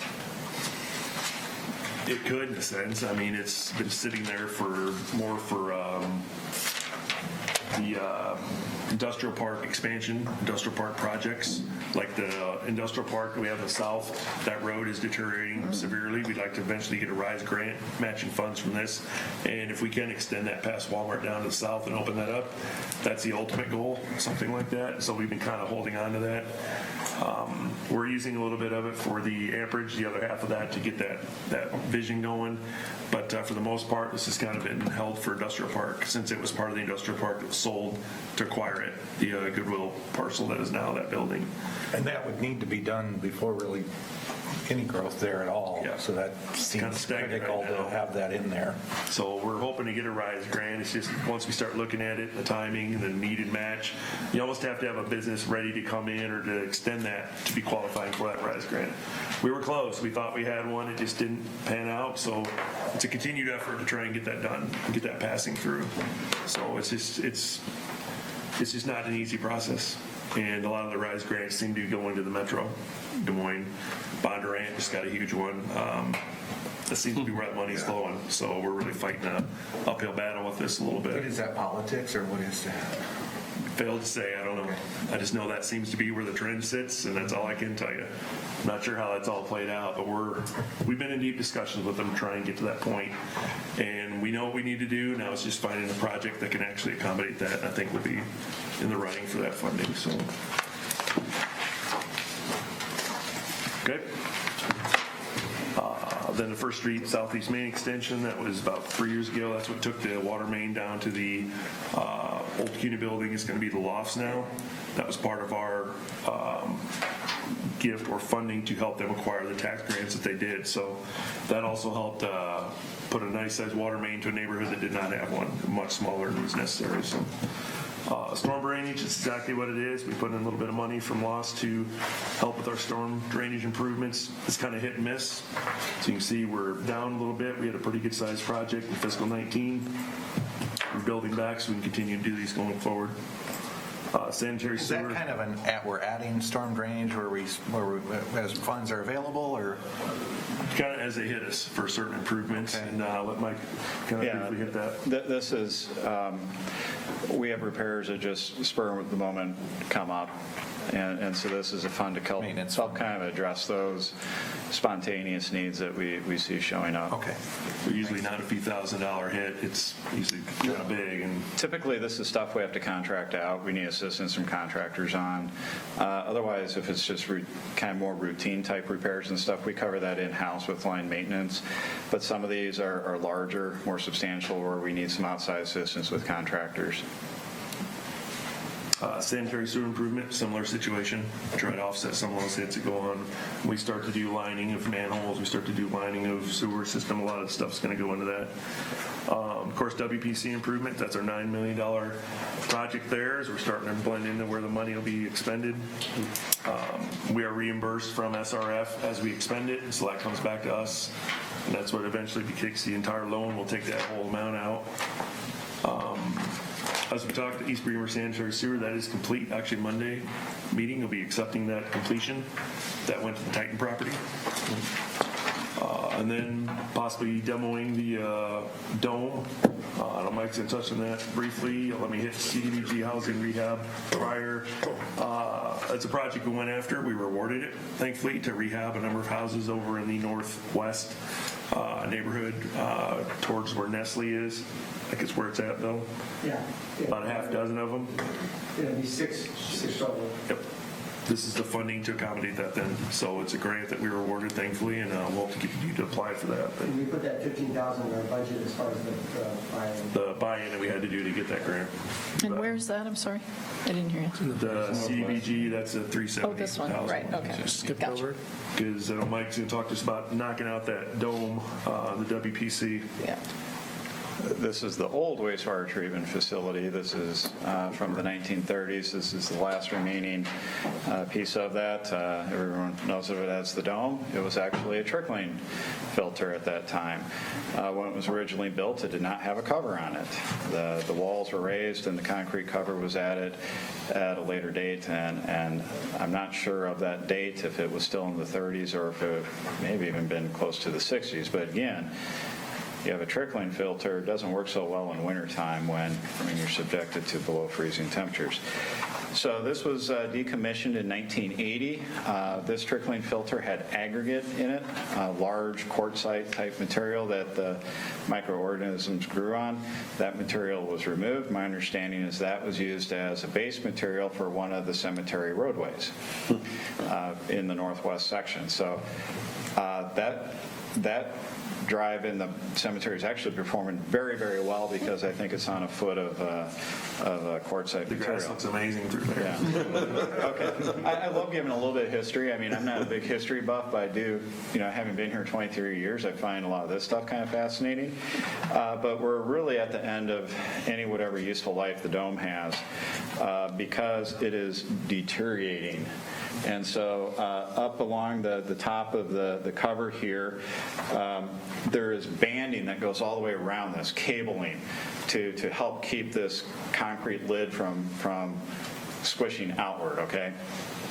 Well, every so often around the exterior of this, there's these locations where the bands, the cabling comes together. But what I want to show you here is the condition of the concrete here. This is really deteriorating. It's just disintegrating. It's like rot. Think of like trees rot, think of concrete rotting. And you can see the white, let's see if it shows up here. Yeah, so this is leaching. When we had the core samples taken from the piers for the 3rd Street Bridge, we saw this similar type of leaching from concrete from the early 1900s. So it's literally rotting. If you took a core sample, pulled it out, it would just kind of disintegrate on you and fall apart. Regarding the lid, the actual lid itself on the inside, again, we're to the point where we really even can't use the inside of it for storage, and that's because the ceiling, the concrete is starting to spall. So you're seeing in this photograph, you're seeing the rebar from that concrete lid, and then you're seeing it in some joints here. You're actually starting to be able to see the rebar in that concrete lid. So it's really getting to the point where it's not even safe for people to be inside because you've got pieces of concrete falling off. So think of it if you were to be inside here and you had a quarter-sized piece of concrete fall from 20 feet above, think that would hurt? Yeah. So we're getting to the point where this facility just needs to be taken out. Now, if we take it out, what the process for doing that, there's about 1,300 cubic yards of concrete in here. That's kind of what we're estimating, but we don't have documents from 1930s to verify that. So the process here would be to get an engineering firm on board to actually create some fairly detailed drawings and get measurements on this, and we're going to have to make some assumptions as to how deep the foundation goes and what that may look like. But then you'd bring in a crew, and the best time, a really good time to do this would be like a year from now. Maybe have a construction window that runs November, December, January, February. You may need about 4 months to do it. It's not labor intensive. You probably bring in 2 people to start with. You have a crane operator with a ball on it, and they simply just pound it down into the ground, and then bring in an excavator. It's got a jaw crusher on it to break the concrete loose from the rebar, start separating and sorting things out, take the rebar to a salvage to be recycled. But then what do you do with the concrete? 1,300 cubic yards of concrete. What can you do with that? Well, let's bring in a portable crusher, grind it up into an aggregate that can be used on another project. Can you think of another nearby project that may need subbase for a parking lot? Well, the ball diamonds. Ball diamonds, yeah. I was thinking the bridge is even closer. So that's a possible usage, and that would be, if we proceed forward with ball diamonds, maybe it'd be advantageous to proceed forward. 1,300 cubic yards may generate enough aggregate to be used as the subbase for the parking lot along the Cedar River Parkway. That's kind of our thought. Okay. How much is aggregate if we were just talking about used ball diamonds? I mean, it seems like there's some savings there, but how much would we just ballpark estimate aggregate for these ball diamond fields? So by the time you truck it over, you maybe save $25,000 on the ball diamond project. You're not going to be saving hundreds of thousands of dollars. Which gives us a place for it, but there is a little savings. Right. And if you chose, if this project were to be delayed another 5 years, okay, we're going to lock it up. We're not going to use it because of the concern of someone getting injured. But if we did the project 5 years from now, would we find another use for the crushed concrete? Yeah, we'd find another place for it. Okay. Now, Nice drone shot, though. You can see the little guy in the bottom right corner. This is all drone footage off of that. This is how we're getting a lot of these images now, and it's amazing what you can see that we wouldn't have been able to see before when you look at how close you can get with it. And yes, Sarah, to your question, we did get the drone up and take a look at the top of the water tower, and the lens is gone from the light. That's why it's so bright. There you go. So with reusing some of these materials, is there a risk of contamination that facility, I don't know I know what's been in there, but is there a risk of, we're taking that somewhere else and? No. What are you using it for now? The building? So they store, so it's like we had a big water main leak. Well, not a big water main leak. It became a more involved project than we thought because of where the break in the water main was located. Down behind Spawn and Rose on 3rd Street Southeast. Now, you're going to hear more about this later on because that's a dead-end water main that serves Centennial Oaks, so we had 136 property owners that were affected when we shut down water service. So we're going to talk about looping water mains and stuff. You'll learn more about that at the study session later this month. We'll be giving some of those reports. Real popular project. You shut the water off. Anyway, so they big hole because they were chasing the water main trying to find where the leak actually occurred. The leak doesn't necessarily go straight up. It may follow the pipe and come up 100 feet away from it or 50 feet away from it. So they actually ended up digging a pretty big hole. A lot of the material they removed was saturated with this water from the leak. So they needed some dry backfill for that. They store aggregate and sand in the dome right now to be used as backfill for these water main leaks. So is that concern going forward that we lose a facility where we've been able to store aggregate and keep it dry during the wintertime? Yes, it is. But that is also outweighed by the risk to our employees because the concrete is delaminating and falling off the ceiling. Okay, you go in there with an end loader that's vibrating and stuff, that tends to be when this stuff falls. And have we explored a repair option? You're not going to repair this again. Like I said, it's just for storage of aggregate. it's the concrete it's like rocked. Okay, it's Make a nice spot for the. We've gotten 40 years of usage out of it, but now it's time to move on. You could put up a Morton building or something like that to store the aggregate. Is that kind of the plan? We have, so when we were located behind Quick Star down here, we built a salt storage facility. We now have a new salt storage facility, so this facility down here may be available to store aggregates over the winter in the event when we have water main leaks. They did have, I think they said 11 tandem axle loads of aggregate they had to use in order to backfill the trench that they ended up digging. So like I said, that one got to be more involved than your typical water main going forward. So this structure, 120, 125 feet in diameter. And so, when we take it down and crush it and stuff, we're probably going to have to use the field to the north or the field to the east in order to process and separate the concrete from the rebar and those types of things. But what do we do with a site like this once it's done? We can restore it, clean it up, but can you think of anything else that's about 120 feet long? A bridge span. Yeah.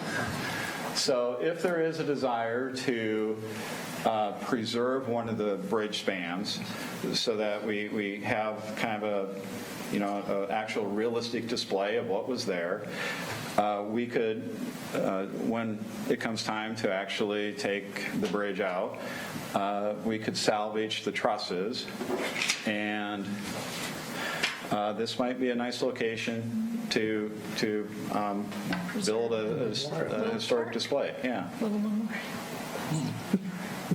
And what are the dates of completion? You could demolish this? What were you thinking there? Well, Probably start this fall and then Yeah. knock it out by the end of winter. Okay, be done this winter then, nice. yeah, so that come the spring of '21, the crushed concrete would be available to be utilized as base material for the parking lots. You got to where you do go ahead to the bridge and start the demo, it would be cleared and ready to put that down if it was needed, and so it will fit in the timing of everything. It's a unique building. Yeah. Tanker truck of stucco will fix it. Reminds me of the Round Barn in Arcadia, Oklahoma. It looks nice. Please let us know so we can pay our final respects before it goes down. It's like, no, it's, Okay.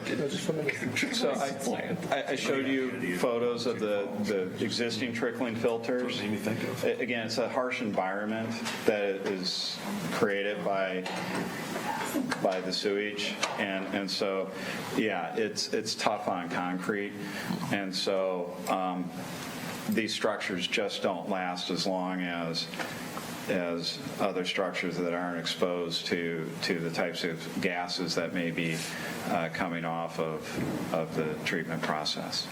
Even equipment storage would accelerate the rusting process substantially because of the moisture and the chemical. It just instantly start to go. So, And this would be paid by user fees and not through tax. Correct. sewer fund, since it was a sewer fund. We have sewer fund reserves that are available to do this project, yes.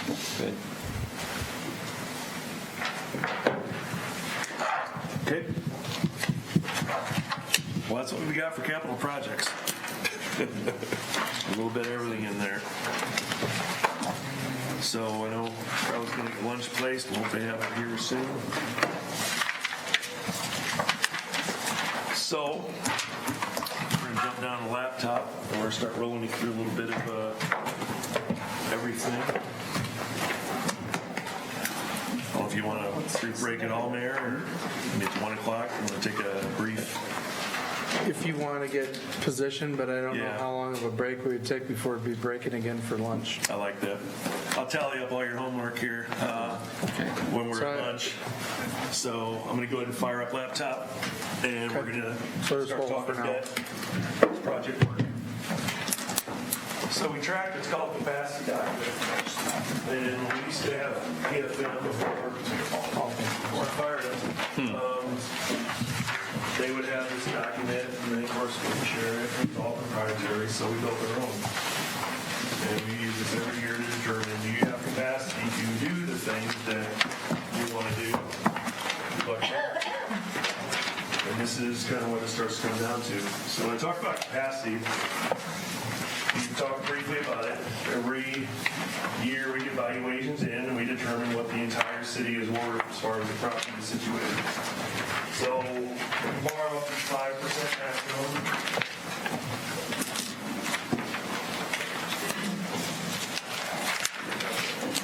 5% maximum of the total value of the municipality. So if we're at 800 million total, 40 million is the most you can borrow. We have 80% of that, 32 million.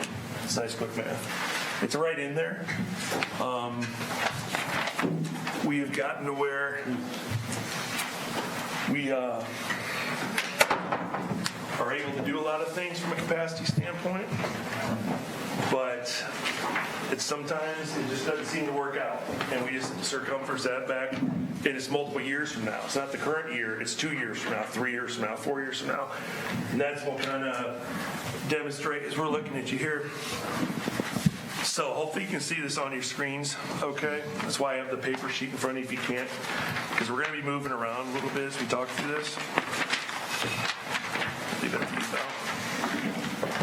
Val. Okay, let's get rolling here. So what we've got, and I kind of reposition this, we have the fiscal year. We have the prior year bond. This is fiscal 20. And so that's what it would look like. We move into 21.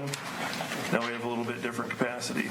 So each year we enter in the valuations, and that's what helps us determine what can we do, what can we not do. So we have approximately 4 years of projects calculated into here. We're working with Mike. We're eventually going to get fiscal 25 to fiscal 30 kind of figured out what that may look like.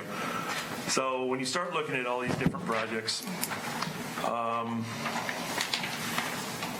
on, little mouse. There you go. We're going to focus more on this side of the screen. All the ones that we've talked about in this fiscal year. First phase of the 3rd Street Bridge, about $900,000. 4th Street, $2.84 million. Payment to Bremer Avenue, first phase, trail, ball diamonds, etc. These are the amount of hit that go to the levies, the things that you rated. So if these are added up, that's what it looks like. If we were to not have any debt drop off, which we will year to year, so this is not 100%, you would have a $1.15 increase on the levy this year, be another $94 next year, and so on. If these projects go in sequence as we have them laid out, if there's no additional debt coming off, no valuation increase, I just want to premise kind of what we're looking at. And that's a lot to stomach. That is a pretty good size increase. So when I look at this, we have fiscal 21. These are the ones you've looked at. This is where we would have them placed.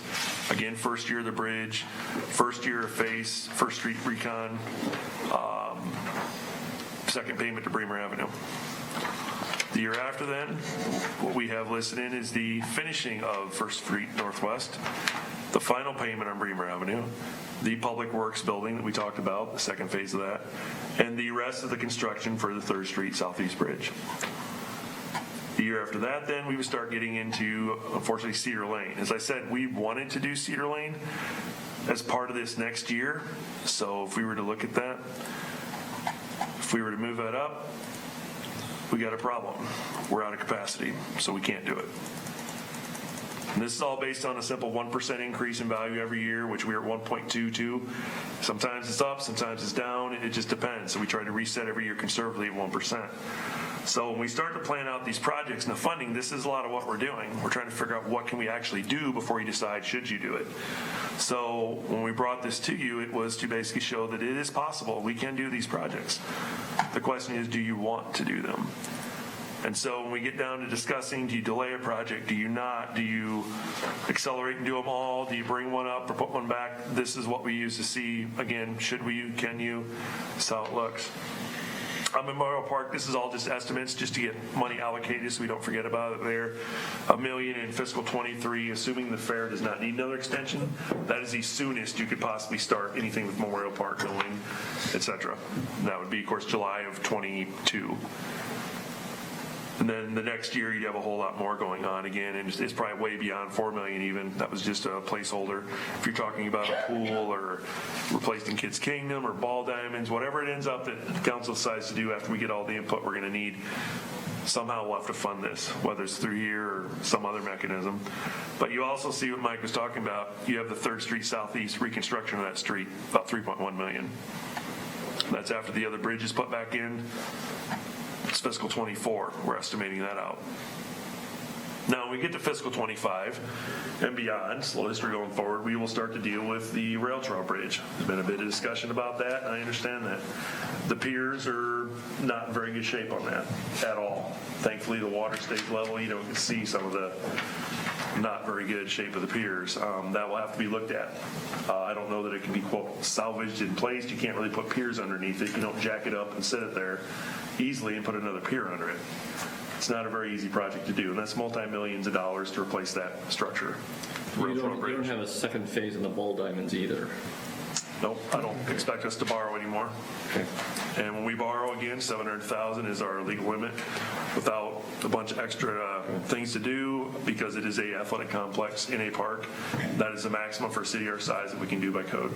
And remember, we would have income off of the west property. Correct. Yeah. Right. If you determine to sell that, then that proceed would go to here, then fundraising, et cetera. We're hoping to be about 50-50. So this isn't the end of the city's commitment if they decide to go further. This is just the first part we could actually borrow for. The rest of it, I just don't want to go down that road yet. Okay. So our hope would be that would, if you move forward, it would cover the engineering to date and then the dirt leveling to get us through the fall, And if we can start skinning fields, then we'd have to look at what that looks like too. But so this is just capacity. This is not your tax rate. It's not your value. This is just to see, can you actually do these projects? And again, we have an 80% limit. And you see we're butting up against it for the next few years. And then it will start to trail off. Memorial Park sets in, depending on what that is. Again, that's a plug number because we don't know. It's the most I could put in there without going for 80%, but that'll continue to drop. But it comes off rapidly after the next 2 to 3 years if we have limited projects. I think as we grow as a city, we're always going to have projects. It's just how much valuation is there to offset some of this? What are our limits? You know, again, we continue to do things that we want to do to bring people here to live. So as we mentioned before, other projects that we are already funding, the dome we just talked about, sewer fund would handle that. The Riverside Park, I talked about, we had remaining bond proceeds that funded that phase. The capital improvement fund is where law enforcement upgrade is. Fish property, we took that debt out with bonds over there. And then the last one is the sewer fund to Titan property, which we'll hope will recoup when people hook onto it. And we can actually have that area TIF to maybe redo some of that as well. So those are the smaller projects. James, can I ask That's you a what we're question? doing, of course. On the Titan property, or I guess the land adjacent where the fair is going to go, do you anticipate any money from the city going toward other sewer and water for the fair property? That I don't know. Don't know. At some point, it'll have to turn north and they'll have to hook onto it, whether they're going to do that part. Do we charge them to hook on then as well? Do we allow that as a in-kind for them not to hook on? All that would have to be worked out, but I don't know off the top of my head. And we'll, Bill, if we have any more discussion with them, we just have to have that conversation once they get established a little more. I just want to preface one thing in the work that city staff does, and this is to all of the city staff, that when this document is presented to us and it looks like it's very orchestrated and pointed in a direction that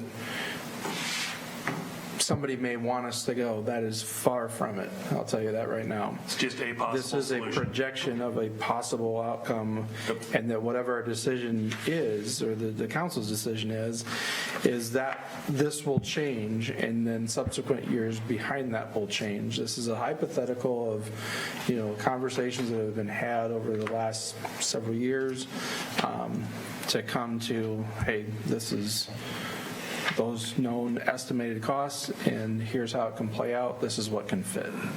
Yep, it's all timing of projects. Some things can fit, can't fit. Just like when we look at Memorial Park, it's out past fiscal 23. We simply can't do anything till after that. If you want to do it sooner, that'd be great. We really can't. The fair leaves if they're going to leave at that time. So I just never want to bring you a wide open, nope, I have no idea. I'll always bring you a solution. This works if you want it to. If you want to change it, that's why you're here to vote on these type of things and make those decisions. So I just want to clarify, because we've discussed it. Yep. All 6 of those items that were listed, the 6 items that are in blue to the far right, starting with Phase 1, 3rd Street, Southeast Bridge, moving to the right through Ball Diamonds, would all fit within our capacity currently. Correct. But at the top there, you see 18 cents, 57 cents, 22 cents, 2 cents, 2 cents, and 14 cents. You'd have to add each one of those up if you decided to do all of them onto the already $14.48 that we're currently at. Right. Be $1.15 more. So if you choose $15.65. Right. So only those that are in the end, what you choose, would be applied to that. Correct. And so that's where, again, if we break for lunch, we will tally up the ranks and where things go, kind of what the summaries are. We'll see kind of what the preference is, the overall committee, at least to start with. And then we'll have discussion of what do you want to do going forward. And as I mentioned, when we get to that point, our goal is to have some idea of where we want to move forward so we can get capacity in, figured out for our hearings, to give us the authority to do anything going forward. We have to make sure that we have it covered as a what if and not to exceed. It does not lock you into anything. It just provides requirements to get this available. Correct. So essentially, right now, we could walk out saying we want to do all of them and then decide to drop off one or more. Absolutely. If you wanted. we'll just have to fine tune it at some point quicker. Absolutely. Whether we had a meeting on the 17th, because we would not do it in time for obviously Monday. At the end of the meeting, the 17th, we could discuss a little further. I would just go in, if that was a scenario, telling bond attorney, give us authority for this. We're not going to probably do this, but we want to get the authority through, and then we'll determine later what we actually are going to do once we get the hearing set. Okay. So questions, comments? I know it's a lot to throw at you. This is kind of a And I just want to make sure that sheet. there are some people that have gone through this before, there are people that haven't, it's new. Now's the time to ask, or during lunch, to get with James. Absolutely. To ask questions so you fully understand what is going on here. Any scenario you want to see, we'll throw it up here and you can see kind of what it looks like. Because someone would talk, okay, and I'll just throw a few out there for you. We'll get you started nice and easy.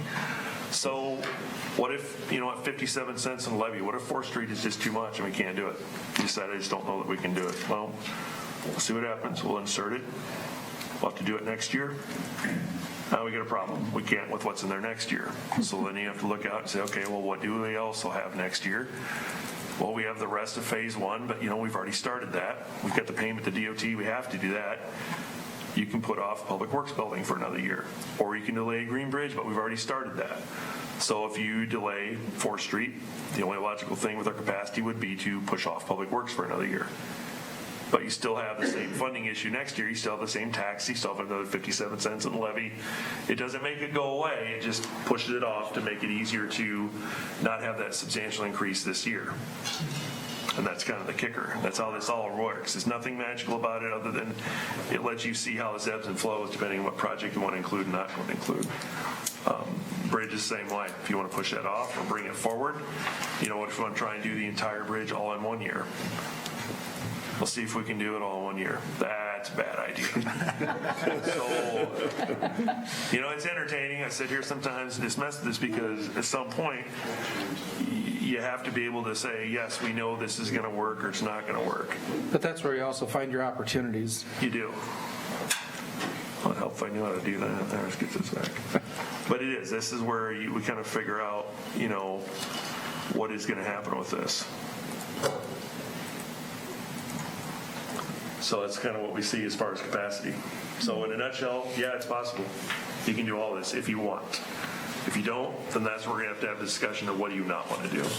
And again, maybe when lunch is here, after lunch, we can talk about where it all fell out for summary, what everybody looks like. But in the meantime, please, questions, scenarios, issues. I was going to do this a lot earlier. I talked to Rathe about it as well.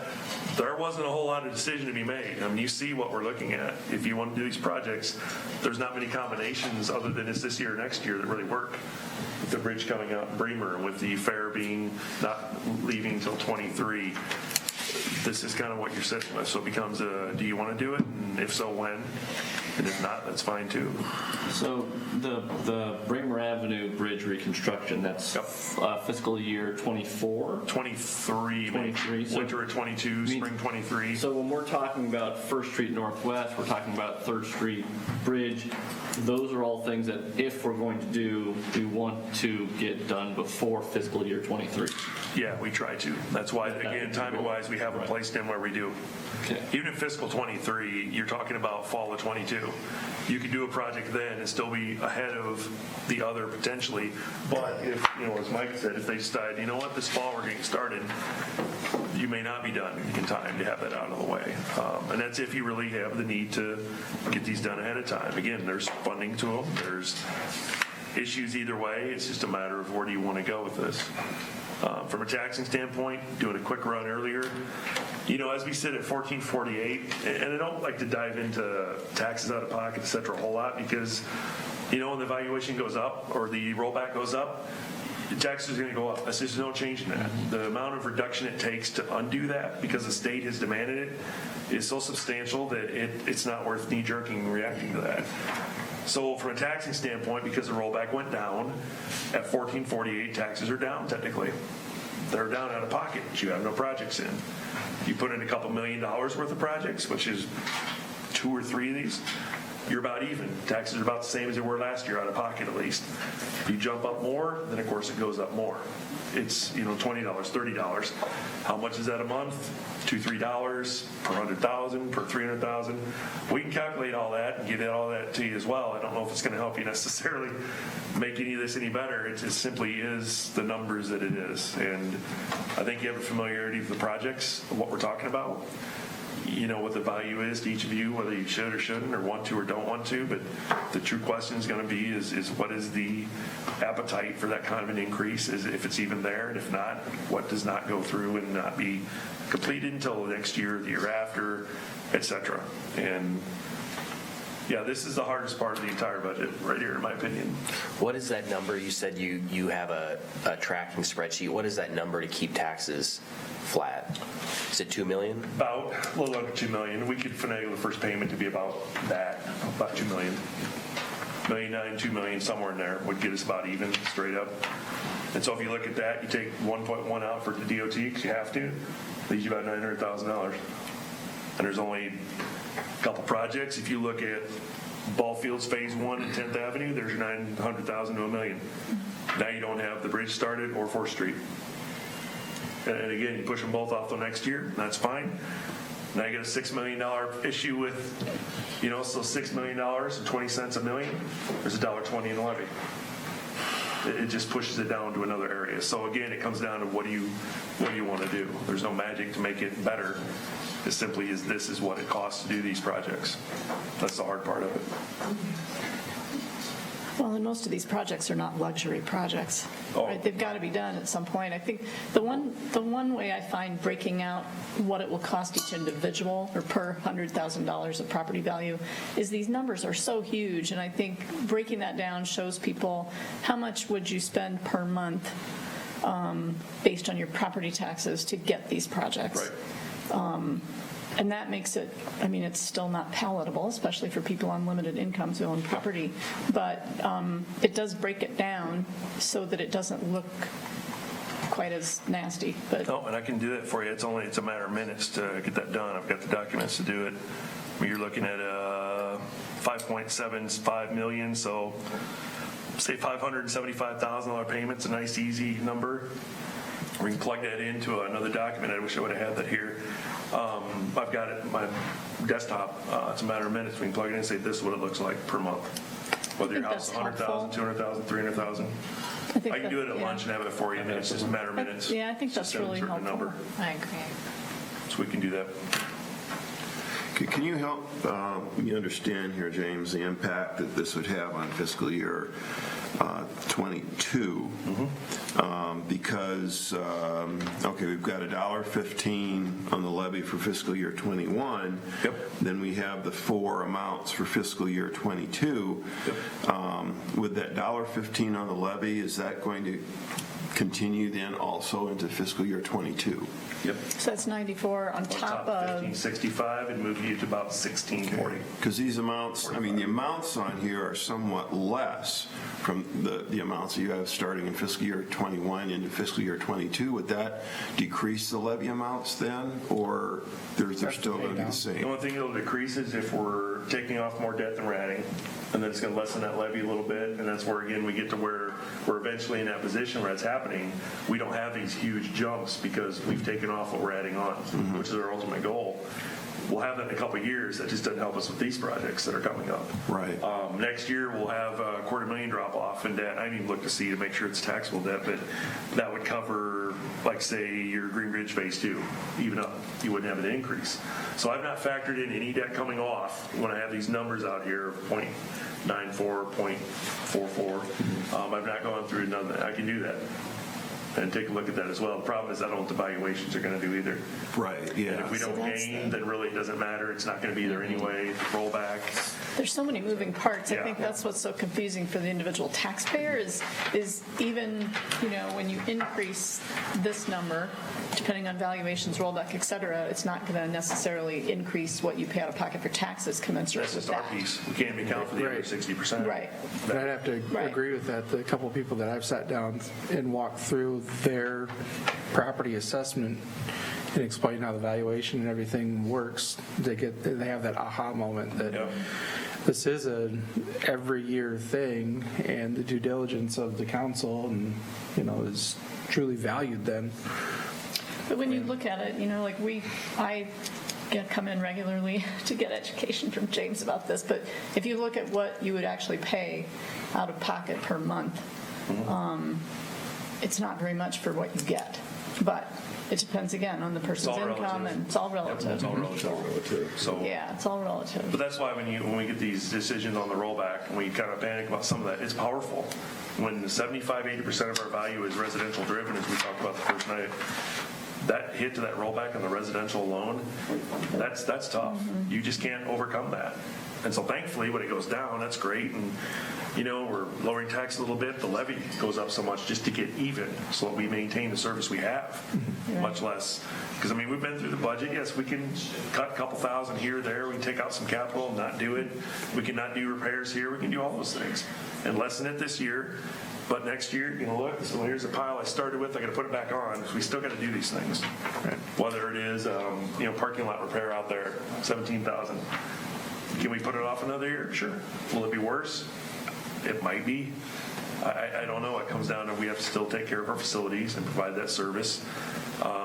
There's small things that we can probably not do. It's not that big a deal, but it also won't add up to a substantial amount to make this that much less. Maybe this year, but then you got next year and the year after. And in the end, you're still going to have to eventually do some of these. So James, the current tax rate for debt service is $3.08, and assuming all these projects, roll into sort of what you were talking about, where they start to drop off and you have a level tax rate, what is that tax rate when you get to, what have you projected that would be? I don't know, Chris, honestly. I wish I could tell you. Because we may ramp up enough now and may raise it enough that it'll have to drop for a bit before it gets to that level. But assuming that this is what we do, the way you have it laid out, can we project what that debt service tax rate would be, that level rate? I could try to.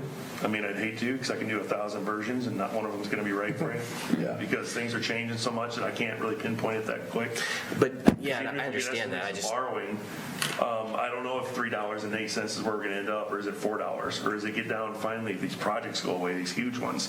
Do we get down to where now it's worth $2.5? We were there for a while, and then we ramped up some of the big projects. You look at what's been accomplished in the last 4 to 6 years, 8 years.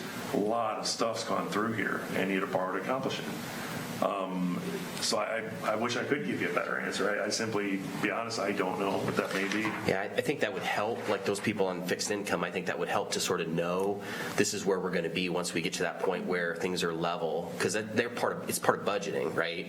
And if it's fluctuating, that's hard for people that are budgeting, but if at least they knew this is what it's going to look like if, once we get this structured so things are falling off as we're adding things, that's helpful, I think. And I wish I knew that.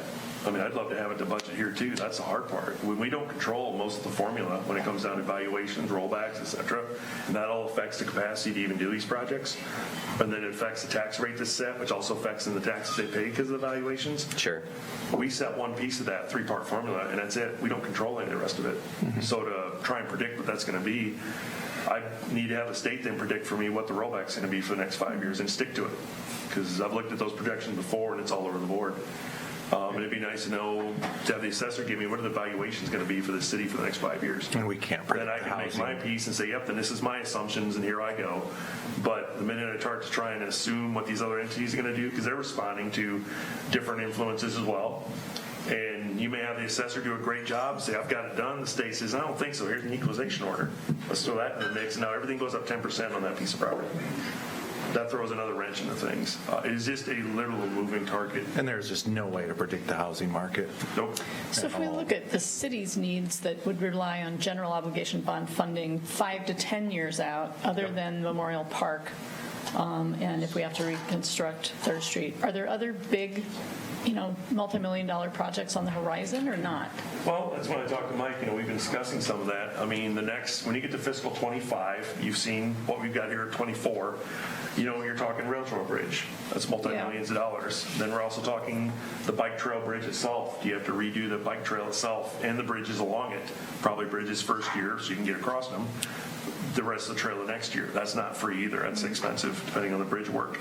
As far as other projects, other street projects? We have any other major street projects coming after 24, 25, I mean, I know we're working on that, but, Construction of Birgen Road. yeah.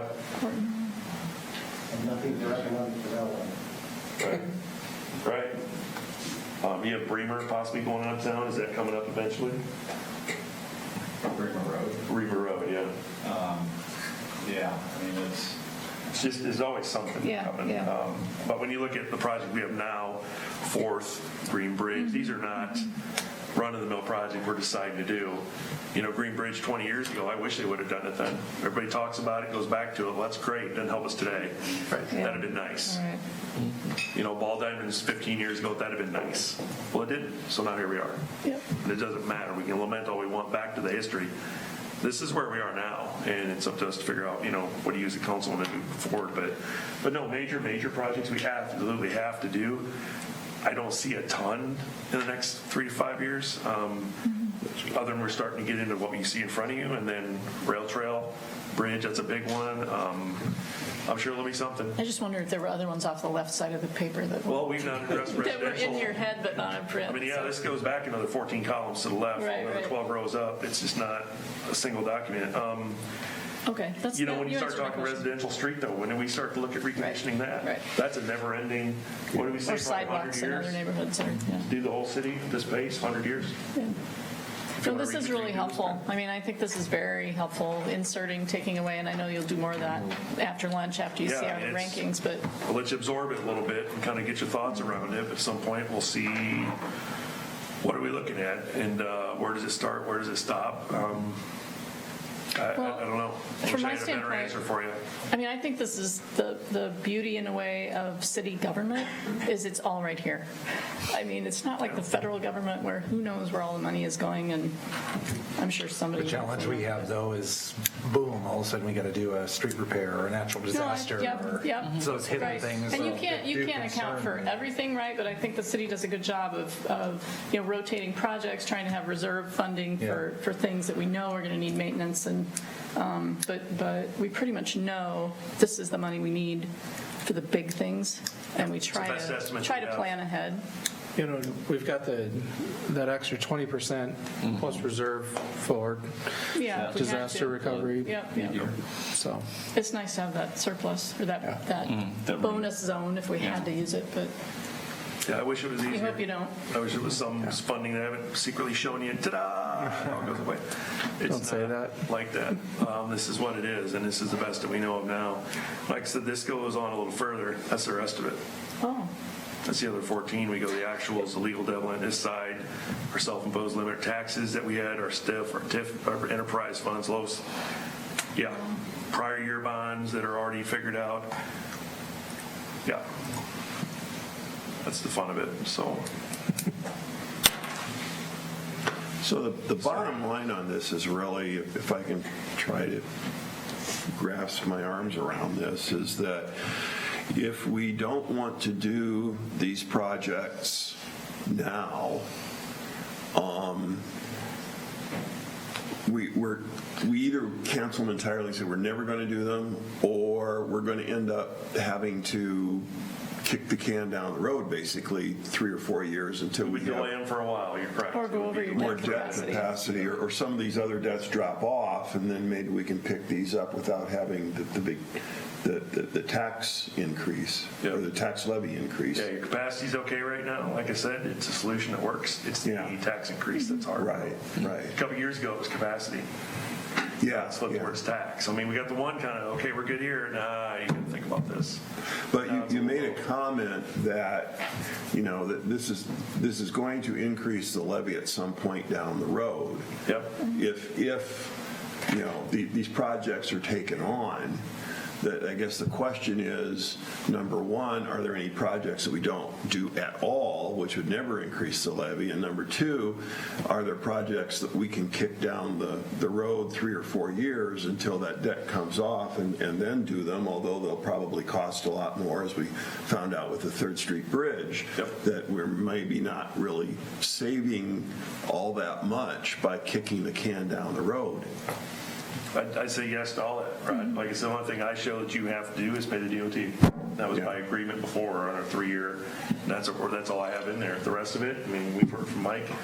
We do have funding sources that are tied into these, and we tried to schedule them to be within an area that didn't have this kind of an outlook, so we didn't compound, but some of this stuff just, it comes and it occurs, and we don't have control always when these projects hit us, when they're not really our project, so to speak, and we have to accommodate that. So, a lot of these you can push off possibly. There's just, again, there's a footnote as to what happens if we do. It's timing with the main bridge on Reamer Avenue. All this stuff is just perfect storm coming at you right now, and I wish it wouldn't have done that, but that's kind of how these things have laid out. I didn't expect 4th Street to be $2.84 million. We were hoping for half that at one point in time, and then it started to get a little bigger. Now we start to see what's in the ground. I mean, it just got to be what it's going to be. It's an ugly, big project.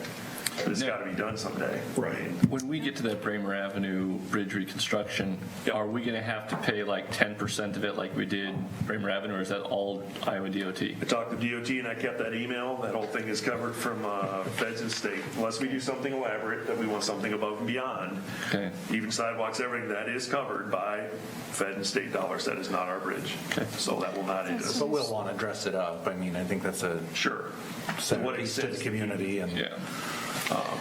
So if we didn't do the 3rd Street Bridge, what is the plan? And maybe you've said this earlier, what is the plan for traffic? We would route them around to Parkway, and then again, as Mike talked about, the local detour would be Cedar Lane possibly, or Parkway. The official route would probably be the Parkway. I would think to get people around when that bridge is out. But that's all we wouldn't put any official traffic over that bridge, but there would be lots of people who would use it who knew about its existence. Well, you said if we didn't do it. No, you mean the Green Bridge. Oh, if we didn't have the Green Bridge. If you did, yes. If you did not have the Green Bridge. If you just didn't do it now, if you waited for 3-4 years more, if you did, or whatever, that's what he's saying, that would be the only place to go would be Parkway or Cedar Lane, north and south. Okay.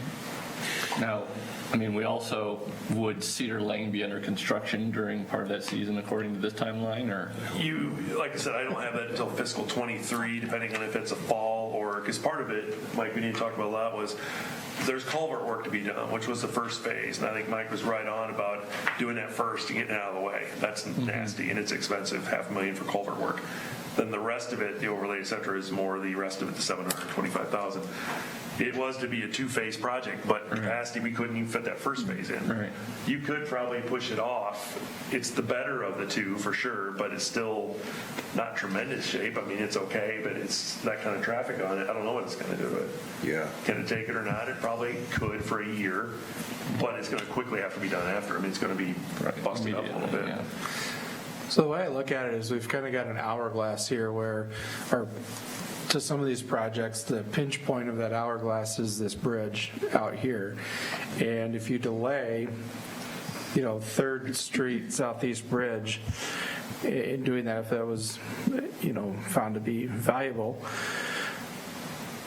there may not really be a purpose for doing it after this bridge.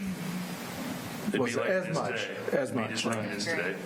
Right. We're talking about the history of it. It'll be 5 years next week that was closed. Right. It's hard to believe it's already been 5 years since that's been closed now. And at some point, it has to be removed, whether there's a new bridge put there or not. Something's got to happen to it. You're right. And I added a line on that sheet that was passed out to remove the bridge immediately. Just from what I'm hearing from the neighborhood, I would like to understand the volume of flood water, but that is a flooding hazard there to some degree. I don't know. 6 inches. I was going to say we're backs up about 6 inches, like I say. Okay. So there is some benefit to getting it out of there. Well, if we're never going to replace it, then we would want to remove it. But well, we're never going to rebuild it. We would want to rebuild If we're never going to rebuild it with federal dollars or state dollars, we could always put a bridge there if we want a bridge there. Because it doesn't balance on the fact of if we take it out and don't immediately replace it, then there's a fund loss. We would probably not receive that. Right. $1 million. Right. I don't know if we're 100% on that, but it's a possibility. Potential, right, yeah. So that's why it's sat there for 5 years. Or if it continued to exist for another how many years, we would probably stay on the list to still get our $1 million. We're at the top of the list, we're not going anywhere, but I mean, They want to know. they do, they just want to know, and actually it's about this time of year, so. They're not the only ones. It's this month when they actually start saying, hey, you in, you're out. I mean, what are you gonna do? So that's why we're kind of hammering through this now. So it wouldn't be a never, it just would be later. I just don't know how much later. Probably after, like you said, Bremer Avenue, sir, it'd be probably after that. So maybe you're looking at fiscal 24 or 23, start the engineering. And every year that it sits there waiting for us to do something, it's a risk of it, flood, knocking it out, coming loose. I mean, there was the bridge down by Janesville that happened, and we don't want that to happen to us. And there's, quite frankly, loud concern in the neighborhood there. Most people that I talk to want a bridge there, but they don't want traffic. So that's a tough thing. I've said before, every person who lives on 3rd Street, pretty much from Bremer Avenue to 7th Avenue, none of us want the bridge replaced. We kind of like not having the traffic. If you go 1 block east or 1 block west, everybody wants the bridge. I think that if with the exception of everyone on that 3rd Street, everyone in town wants that bridge back. I got to tell you, I'm warming up to the idea of a pedestrian bridge. I never thought I would, but after listening to that neighborhood, it makes sense, and it duly makes sense. It's got to carry vehicles to put emergency preemption onto a pedestrian bridge. I think it should be a strong consideration. Well, It's an expensive walk. I also have to say I was in favor of pedestrian bridge until I talked to the people on 1st Street Southwest. Because when the Green Bridge closed, all of the traffic that used to go over the Green Bridge got moved on to 1st Street Southwest, and they had a massive increase in traffic, and it tore their road apart. So, I mean, the idea that, the 3rd Street Southeast Bridge, when we open that, it's going to put a lot of traffic through a residential neighborhood. Well, that traffic is already going through a residential neighborhood, just a different residential neighborhood. The cars are there. Yeah, the cars are there, just which one, where they're going.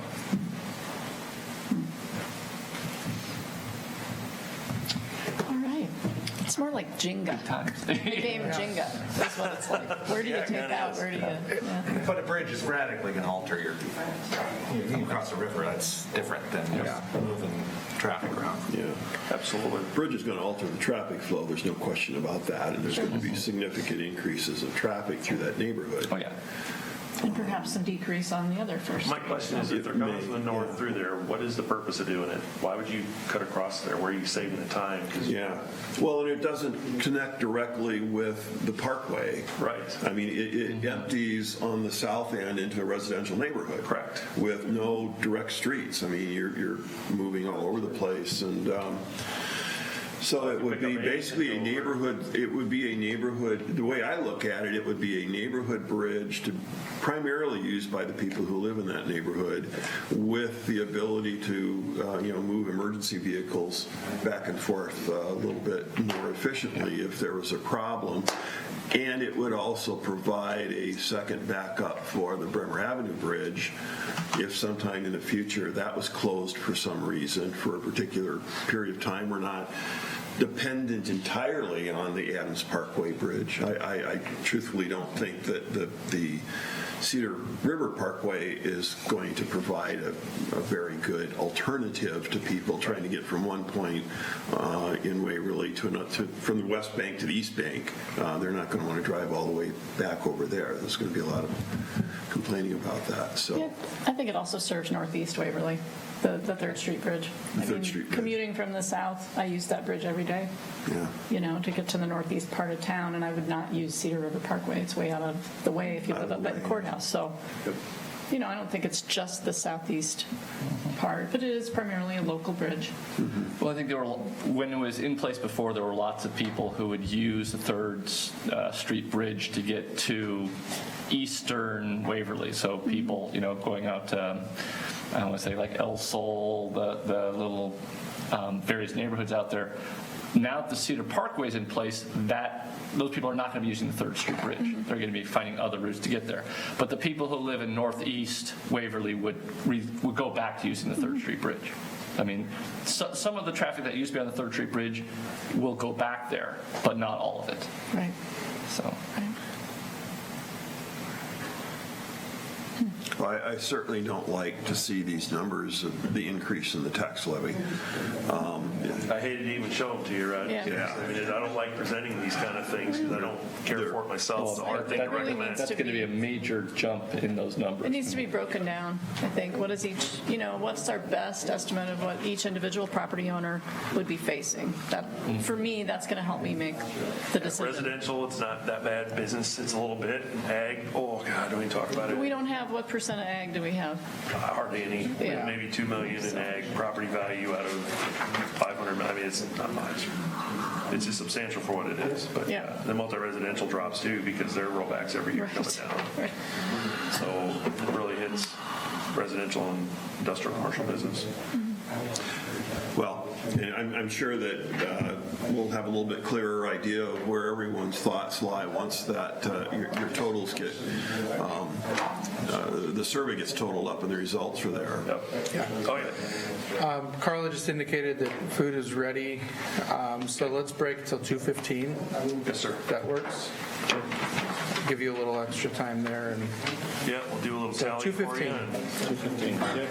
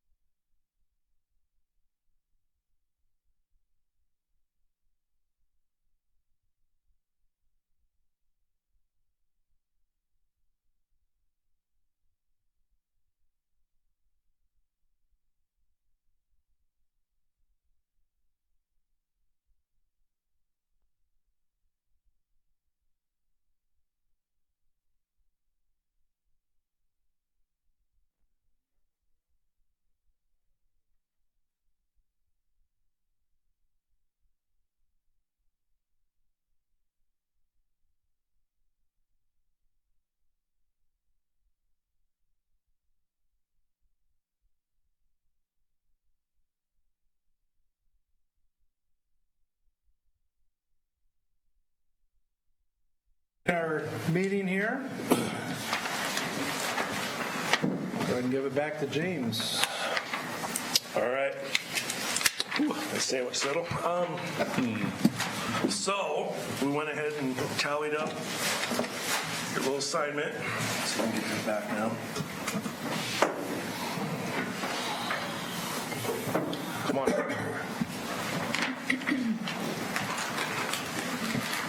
Ta-da! And I can only do 6 because, as I said, somebody had an incomplete. So averaging the 6 that filled out the form.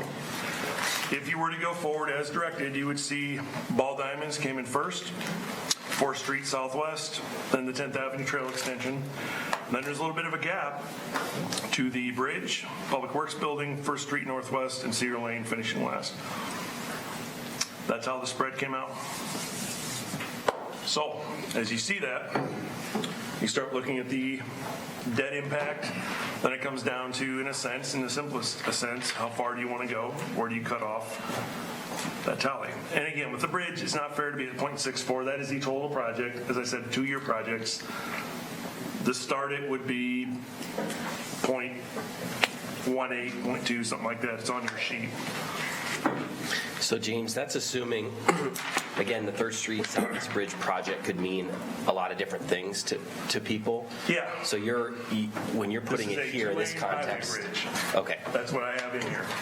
And I only have that in here because we, as prior councils went through a reconstructing place, went through a pedestrian only, but it allowed vehicle traffic because it was built to handle that. And now we're at a 2-lane. That's the only one we have not engineered. You know, Mike, when we did the pedestrian option, did we do full engineering on that? I want to say I thought we did. So we actually designed and bid the repair of the truss bridge. Right. We did not engineer the design of a pedestrian, of a brand new pedestrian. We talked about it. We just did not go all the way through engineering. That's what I wondered. Okay. So we've not done any engineering for a 2-lane traffic bridge yet. Although we've talked about it in the past, it would probably be, you know, say it's about 400 feet, 360, it might go up to 400. If you drive the Parkway, that bridge is exactly twice that size. So if you cut that in half, it would almost be that bridge sitting right there. Exactly that bridge, just right in half, about 400 feet. Well, I want to just say a little bit about how I ranked mine, and I ranked the finishing up the Cedar Lane Phase 2 project much higher than everybody else did, and the bridge lower. And the reason for that was that trying to look at what people were going to be traveling on as an alternative to Bremer Avenue. Yep. And if we finished up the Cedar Lane project, that could possibly make the 3rd Street Bridge project less necessary, and that's why I ranked them that way. Yep, I get it. Because we need to do one or the other or both, but we can't do neither. Right. There was no right or wrong in this. It was just a talking point to get started to see kind of where everybody was before we got deep. I'm not trying to defend myself that I'm right or wrong. I'm just saying what my reasoning was for that. And I get that completely. I do. Because for me, if one of the projects on here was most expendable, it would be the 3rd Street Bridge, 3rd Street Bridge project, because I think that we could probably get by without it. That would not be my preference. One of the challenges I have with the bridge project, the 3rd Street Bridge project, is I don't think we've thoroughly asked the neighborhood yet. The group last week was quite concerned and had very vocal thoughts about that, and they seem to be at odds with what I've been hearing, with council and with what the city wants to do, and so I think that needs to be looked at. So I think it's a good place to take some time and talk to the neighborhood, but it sure does sound like they want whatever flooding mitigation we can do there is also important. So that's why I added a 4th onto that line, was to pull that bridge out of there. I think that, the flooding mitigation and getting things removed would be a good priority for that. And, an inch is an inch, let alone 6 inches with flooding. I lived in that area, and that is a huge concern in that area. So at least getting that, with the old water plant being removed and getting maybe that bridge moved, making that more of a priority versus making a bridge there. I know there's a lot of people that do want a throughway, and that's why you're using the southeast school. The kids are having to go all the way around, and I get that. But are we looking more at convenience versus wanting our taxes to go up? I don't know if I want my taxes to go up that much for convenience. And with emergency vehicles getting back and forth in that area, I'm not sure if that Green Bridge, I don't think it could ever carry a fire truck or a garbage truck or an ambulance. It was I know just... that it could because of the trusses. I don't think it was. Right, I don't think it could ever. Now, the police... A new bridge? Sure. A new bridge could. Yeah. A new bridge could, but that never before has it been able to do that other than a police officer car being able to go across it. So now, will the need change down the road? I'm sure, but I think, I looked at that, you didn't give us 5 minutes, I don't think, so I could finish it. That was intentional. I wanted your gut reaction, not a ton of debate. So, and deliberation, that might have been lower on my list, I think, if I had more time to think about it, but... But again, if you look at how it went. There's tough decisions. I mean, just because you rank something 7 doesn't mean it's not important. Right. They're all important. It's just... Well, that's why they made the list to begin with. Yeah. How do you prioritize? But James, did you have a chance to show us what a penny of tax levy would cost an average something like taxpayer? When I went and plug in, like say you want to do all the projects that are listed, get them started, get them going for the first year, the $1.15 on the levy. We added that up and it's $5.75 million, I believe. If I hit the right number, it would be $5.75 million. So if you put in a $575,000 payment into our debt levy, I mean, it's a chunk, make no mistake. Takes it to like 4.25. I mean, it's up there. The increase, I can give you $100,000, $200,000, $300,000 house, whatever you want to have. It's all staged. I mean, $300,000 is 3 times 100. So let's go right in the middle. $200,000 house. You would see an increase of, on the residential side, about $89, which is $7.42 a month, which is what Ann was asking as well. That is the increase per month for a $200,000 house. for the city portion or the whole levy? Well, I don't know what anybody else is doing. That's just us. The city portion? Yeah, just Okay. us. Gotcha. So on a $100,000 house, it'd be about $370. On a $300,000 house, it'd be about $11.13. That's what the increase in residential taxes would be per month. If that's how you want to phrase it, or it's $45 a year, $89 a year, $134 a year, depending on the size of the house. So it's just another avenue to look at whatever you're contemplating. That's what that looks like. And that's for, like I said, all the projects shown as they're shown. And again, please understand, this is not a wish list that we think you have to do. This is a solution that was possible. You can ebb and flow this any way you want. That's why we sit here now. If you want to, because when I look at like what Rod was talking about, I don't disagree. It's just a matter of timing. Engineering, that'd be more my question. If you wanted to swap that out with the start of the 3rd Street Bridge, let's say, we have $900,000 in there. You still have $308,000 in capacity, so it's about $1.2 million. This entire project would be $1.185 million. It fits. You could, in theory, do that. That would work as well. So it really is kind of a puzzle, and you just got to put the pieces together where the consensus of the council exists and where the majority you want to kind of take it. And that's all we're looking for is give us some kind of a number to roll with, and it doesn't have to be the final today. I just got to get a capacity number for the bond attorneys to give us a upper limit so we can have a hearing on what if. and then you can determine later a little bit, what do you truly want to borrow, if you do. So the numbers in the yellow, you said, we have to do. Got to make the DOT payment. Yep, that's it. And then this first line, everything in the blue is all choice. Yep, everything from there on out is choice. Okay, so I'm looking at the Dairy Queen to Burger King 4th Street. Yep. Now, is that considered like a highway? Are we getting any reimbursement for that, or? Yep, Mike ran through, it's about, is it not shy of 900,000? 890,000. The state is kicking in to help offset our cost. That number is our portion. Okay. And is there any type of time limit? Is there some sort of push that we have to do this? Or why are we doing it? You said something about safety reasons, so can you elaborate on some of that? Okay, so we need to keep in mind the DOT in 23 is going to be removing and replacing the bridge out here.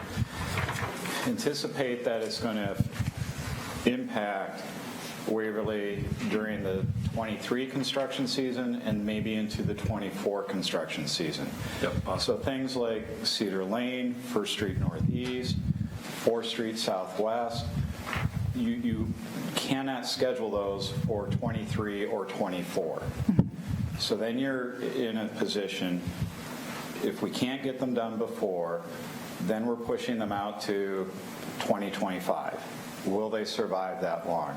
So you think of 4th Street Southwest, given the conditions in today, what is it going to look like 5 years from now?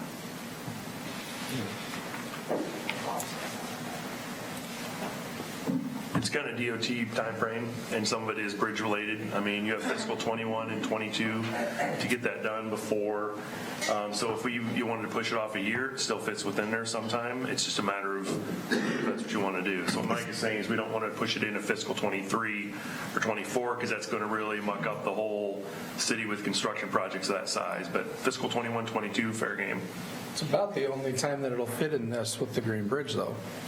That's the other piece of it, because that's the other large project, both financially and it'd be tough to do them together. The lending capacity. I don't think I'd want to do them at the same time either. No. It'd be a So tough they got to one. be staggered and. Yeah, they don't fit in the same year very well at all, unless we get a bump in valuation. And even then, it's still the same tax bump, Cross your fingers. So I look at it, we have, like I said, give me a quick look here. We look at our debt situation.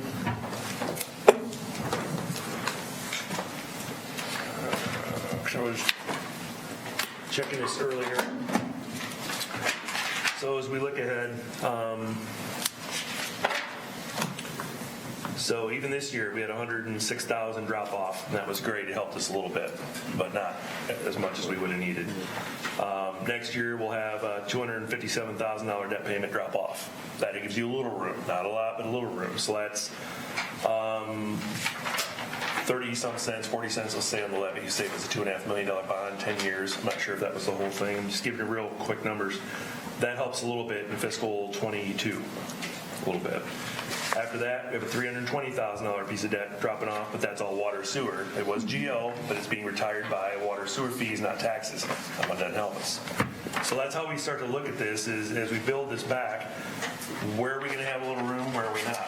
And really, until fiscal 24, we have a nice size one dropping off. Same thing in 26, 25. It does start to happen. It just may not be enough to offset all the increases in the projects that you're going to want to see. So, I wish I could tell you, 2 years, boy, we're cruising now. We got all this availability. We don't. We're an aggressive approach to keep growing as a city, keep providing amenities, whether it be parks and projects, and this is somewhat of the cost, but at some point, if you want to slow down, you sure can. I mean, you're going to be the driver as a council, is what do you want to accomplish, what do you want to hold up on, and then we're just kind of giving you the pros and cons of what happens if you do. So, well, it sure helps in this DOT payments gets out of the way a couple of years for sure. Yep. And and I apologize for not fully engaging in the activity as instructed, but I do want to explain why I did. I chose 1 through 3 and left off 4 through 7. And I think one of the things that strikes me as being, I think, significant is that council looks pretty united on the ball fields. I think that's the first thing. But also,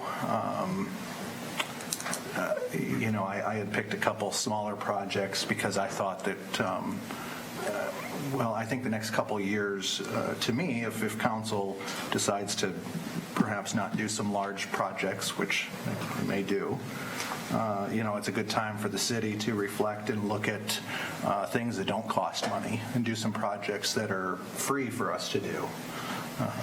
Look at things like bicycle laws, doing inexpensive enhancements. We've got a branding project we're trying to roll out.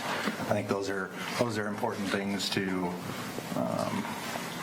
not have a lot of stuff going on in the city while we're trying to execute some of that stuff.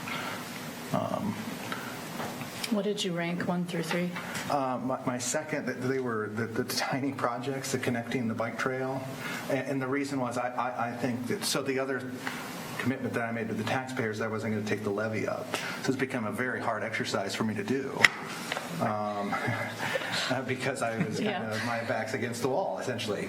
So I also put on that sheet 1, ball fields with contingencies. 2 was I think the rail trail with contingencies. So everything was with contingencies, and the contingency was that, we go through budget, we decide as a council what's priority, but then we begin to, what are things, I think James made the appropriate comment of when you look at it, cutting expenses, you just can't go in and slice 10% off. It's reckless, it doesn't work, and it just doesn't work that way. But in any organization, there's always waste, and it doesn't matter what it is and how well you're operating. And I suspect that there are expenses that maybe won't even take precision. Might just be as easy as like fruit that's ready to come off the tree. I'm sure there's not a lot of those, but so I guess what I'm trying to say is I think we're at a point at the city where we can, we've been growing, we've been through a lot, that we can continue to get smarter and operate smarter and do so in a way that that the public is really asking for. Well, I guess I see it a little differently. I mean, I've been through this, I guess, 3 times now, and I'm always impressed when the department heads come that I just don't see a lot of waste. I think that most of the budget tends to stay about the same unless they have to purchase something or group insurance goes up or personnel things go up that we can't necessarily control. And so I think that, we have to do what we think is best for the city as a whole, and they're difficult decisions, and every one of these projects is worthy, in my opinion. And so I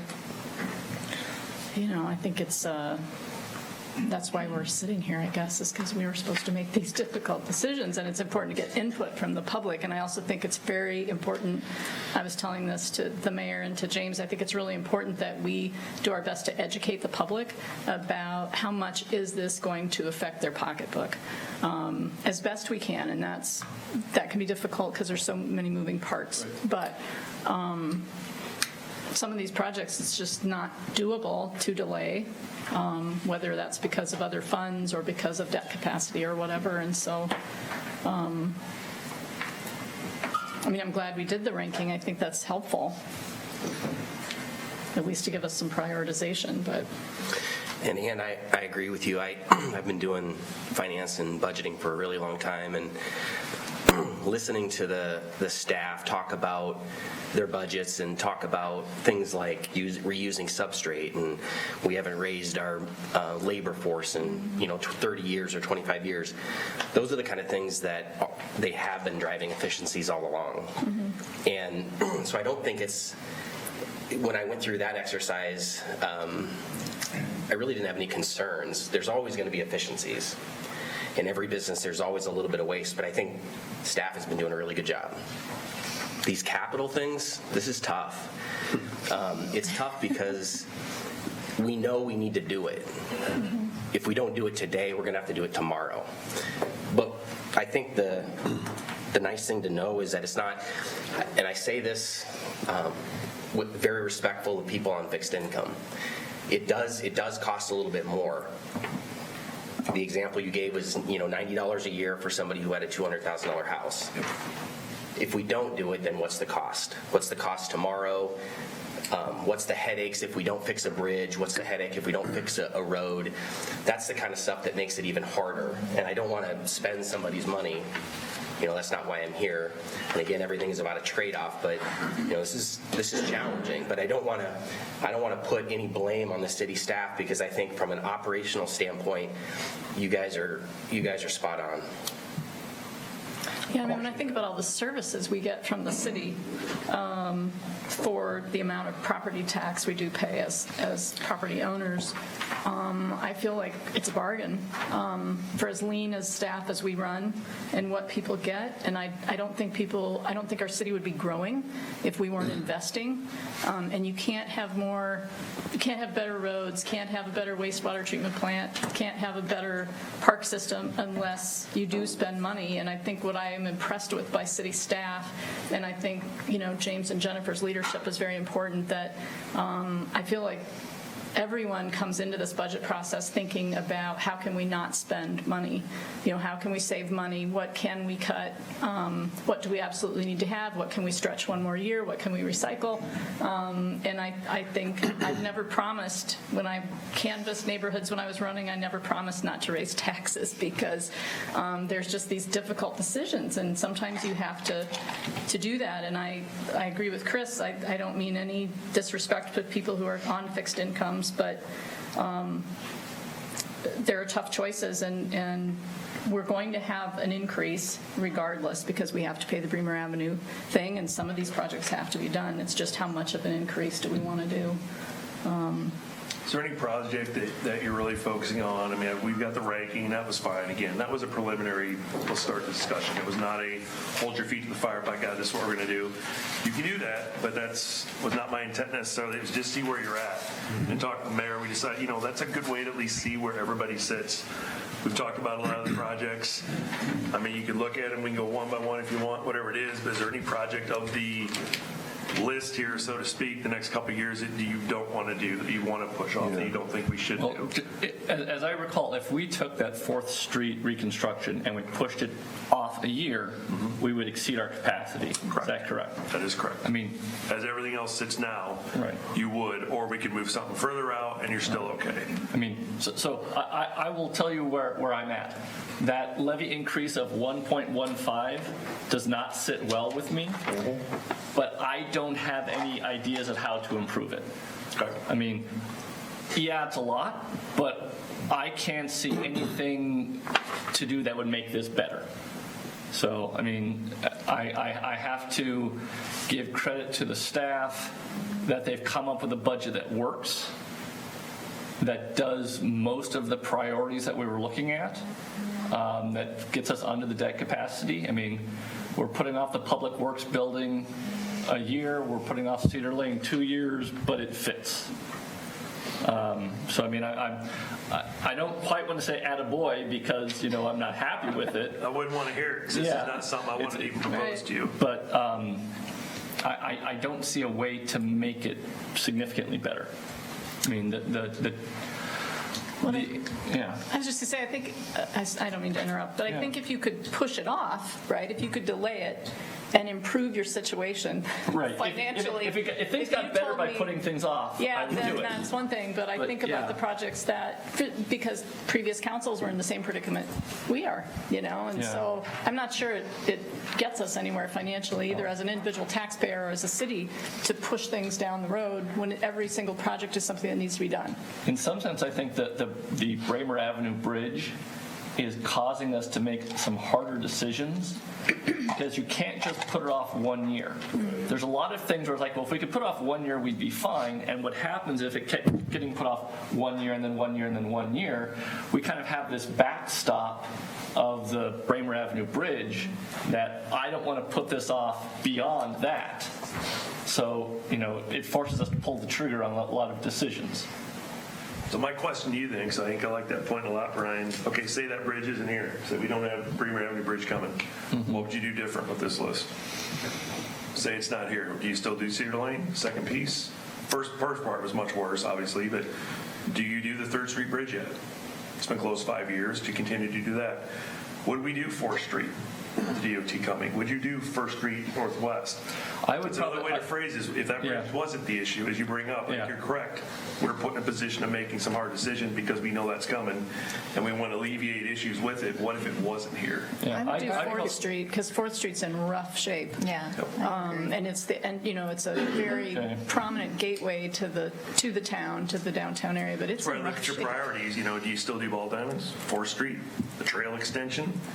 I mean, those are all things that were ranked very high. I think you're probably still doing those. So as you go back to that last one, and then just drag down through the levy impact to get your totals as you go, and you can watch at the bottom of the screen. So you're 14 the Ball Diamonds? Yep. You jump to 71 with 4th Street, 73 with 10th Avenue. The bridge, again, this is a 2-year thing. The first year would not be as much, it'll only be 18. It's $1.37. Then Public Works adds 16 cents on, 12. And of course, Cedar Lane is both phases, 24. Can you change that? I know 3rd Street is a 2-year. Can you put it the 18? Yeah. And then up above the 14, put in the current 1470, which includes the DOT payment. Right here. Yeah, right there. And then maybe if you wanted to, you could add a column in and to the right. Let me pop this out there. There you go. Or expand F. And then just get a running total of 1470 plus the 14 so we can see those top, as you go through that list, if that was the order that they were to fall in. Let's do a little something here. I know what you're going to do. Plus. Oh, come on. That laptop's got me a little jacked up here. This isn't my laptop. Plus not equals. Mr. Math. I play with Excel. It's a rollicking good time. Yeah, it's a great time when it's actually mine. Drag that down. There you go. Thank you. But So that's a 2-year, or is that with the 1 year? this will be That's the 1 year because I don't have the second part of the bridge yet. And again, we can't do all this anyway. It's way too much. We can't possibly get all this. If this is 900,000, then it does fit. Everything kind of fits, but we would be cut off about right here. And this is only 105 as it sits. So again, it's kind of a hybrid of the two. Yeah. But it kind of sees this how it progresses down. See, I had figured out, taking the first 4 is where I had ended my calculation to. The 1561 would be, if I was in a position, I'm not comfortable with that, but that would definitely be the no more. Which was at that getting as far as the 3rd Street Bridge and stuff. Right. based on what? Just that levy figure at the end, that 1561. But I guess what's magical about that for you? Why is that a number? The end dollar figure and what we're getting out of it and where it comes into the per month, like you've talked about, the fixed income, all of those different factors. And plus also what we've heard, it really seals the deal on Ball Diamonds. It really brings closure to the bridge thing that's been in works for years. So there's some logical reasoning, there's financial reasoning behind it as well. I will say, I think the Public Works building will give us some savings. I mean, there's lots of accommodations we would have to make if we didn't have that Public Works building in place. I mean, we're talking about the water treatment plant and that building we're losing there. I mean, it's convenient to put that off, but I think that there are lots of hidden costs associated with putting that off. Yeah. Well, and that would be fiscal 22. So if I can flip back to here. So what you're looking at is basically pulling everything except this guy here. You got the DOT payment, 4th, the bridge beginning, the trail, and ball diamonds. Those are the 4, but again, we had the DOT in there to start with, so those are the 4. So we're leaving out the start of First Street Northwest. And I'd be comfortable bringing in that second phase. I mean, it's. So if we cut off after the 3rd Street Bridge, it'd be 91 cents increase, right, to the levy instead of. Yeah, whatever Yeah. And so. Approximately. Again, these are all approximations on a quick calculation. So Right. I think I'm coming up with a different priority than you are. I think first of all, Diamond, I think is in no matter what. We promise that is something we absolutely have to do. 4th Street is a mess. It's not going to last. I don't think we can put it off 5 or 6 years. It needs to be done now, and I hate to see that large a bump in taxes to get it done, but I think it just has to be done. We have to swallow that pill and do it. As far as the 10th Avenue Trail extension, that could probably be put off. I'm not sure it's necessary, but it's only 2 cents. So let's get it done. It's not our biggest issue. It's going to be forever, yeah. It's not that big an issue. Public Works building, I kind of agree with Brian. We've been putting that off and putting it off and putting it off, and I think there's some real good reasons why we need to finish that project up, because it's putting other things, it's impacting the timing of other things that we need to get done. That's an advantage of, that's an example of something where the construction of the Bramer Avenue Bridge doesn't affect when we do that, which is why it's been easy to put it off 1 year at a time. Exactly. And eventually it's just, we're going to have to accept it needs to be done. And 6 months ago, I would have said, no, let's put that off, but Mike did a very good job of explaining at one of our council meetings, what things were that was holding up because we did not have that facility finished. And I think if we don't finish it and we're looking at pushing that another 5 or 6 years down the road, I think that we're doing a real disservice to the city. And that project would start next year, in a sense. That's what we're looking at. Just the taxing part we would kick in would be the year after. So it would kick in 21 if you hold it in 22.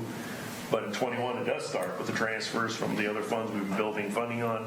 So it would get underway in fiscal 21 at some point in time. Right. So, it's not even pushed off 2 years. It'll be this next fiscal year. Yeah. If we want to get that going. It's just the actual part we have to kick in from a bond wouldn't be till 22. Till 22. That's a fair statement, Mike. Right, we talked about maybe being able to abate that with some solid waste. Possibly, yeah. They don't let us do solid waste abated bonds yet. I say yet. There's always a loophole somewhere. But that would be the way we try and do it too. So it would be geo capacity, but not geo taxed, possibly. And that's the other piece of it that we're still working out. So that may eliminate, some of that, 16 cents on that. But I guess my point is that I don't think that that's something that we want to kick too far down the road. I'd like to get that done and out of the way, which really leaves then the street projects. Cedar Lane and the bridge and First Street Northwest. I guess First Street Northwest, I'm a little ambivalent about that.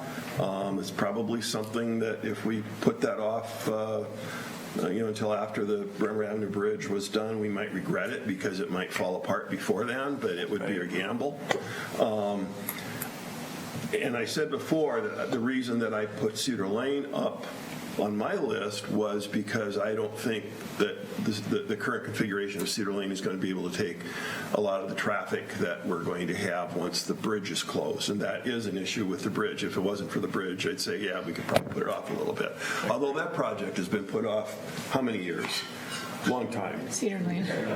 Forever. Forever, yeah. I've been living there since 73. It's been put off then. Yeah. So, how long do you put those people off and without getting this project done? We're willing to put it off another few years. I guess the project that's on the bubble for me is the 3rd Street Bridge. And that is because I think that is a project we don't need. It would be absolutely great to have. I think it would be beneficial, and I think it would check some boxes off off. But we've gotten by without a bridge there for now 5 years. And even before that time, it was not a fully functional bridge because it had weight limits, one lane, all of that. I think if we had, in my mind, the project that'd be on the bubble would be the bridge. And I think if we don't do the bridge now, it will probably never be done, frankly. Possibly.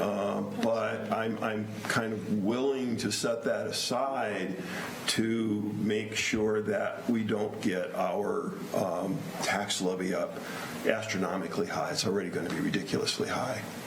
So that's where I'm at. I would say do those projects and get them done with the exception of the 3rd Street Bridge. I want to make a comment about waste because I don't think, and I was clear or it was misinterpreted, that I think our staff is doing a wonderful job at that. But I'm going to come back and push back and say that every organization has a lot of waste. Obviously, I'm comparing private sector, and all of this does not translate into what government does by any means. It's a radically different thing. But, I've cut 12% out of an organization that I didn't think had any waste, and it was just changing the way we think about purchases and really just looking at every single line item. And I say that because, we were going to do some projects, no matter what. And I think that no matter what, it feels like the city's at a place where we're going to have a little bit of breathing room, where it's not going to be as, hard and heavy as it has been the last, really 10 years or so.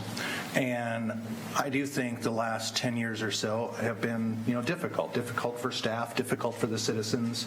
And so we get, a lot of noise coming from the citizens who are customers of government.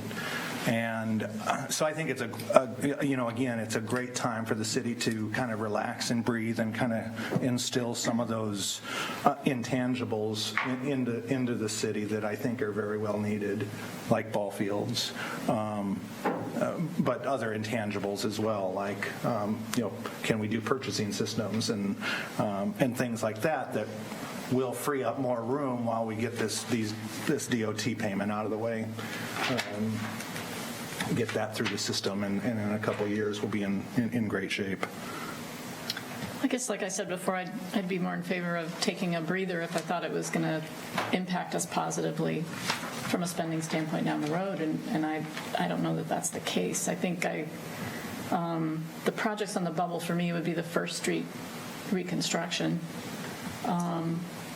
And I don't know about the bridge. I'm undecided about the bridge because I've gotten a lot of feedback even before the Bremer Avenue Bridge project was really at the forefront of people's mind about people wanting a bridge there. And I agree. Is it necessary? Apparently not, because we've been living without it for 5 years. But I do know it's something that's been important to people. But again, I'm not sure. I don't want to raise the tax levy either. I'm not sure. I don't think we have a choice. It's just the degree that we want to increase it. And I just don't know what it does for us to keep pushing things forward. But I just wanted to add, since you have the scores up there, the reason I scored the 10th Avenue Trail extension high was because I thought for 2 cents, and you got matching, well, not even matching funds, $185,000 that you're going to lose if you don't use it. I'm all about getting something for free, and so, why not do something nice for the community at, we're not bearing the majority of the cost. The ball diamonds, I agree with everyone else. It needs to get done with some discussion on exactly how it gets done. But the 3rd Street Bridge, I think when I took the survey early, I didn't really have a thought on what should be done. I think something needs to be done. Either we remove the bridge for safety's sake and do nothing, we put a pedestrian bridge in there, or we do, where we get $1 million from the state and do a 2-lane. I don't know. But if this is just a placeholder for doing something, then I'm in agreement with doing something. I just don't know what that is. I have to agree with you on that one. There's something that needs to be done, whether it's spending $3 million on it and increasing the levy 0.64. I'm not sure if that's, and I feel like some of that is for convenience, but I I know it's, a lot of people have really expressed concern about it over the years. And a lot of people really love the Green Bridge, so we do need to do something with, keeping that somewhere. But I have to agree with you on that. I probably would have scored that one a little bit differently as well. And what we need to do with it, I don't know. And we're talking about removing the old wastewater treatment because of safety. Well, I think the same mindset has to go with this Green Bridge. We can't leave it there in perpetuity. Something has to be done. I agree. So, and that flood mitigation could very well pay off in one flood season. It's all it's going to take. I would agree. I think and that's why I added that onto a list of projects that wasn't there. I think that's extremely important to get that out of there and continue to listen to the neighborhood, which I said, what I'm hearing is they want a Green Bridge rebuilt, basically. Depends on who you talk to, right? Yeah. I think like Brian said, a lot of people on that street would prefer not. If you're on the street, you don't need a bridge Right. there. But if you're a block east or west, you'd love a bridge that has cars on it. So. Something, because you have kids that are trying to get to school and you have to go all the way around. So I can see where people want. Well, and just pedestrians. When that bridge was there, the Waverly cross country team would be running up and down that bridge, multiple times a day. And now they have other routes they have to take.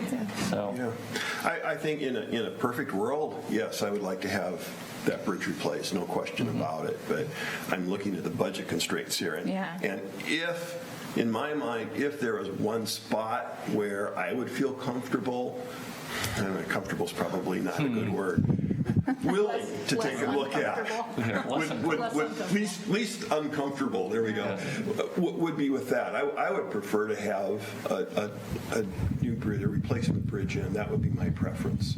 But to fit it in this budget, and I haven't made up my mind one way or the other. I like to hear what people have to say, because if the citizens of Waverly are willing to put in the extra money to have this bridge built, I'm all for it. Let's do this. If a lot of people say, gosh, I don't want to pay that extra money to have this bridge over the river, well, that's going to make me a little bit more skeptical whether we want to go forward with it at this point. I would agree with you, Rod, that that's kind of where I would be most willing to give. But I know that I have, for the last 5 years, been listening to people talk about, they want that bridge back, or they want resolution. Resolution, that's more than I've heard, I think that was what Chris was talking about, is we either, remove it, replace it with a pedestrian bridge, or put a traffic bridge in there, but we got to do something. Right. And if this is just a placeholder for doing something, I think we should leave it in the budget for that purpose. I don't think an empty space over the river there is going to resolve it.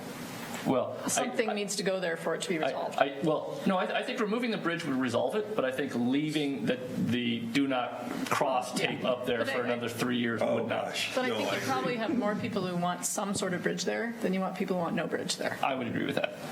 Do we have some type of anything other than the two-way bridge? Any other estimates or idea of? Yes. It's our third time through it. We've kind of hit them all for the most part. Well, I would like to know what other options were thrown out there for different types of bridges or. Got 2 feet of files. Sorry. I'm not being smart. I'm saying this has been a long time. Yeah, we had a lot of reading to do. Starting in 2003, there was a task force put together because the warning signs were sounded at that time. So there was Citizens Task Force comprised of 15 people. Each council member appointed 2, and the mayor appointed 1. So, Pete, were you on that one? Yeah, you were on that one. Okay.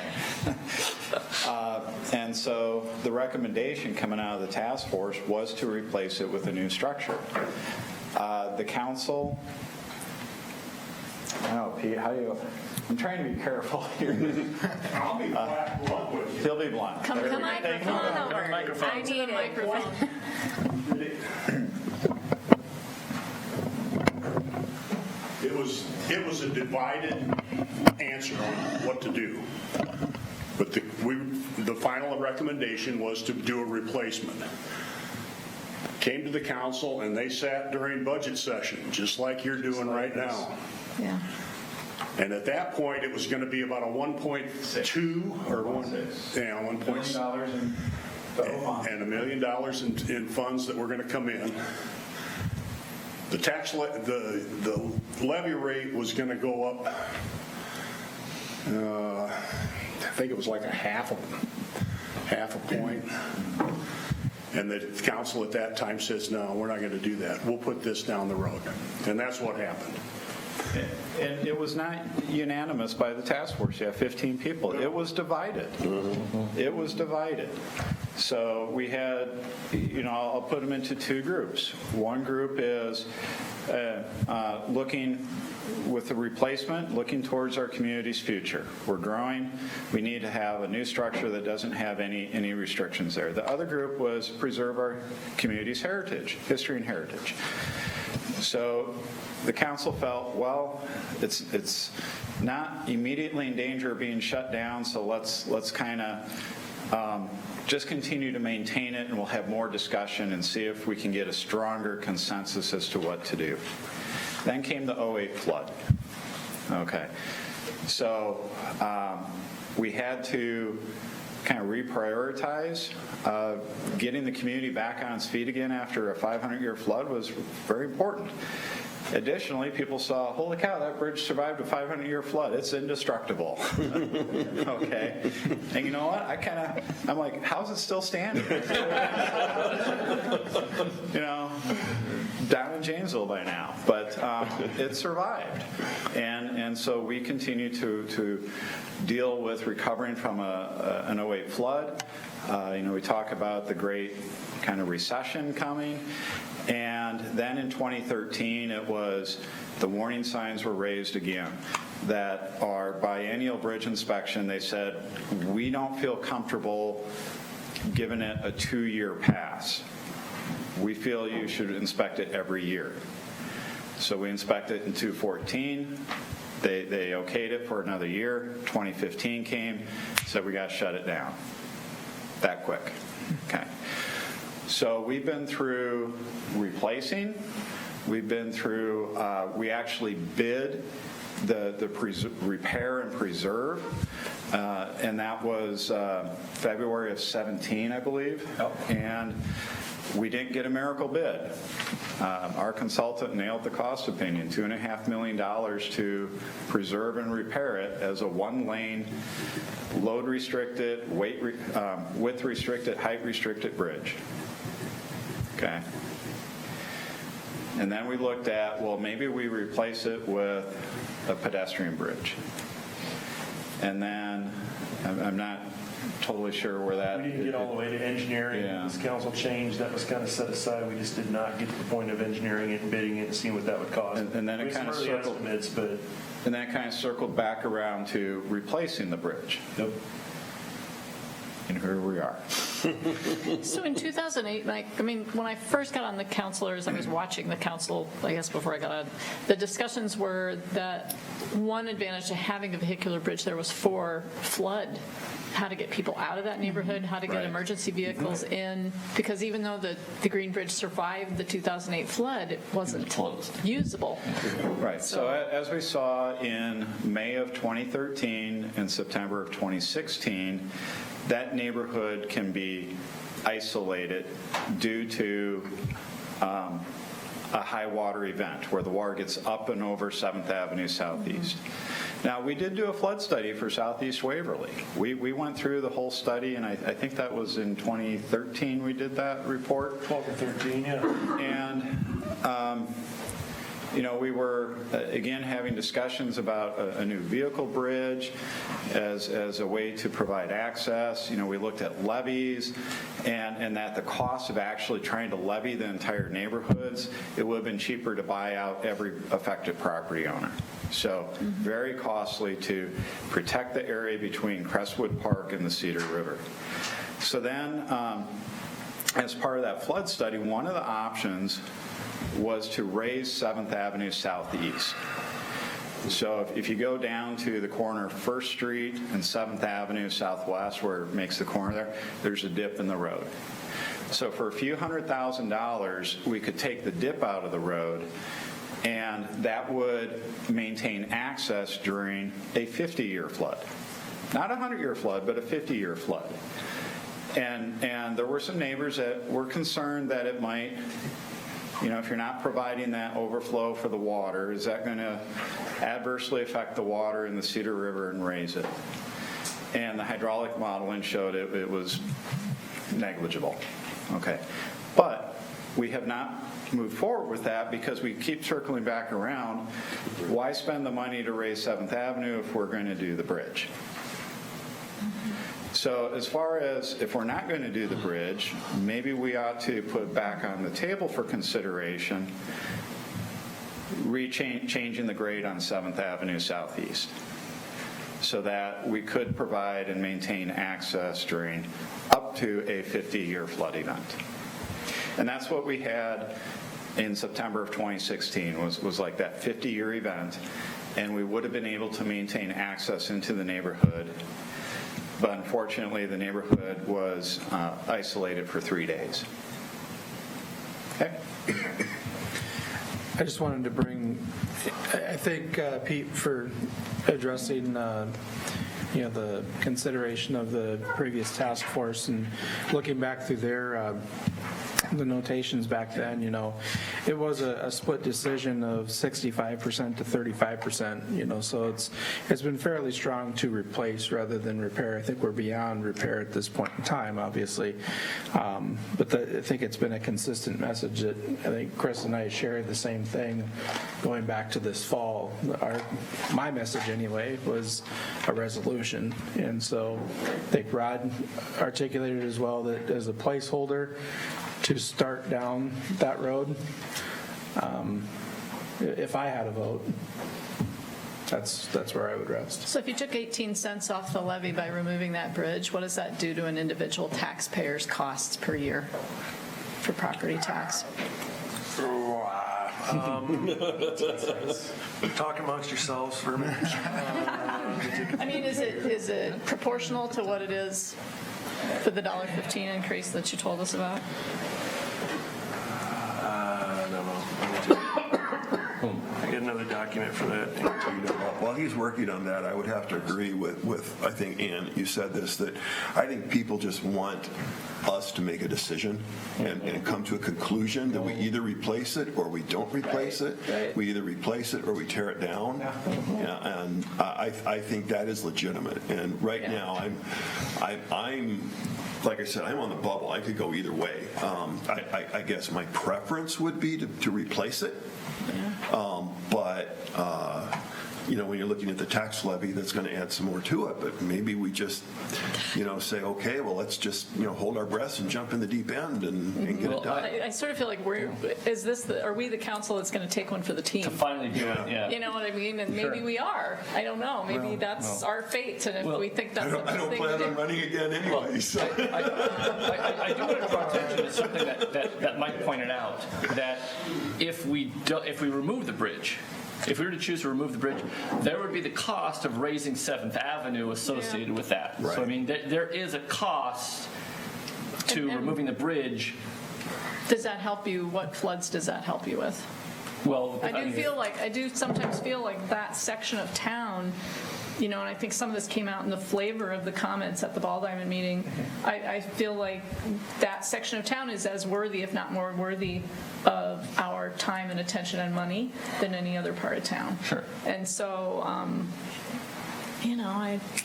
for me, it's going to be, is it worth just taking it for the team, going forward with it, knowing that, okay, it might cost an individual homeowner It's $1 extra a month, or I don't know what it is. $14 a year. A year. But I also want to point out, I mean, when we're talking about that bridge, So that $200,000 that's not just for access to Southeast Waverly. No, it's There's for a lot of people who live in other parts of access to town who are going to be Northeast using Waverly. that to get through. I mean, Well, if I'm coming from the south and I want to go to First National Bank, or I want to go to the courthouse, I have an option. I can go down to the Walgreens corner and deal with that, or I can So, I mean, go when we over talk the about this bridge, this is a neighborhood bridge, so we want to care about the impact on that Yes. neighborhood. Yeah. But the impact of this bridge is felt far beyond just this neighborhood. There are lots of people, whether they're going to downtown, whether they lived in northeast Waverly, there are lots of different areas of town who are going to be using this bridge. Well, I feel like it's part of the trail system. I Really, agree. it's part of the recreation trail system, and I think that's, I know, and, it totally changed my walking loop of how I got exercise and cross-country teams, whatever. But, so it's. So going back to that example of a $200,000 home, that phase one of the bridge would be $14 a year. $14 a year. About $1.69 a month. Okay, of the $7.42 that you. Well, and that's the first phase, Right. which is about a third of the whole, or sorry, about a Project. quarter of it. Yeah. It's about 40%. Yeah.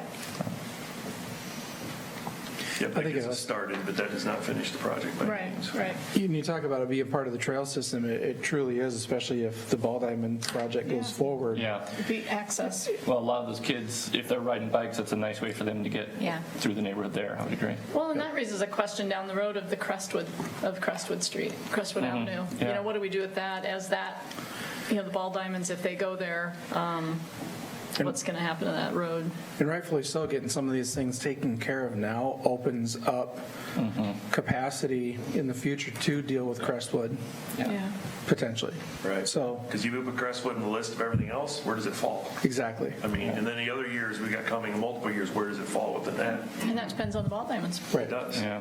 A lot of it. This tax levy rate, obviously this concerns me, but the numbers that I have to listen to are the numbers I see with people, and that's really my concern is we've got, and this is a national number, but it's very relevant to locally. It's not that much different. 70% of households are paycheck to paycheck. So when we talk about, okay, it's $15 here, that's small stuff, but and, if we want a local number, we had the United Way that said, I think when Jill was here, she said 32% of households have food insecurity at some point during the year. That concerns me because when we make these small adjustments to tax numbers, that has an effect on a certain number of families. I don't know what that number is, and I don't know what that effect is, but I know the effect is negative. So that's why I really want to approach this very cautiously. And I'm not saying we shouldn't do projects, and I like the fact that we're mostly on the same page on the ball fields. And to back up Chris's point on the federal money on that small piece of the trail is, I don't think we should give that up at all. And it's such a small amount. But I think maybe, again, going back to my original point, that I think it's important that ever we kind of pull together as a community and look for those places to tighten up. And I say that because, I'm concerned about payroll going up as much as I'm seeing. It's going up faster than what the city's growing, so that's unsustainable. And so I'm saying this so we, in a sense, protect city staff, and that we are very thoughtful about, we don't want to run into a position that some governments get into where their back's against the wall and the state does some of goofy rollback, or who knows what the Federal Reserve could do, or any other kind of unimaginable disaster that I think that as a city we should be ready for, and we shouldn't have to stress our citizens to do that. So again, that's where my head's at on this. Well, we do have a built-in, we have, because we self-impose a limit on our debt, we have that safety net in case of some catastrophic event. But I think it's all about, every citizen has to decide how they want to spend their money, and we're elected to, I guess, make a judgment call after listening to voters and discussing amongst ourselves and listening to staff about how do we think the tax dollars should be spent. And I think, I think about this at work when I'm trying to negotiate how much a patient is going to pay for drugs, for their medication out of pocket, and they might protest a copay that's $40, but I know they probably spend $100 a month in coffee at Quick Star, right? And so how do we want to prioritize, or they buy cigarettes, however much that is a pack. And so I think we all have to figure out what's the best use of our money and what's the best use of our tax dollars. And I am a bit on the bubble, but I also want Waverly to continue to grow and to progress and to be a city that is at the cutting edge of what we have for infrastructure and parks, et cetera, so that we continue to progress and I would need to be persuaded, I guess, that it's not worth $7.42 a month to do that if you owned a $200,000 house.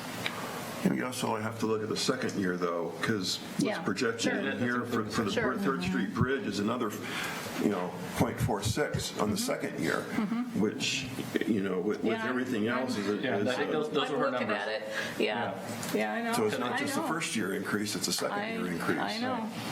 Well, the hardest part is none of these projects are fluff projects. When you're talking about what you're talking about, it's a bridge you've been wrestling with for 25 years. Yeah. It's 4th Street, which you just have to drive it once. Come on, that's the last piece of this entire corridor roadway either way that is left to get done. Yeah. It is bad. Yeah. Often called the worst piece of highway in the entire city right sitting there at one of the busiest intersections we have. And then you have ball diamonds, which we talked about quite a bit. The others are small enough, it's 2 cents, it's a nickel, it's not the end of the world. Those are your big 3 projects, that's it. There's nothing ridiculous among this, it's just a difficult decision. So in the essence of time, I guess I'm looking for some kind of direction, because I think we can talk about this for hours. Where else are we going to go in a sense?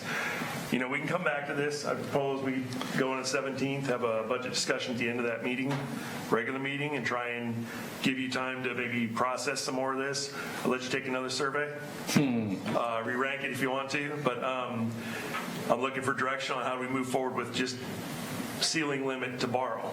Do you want to include it all, knowing you're not committed? You just have it at least on the books, and we can always come down out of it, because again, that's all we're doing is getting the authority to actually do it if you want. Nobody's tying you to do it. We just don't go above that. Yeah, that's your limit. It's a not to exceed number. I support the budget that you've got here. Okay. I'm not going to say I like it. I'm going to say I support it. Yeah. Can you go back to the sheet 2?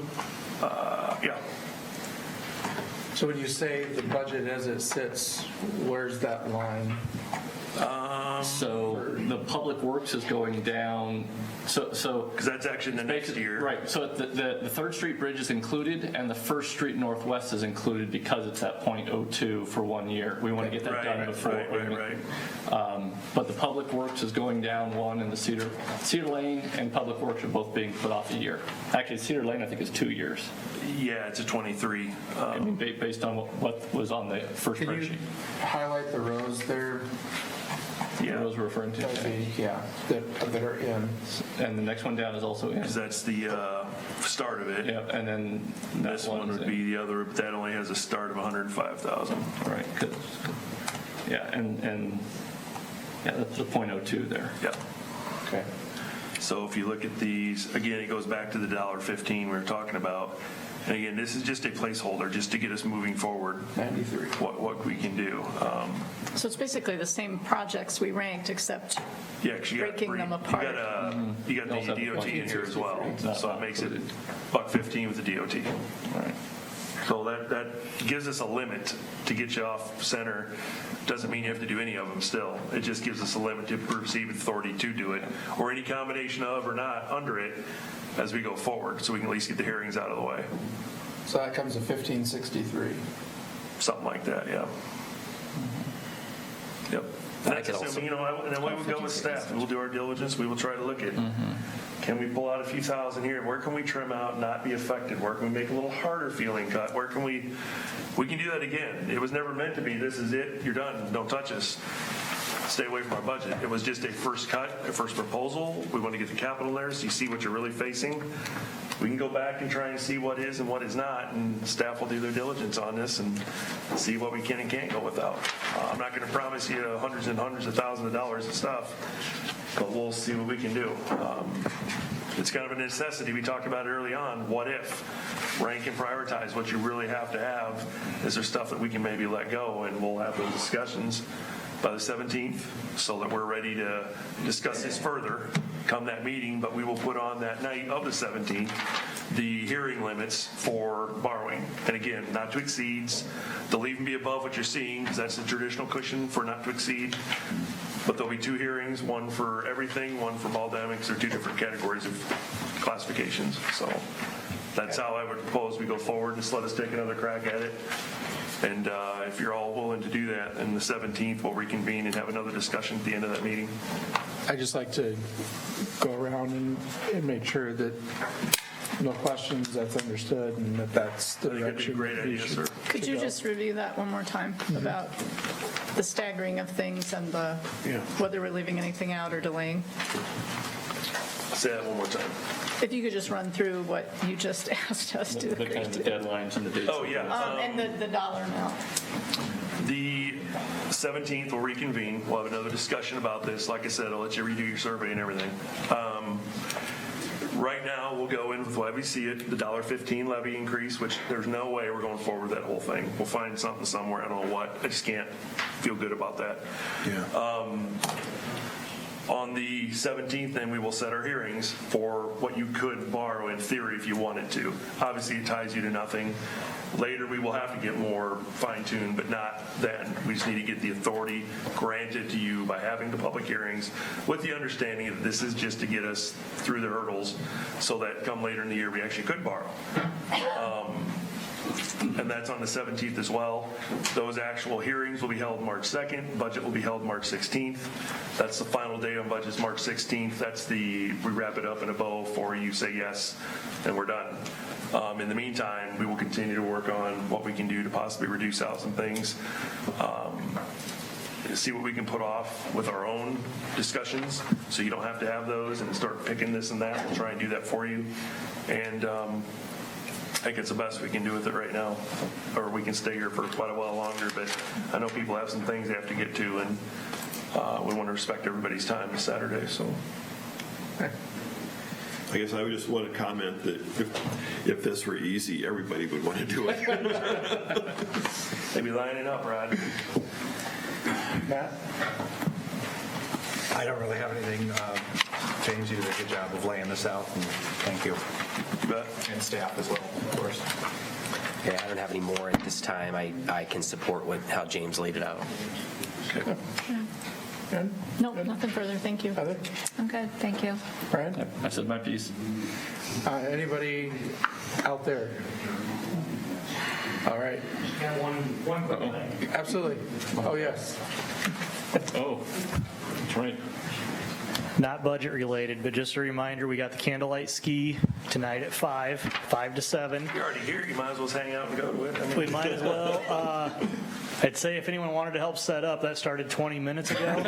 So Catch up. anyway, we'll still take some help. Thank you. Thank you. Anything else, James? No, We sir. good? We have our direction. Okay.